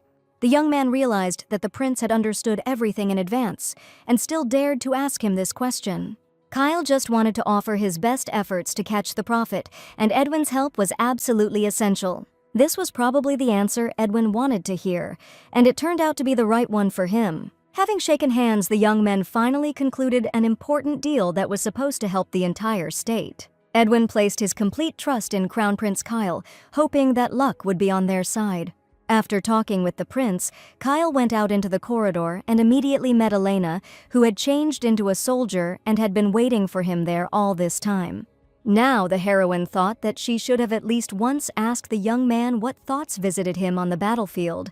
And grinning, Kyle realized that all this time Elena had been standing near the office door and eavesdropping on the conversation. On the battlefield, Kyle tried not to think about anything. He just watched the sunrise an endless number of times and got tired of seeing the same landscape.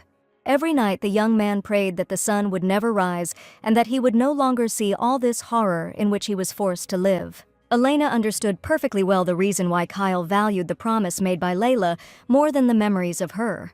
But now he hoped that the sun would rise even higher than before, and he would gently touch the sheets, and Elena would say his name in the morning. Only now did the crown prince begin to think about what life meant to him, and he began to wish that tomorrow would be a new happy day. Kyle had never thought like this before, and he only wanted to die, and these feelings scared him incredibly, because the young man was sure that he did not deserve such happiness, because as he told Edwin, it was his father's order, and the countless streams of blood that he left behind him would never dry up. Now, more than ever, Kyle felt the weight of what he had done, and he often felt like the burden would eventually crush him. She gently reached out her arms to Kyle to hug the person she loved most and dearest to him. With tears in her eyes, Elena admitted that if his burden was heavy, she was ready to share it with Kyle. Kyle leaned closer and their eyes met, and in that moment they both realized their connection was stronger than any test. Elena's promise became a symbol of their love and devotion to each other, a strong thread that connected their hearts even in the most difficult times. The crown prince smiled, and a light of gratitude shone in his eyes. He took her hand and squeezed it tightly. Elena felt her heart beat faster. She looked into his eyes and saw sincerity and hope in them. At this sincere moment, he wanted to say important words to Elena, but suddenly a strange noise was heard next to them. Suddenly, their conversation was interrupted by a sharp whistling sound. The heroes turned towards the source of the sound and saw an arrow fly past them at a terrifying speed. It hit the ground just inches from them, leaving a cloud of dust behind it. Kyle instantly became serious. He quickly looked around, trying to figure out where the threat could come from. A drop of blood appeared on the hero's face, and Kyle was sure that these people would not shoot again. And if they sent an important message, then they must simply have something to say. It was an arrow with a note on it that had a few words written on it, and someone asked to look where the clouds were gathering at night when the moon was coming out. Looking at the note, Kyle didn't understand what it could mean, and it seemed to him that it was probably a hidden code. As soon as Elena looked at the note, a frightening worry appeared in her eyes, and the crown prince immediately noticed it. Because the handwriting in the letter was painfully familiar to her, and the person who sent this message was familiar to Elena. She immediately recognized the handwriting as Lady Layla's, but no one could believe that it had actually happened. Elena was in great doubt, and even Kyle noticed that something was wrong with the girl. She asked if since they had come to Espera, they must surely finish all their business here soon. The heroine was very eager to return to Lanfair as soon as possible, because she understood that if they stayed longer in front, they could probably expect big problems.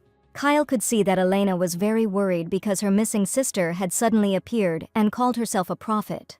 He wanted to calm down the worried Elena, and she even heard with her own ears the conversation with Edwin, where Kyle promised him to do something.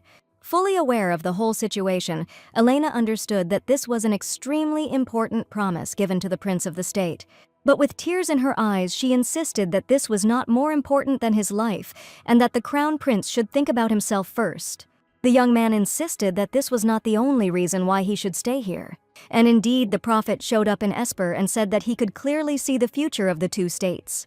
In addition to this, the prophet of the people gave some other information, and it probably concerned the rulers of the two states, the Black Dragon and the Great Lion. The story concerned an ancient dragon, and the prophet knew the name of the dragon from an ancient legend. It was the first time Elena had heard that the ancient dragon once had a name, and until today she didn't know it. The priests always called him the Black Dragon, and this story held too many secrets. Since no one knew the name of the ancient dragon, Elena now wanted to ask if Kyle knew the whole truth. The name was passed down only by direct descendants born with the blood of dragons in the royal family, and no one else could possess this secret information. Therefore, one day the moment will come when much more will be known about the descendant of the dragon than the people of the empire know about him. So far, only one person had information who was directly connected to the descendant of the ancient dragon. And his black blood could help to find out the name of the ancient dragon because the young man was connected to him by blood. One day, Kyle managed to find out the name of the dragon using the blood given by the forefather, and the name of this dragon was Shahor. Now, Kyle didn't even know why he had made all this fuss over just one name, but when he found out about it, it didn't seem so harmless to him. The name of the ancient dragon almost belonged to the crown prince, and it appeared to him almost every night in nightmares. The descendant of the ancient dragon penetrated the crown prince's consciousness through dreams, and the young man felt that he was undoubtedly connected to the ancient dragon. In fact, for Kyle it wasn't that strange, because he knew that dragon blood flowed in his veins. Elena asked if it was possible that in his dreams he knew a girl named Edna. Hearing this name, Kyle became noticeably nervous and decided that Layla had told the girl about it, but the heroine admitted that she also had similar dreams. Elena told about her dream, where she wanders through spacious fields full of fragrant flowers, and under a spreading tree she always meets a man with long dark hair. And at this moment in her dream, she always calls the young man by name, and his name was Shahor. In this dream, the dark-haired man also calls the name of the girl he is addressing, and in the role of which Elena plays in the dream. Shahor calls her by the name Edna, and it is probably not without reason that Elena has strange dreams. Elena finally told the whole truth about the dreams, and until that moment Kyle had no idea that she also had similar dreams. But this dream always ends terribly, and the man who looks so much like Kyle always calls her a traitor. She could not erase from her memory this dream, where the young man, covered in snakeskin, calls her the person who once dared to betray him forever. Even though it was just a dream, Elena's heart ached as if it were happening in reality every time. That's why she didn't want to tell Kyle about this dream, because at first she couldn't figure out what was happening to her. Looking into Elena's eyes, the crown prince assured her that the man who appeared to her in her dream was not him at all. But something was very strange, because Elena's scar changed only after this dream. And it was after the dream that Elena began to feel strange changes in herself, sensing someone's presence nearby. And it is no coincidence that the heroine quickly recovered on her own after being wounded, on the very day she first had the strange dream. Kyle was surprised that this was the first time Elena had dreamed, and he wondered if she had never dreamed anything like this as a child. When Elena was a child, she didn't have dreams like this, and the heroine would definitely remember it. It was all incredibly strange, and Kyle thought about it, trying to figure out what the reason for this unknown mystery was. The Crown Prince's nightmares, which tormented him every night, began a long time ago from his earliest childhood, and Layla also said that in those days she began to have strange dreams where she killed an ancient dragon. If only the descendants of the saint and the dragon had such dreams, then it was unclear why Elena suddenly began to see similar dreams. Even though Layla and Elena were twins, everyone was sure that Layla was the real saint. The Crown Prince realized that he had made a big mistake even thinking about it, and he was probably just confused in his thoughts. Elena traveled all the way across the desert to find the Crown Prince because Layla was going to kill him, and it was this letter that ultimately forced her to come here. Kyle admitted that the reason he decided to stay in Esper was different. He was sure that the prophet who appeared in the state could definitely be Lady Layla. If Layla was alive and in Esper, Kyle was sure she was pursuing some purpose. The strangest thing is that after he left, Elena received a letter and came to the desert. If the letter had been delivered a little later, or if the prophet had appeared at a different moment, the heroes would definitely have made different decisions. And if all these coincidences are not coincidental, then in any case they would have brought them here. It is quite possible that not only was Crown Prince Kyle called here by Layla, but Elena also ended up in the desert for a reason. It turns out that Layla calculated that Elena would come to Espera at a certain time, but she could not understand at all why her sister did this. Kyle didn't want to jump to conclusions, but he had some scary thoughts about Layla in his head. If Layla really could see into the future, then she knew exactly when her sister's powers would awaken. But until now, Elena lived like a normal person, and even when she was treated like a fake, she remembered the words of her sister, who assured her that Elena had been taken away at birth and would definitely return to Layla someday. And only now did the heroine begin to understand the true meaning of her sister's words, which she had spoken about in childhood. But now that the secret was revealed, she realized that her sister was not as simple as she seemed.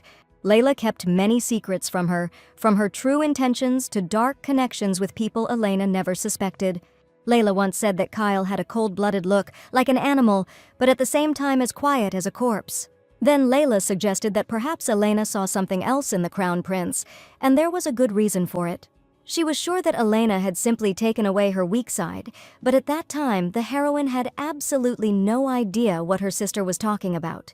Never before had two saints been born, and Layla hinted to Elena that she should think about the origin of her being. But a miracle happened, and the girls were born twins, and this certainly could not have been a simple coincidence. Layla was sure that their heart and the blood that runs through their veins, their breath, are only half of a single whole. Remembering Layla's words, Elena felt simply awful and really wanted to forget about everything that had ever happened to her. Elena remembered the moments when Layla showed strange behavior, her mysterious meetings and whispers behind closed doors. Now it all took on a new meaning, and Elena felt betrayed and hurt. Approaching the girl, Kyle put his arm around her shoulders and asked if Elena was okay, because he saw that she was in a terrible, frightened state. The Crown Prince was even going to call someone, but Elena insisted that she did not need a doctor at all and that she was completely fine. In fact, she couldn't stop wondering if Layla had the ability to see the future. But Layla never told the young man about this, and perhaps she should have told him the whole truth. However, when Layla was a child, she said that she had a dream where she killed a real dragon. At that moment, Layla said that the reason they were seeing these dreams was simply because the Almighty wanted them to find a different path. Gathering her thoughts, Elena decided that she could not let fear control her. She had to find out her sister's true motives and understand why Layla had chosen this path. A fire of determination flared up inside her. The heroine did not want to leave this story unanswered, knowing that the meeting with Layla would not be easy. She was ready for this test. Suddenly, there was a loud knock at the door, and the Crown Prince was puzzled by the question of what had happened and who needed him. It was Prince Edwin's assistant who said that His Highness wanted to talk to Kyle about something. They couldn't talk without a closed door, so Kyle asked his assistant to come over that afternoon.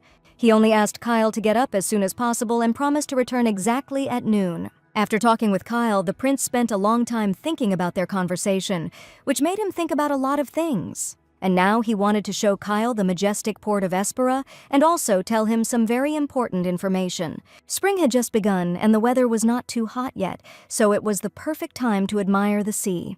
The prince and Kyle went to inspect the port, and as soon as they came out, gorgeous concubines immediately approached them. The ladies approached His Majesty and asked permission to grant him the lion's blessing before leaving. It was a common ceremony that the prince went through very often as the venerable ruler of Espera. The concubine dipped her hand in the sacred water and applied it to her master's hand to bestow a blessing on him.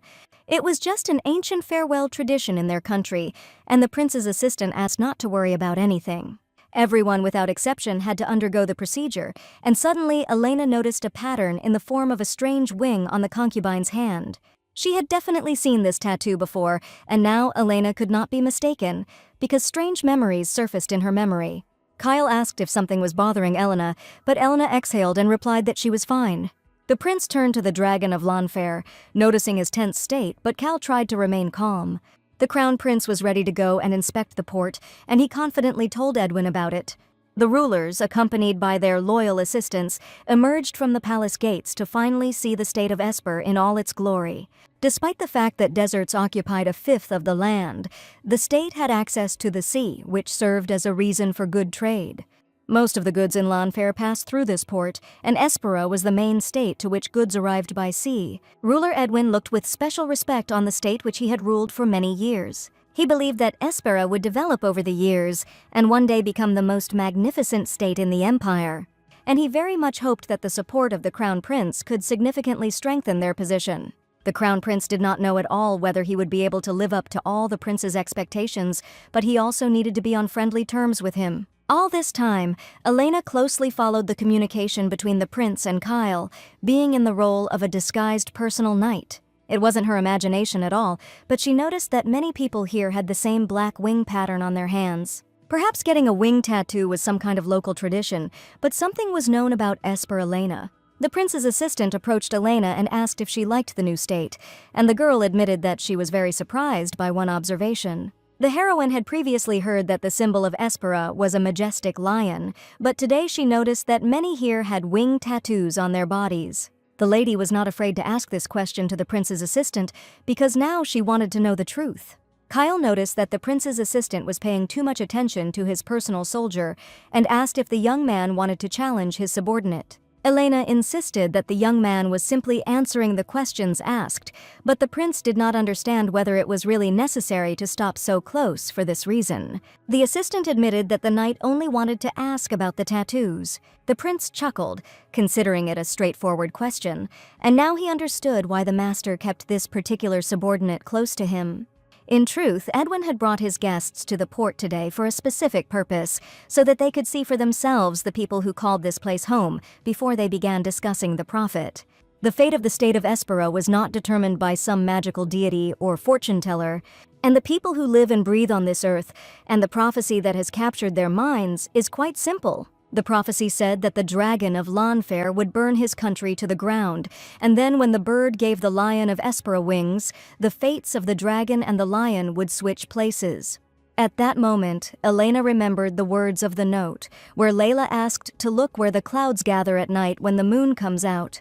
Kyle suggested that perhaps the birds were referring to the prophet's followers, and that this was a reference to everyone who wore the wing pattern. And if they want to find Layla, they first need to learn about her followers, and the heroine was absolutely sure that she had already seen this pattern once, and even managed to examine it closely. The heroine tried to remember where she had seen it, and probably Layla had shown the pattern when they were children, but Elena was sure that it had most likely been quite recently. When Elena first saw the prince's sister, she realized that the lady was definitely special. Since the lady was the princess of this country, perhaps she was given some special role among the followers, and only now did Elena realize this. The heroine felt that all this time the person they needed was probably somewhere nearby. There was a group of people standing next to them all this time, and Elena saw among them a man whom she immediately noticed. She carefully watched the actions of the people standing nearby and managed to notice that the lady in the hood was heading somewhere. She could not be allowed to escape, and Elena needed to follow the girl until she managed to escape. So she, completely ignoring Kyle and the prince, rushed forward to catch up with this girl. Elena felt her wariness increase. The stranger looked strange and mysterious, so a spark of curiosity and determination ignited inside her. The stranger noticed her pursuit and quickened her steps, but Elena was not going to retreat. She was ready for any obstacles in her path. They ran through the garden, past flowering bushes and fountains, until the stranger turned into a narrow alley. Elena followed her, feeling a surge of adrenaline. She knew she had to be careful. Who knew what secrets this woman was hiding? Elena knew that if she wanted to find out the truth about what was happening, she had to act quickly. The heroine tried to catch up with the fleeing person, but looking at the roof of the buildings, she realized that she didn't even know where she was, because all this time she had only been thinking about not letting this lady get away. Stopping in one of the narrow alleys, Elena realized that Kyle must be worried, and now she didn't know at all what to do. She was already alone when she felt someone's hand on her shoulder, but when she looked up, she saw that her beloved Kyle was standing next to her. After the heroine suddenly ran somewhere, everyone started looking for the missing soldier. Kyle assumed that Elena had probably managed to see Layla, but in fact she was pursuing the prince's sister, the one they had met at yesterday's banquet. Since the girl also had a wing tattoo on her leg, Elena realized that she was definitely worth keeping an eye on. She was sure that this girl was one of Layla's followers, and it was not without reason that she tried to hide from her. And since the princess is probably one of the close ones, perhaps through her the heroes will be able to reach Layla. All this time, Kyle did not leave Elena for a minute, and always thought about her safety and that she was nearby. Elena asked if Prince Edwin knew that his sister was one of the prophet's followers. But now the young man was not sure of anything, but the prince was one of those who liked to give his enemies a head start in order to then attack unexpectedly. Even given their family connection, it's possible that Edwin is quietly watching his sister and her actions right now. Most likely, if the heroine asks Edwin about this directly, it will be her huge mistake. The next moment, something unexpected happened, and the heroine's long golden hair ended up on her shoulders. It turned out that the wig's mesh had broken, which is why it no longer covered the lady's long hair. Having inhaled the scent of Elena's hair, the crown prince looked at her with a loving gaze and admitted that the girl looked much better without a wig. Elena was embarrassed by Kyle's unexpected closeness, and she was very scared that her wig flew off her head and she found herself in her real form. Now was not the time for tenderness, and Elena asked how she could return to the castle in such a state. Kyle didn't think it was that big of a problem, since the soldiers who were looking for the girl were probably already gone, and there was no one around who knew her identity. So he suggested to Elena that they pretend to be travelers and buy her a hat at the nearest market. Having heard this proposal, the heroine was delighted because she was interested in looking around the new state. Feeling joyful, he realized that he had made an excellent proposal and that he and Lady Elena were in for a fascinating walk. On the main street of Aspera, there was a large market where you could buy anything from overseas incense to exquisite luxury fabrics. The capital of Lanfair was also always crowded, although such goods were definitely not to be found there. The heroes approached a shop where precious boxes and beautiful handmade jewelry from famous jewelers were sold. The crown prince noticed an interesting little thing, and looking at the lady, he realized that it could suit her cute appearance well. Elena thought the jewelry was a bit flashy, but that was only because the girl never wore expensive jewelry. The shopkeeper approached the heroes, mistaking them for newlyweds, since the stone on this jewelry increased the chances of getting pregnant. A lady approached them and said that when she got married, she was given a necklace with the same stone, and soon she gave birth to her first child. Elena held the jewelry with the mysterious stone in her hands and looked closely at the unusual thing. Hearing the words about the child, Elena shuddered and began to feel very embarrassed because at that moment he was looking at her, and the heroes completely forgot that they had originally set out to search for a headdress. Suddenly, the heroine felt that someone had carefully grabbed the hem of her robe and pulled it towards them. It was a little boy who confessed that they say that if an overseas buyer comes in sadness, it brings misfortune, and he offered to cheer up the heroes. Elena asked if the boy really wanted to take them somewhere, but he was already holding the heroine's hand tightly. Smiling, the lady admitted that they should probably see what this boy would show. At that moment, I realized that I had always concentrated too much on myself and never thought about what Elena's dreams were. He didn't know if he could give her the future she wanted, but Kyle was sure that he only wanted happiness for the girl. After the market, the heroes turned onto one of the streets, and it was radically different from the main street. It was incredibly quiet and calm here, and Elena was even surprised because they had only walked a couple of steps. Contrary to Edwin's words, Kyle did not sense any tension among the population, and the locals felt at home there. The boy continued to show the heroes the way, and pointing in a certain direction, he invited the dear customers. The young man said that he would like to teach the heroes an interesting game that would help them forget even the saddest memories. On the street, local children were playing and having fun, and pointing his finger at a group of children, the boy said that a fun game was taking place there. Elena had never seen anything like this before, and it was likely that this game was only played in the Esper state. The boy turned to the children and said that the foreign guests also wanted to try playing the new game. There were images drawn on the ground, and each of them probably symbolized something in this game. Noticing the drawing on the ground, Kyle realized that the tree drawn there was probably the Tree of Life. The boy happily confirmed that the Tree of Life of Lanfair was indeed drawn on the ground. The crown prince leaned towards the young gentleman and told him that he had seen this tree in person. Kyle continued to look at the drawing, and suddenly he saw an image of a dragon, which was clearly Lanfair's dragon. The boy said that there was a drawing of the dragon of the Tree of Life, and Kyle didn't immediately understand what he meant. The girl hastened to correct her friend, because the prophet said that it was wrong to call him the dragon of Lanfair. The children looked at each other when the little lady mentioned the prophet in her speech. The children began to chant in unison about a wanderer who seeks peace at the feet of fate, but cannot find it. This wanderer needed to find the Tree of Life with the heart of a black dragon. That's what the prophet told the locals. The first square of the game was always marked empty, and here the wanderer's path began, in ignorance of where and how to move. If you land on a field with a dragon image, you will have to go back 2 squares. However, there was a special rule in this game, and if there was a dragon branch on the field on the previous move, then the ancient dragon will not harm you. The tree in this game was a protective symbol against the dark forces of the dragon, who also worshipped the sacred tree. When you land on a field with snakes, you also have to step back 2 squares in the game, and when you step on a field with birds, you can move 1 step forward. So the first one to reach the Tree of Life wins, and there was only one winner in this game. Kyle realized that the black dragon was him, and the lion was Prince Edwin. The bird probably meant the dragon's followers, but it was completely unclear what the snake and the tree branch meant. The heroes tried to understand what the mystery of the game was, and it seemed to Elena that she was the branch of the tree. In the game, the branch represents the one who can restrain the dragon, in other words, the Holy Maiden, his companion. Kyle suggested that in that case, the Wanderer was the key figure of the game, and it was probably Lady Layla. Now Elena understood why the mention of the black dragon's heart had bothered her so much, and that was where the secret of the game lay.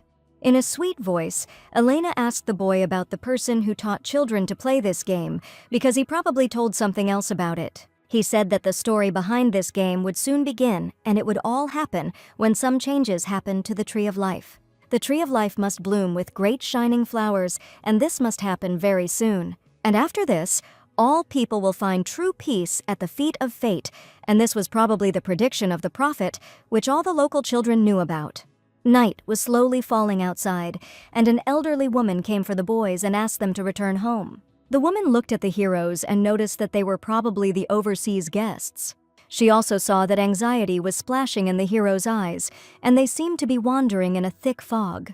Suddenly, the woman said that the heroes had lost the true path and did not understand where and how to go further. They need to return here tomorrow when the full moon sets, and when they return to this square, the birds will show them the way. Elena asked if the woman was a follower of the prophet, and it was not without reason that she told them these very words. But at that moment, the prince's knights and his personal assistant approached the heroes, and they had probably been looking for them for a long time. The young man sighed, because by this time the sun had already set, and they were already thinking about posting leaflets about the missing foreign guests. But as soon as the young man saw the crown prince's personal soldier next to him, he gasped in surprise. He came up to find out if everything was okay with the knight, and whether he had managed to get hurt during this time. Elena managed to throw a scarf over her head so that he would not see her hair, and at that moment the young man offered his help, but Elena knew that she could not reveal her identity. She tried to pull a scarf over her face so that the young man would not in any way understand that she was a girl. Kyle intervened in the conversation and admitted that the soldier had gotten a little hurt while chasing the pickpocket, but nothing serious had happened. At that moment, the prince approached them and stated that they were very glad that Kyle's personal soldier was completely fine. It was quite late, and Edwin suggested that they return back to the castle so as not to walk the streets of the state at night. The personal assistant asked Edwin if His Highness really needed anything else here, and it turned out that they were specifically looking for Kyle. He ordered the knights to return back to the palace, and the young men were even surprised that they did not have to do anything. After this, Elena felt relieved, and wrapping herself in a shawl, she prepared to go back to the prince's palace. The young man asked Edwin if he was sure that he no longer wanted to check anything and also did not want to find out anything. Placing his hand on the gentleman's shoulder, the prince admitted that he had an important conversation to have with the honored guest. Suddenly, he announced that tomorrow, after the full moon rose, they would be able to find out the exact location of the prophet and move forward with their plans. Kyle was surprised that this had to happen on a full moon, and that it probably had some special meaning. But the prince could not go into details, and asked Kyle to simply remember and pass on the words to his soldiers. Edwin ordered that under no circumstances should the castle be left on the night of the full moon. And if the guests disobey the order, at the rising of the full moon they may meet the Almighty, who brings death and destruction. Heading to the prince's palace, the heroes overheard a conversation between 2 knights who had just returned from an expedition and had immediately taken up other work. They also said that His Highness was looking forward to this night very much, and it should become special for the entire state. The heroes clearly heard what the knights were saying about the next night, but none of them could understand what was going to happen. It looks like Prince Edwin will be there too, and Kyle is after him. They need to be especially careful. Now none of them knew if everything would be okay, and it could probably turn out to be an ordinary scary trap. But Kyle insisted that if Elena felt too anxious, she needed to stay in the palace, and in fact, he even wanted her to do so. Elena came to look for Kyle for a reason, and she was ready to go with him into any dangerous test. As Elena thought about it, she realized that she was haunted by the part of the prophecy that said that the Wanderer needed the heart of a black dragon to achieve his goal. She confessed to Kyle that no matter what happened to him, she was ready to protect him, even if she had to protect him from her own twin sister. The young man smiled and said that the girl definitely had a habit of saying what he himself wanted to say. Kyle asked Elena not to forget at all that his thoughts were occupied with the same thing, and they were pursuing the same goal. The full moon slowly rose above the horizon, bathing the nation of Esper in a soft silver light. That night, the heroes decided to leave the palace, although the prince warned them to stay inside, but to their surprise, the street was much quieter than yesterday. Perhaps the locals were told to do something similar, which is why there was not a soul on the streets of Espera. Suddenly, Elena noticed something strange and whispered to Kyle to stop for a moment. Hiding behind the columns, they saw a crowd of people in white robes with lanterns who were probably heading somewhere. The mysterious people had black wing tattoos on their hands, and Elena realized that Layla's followers had appeared in front of them. There were quite a lot of people, and Kyle wondered where all the Esper soldiers were at that time. Suddenly, the same woman who approached the heroes yesterday at the market recognized them and was glad that they had finally come. She asked the heroes to follow the others, and only then would they be sure to find the path they were looking for. Kyle knew this was their only chance to find out the truth, and looked at Elena, who was also ready to set off on an unknown journey. Therefore, the heroes confidently decided to follow the others. But it was completely unknown where all these people were heading, and why they did not utter a word while they walked. Suddenly, a column of people stopped in a dark place, and probably something was about to happen. The heroes stopped along with the crowd and tried to understand what could happen next. People began to descend underground, and none of the heroes even imagined what place they were going to go to. Looking at Elena, Kyle suggested that they lag behind the procession a little to assess the situation. Elena felt something strange, a chill running down her spine and a slight tension in the air.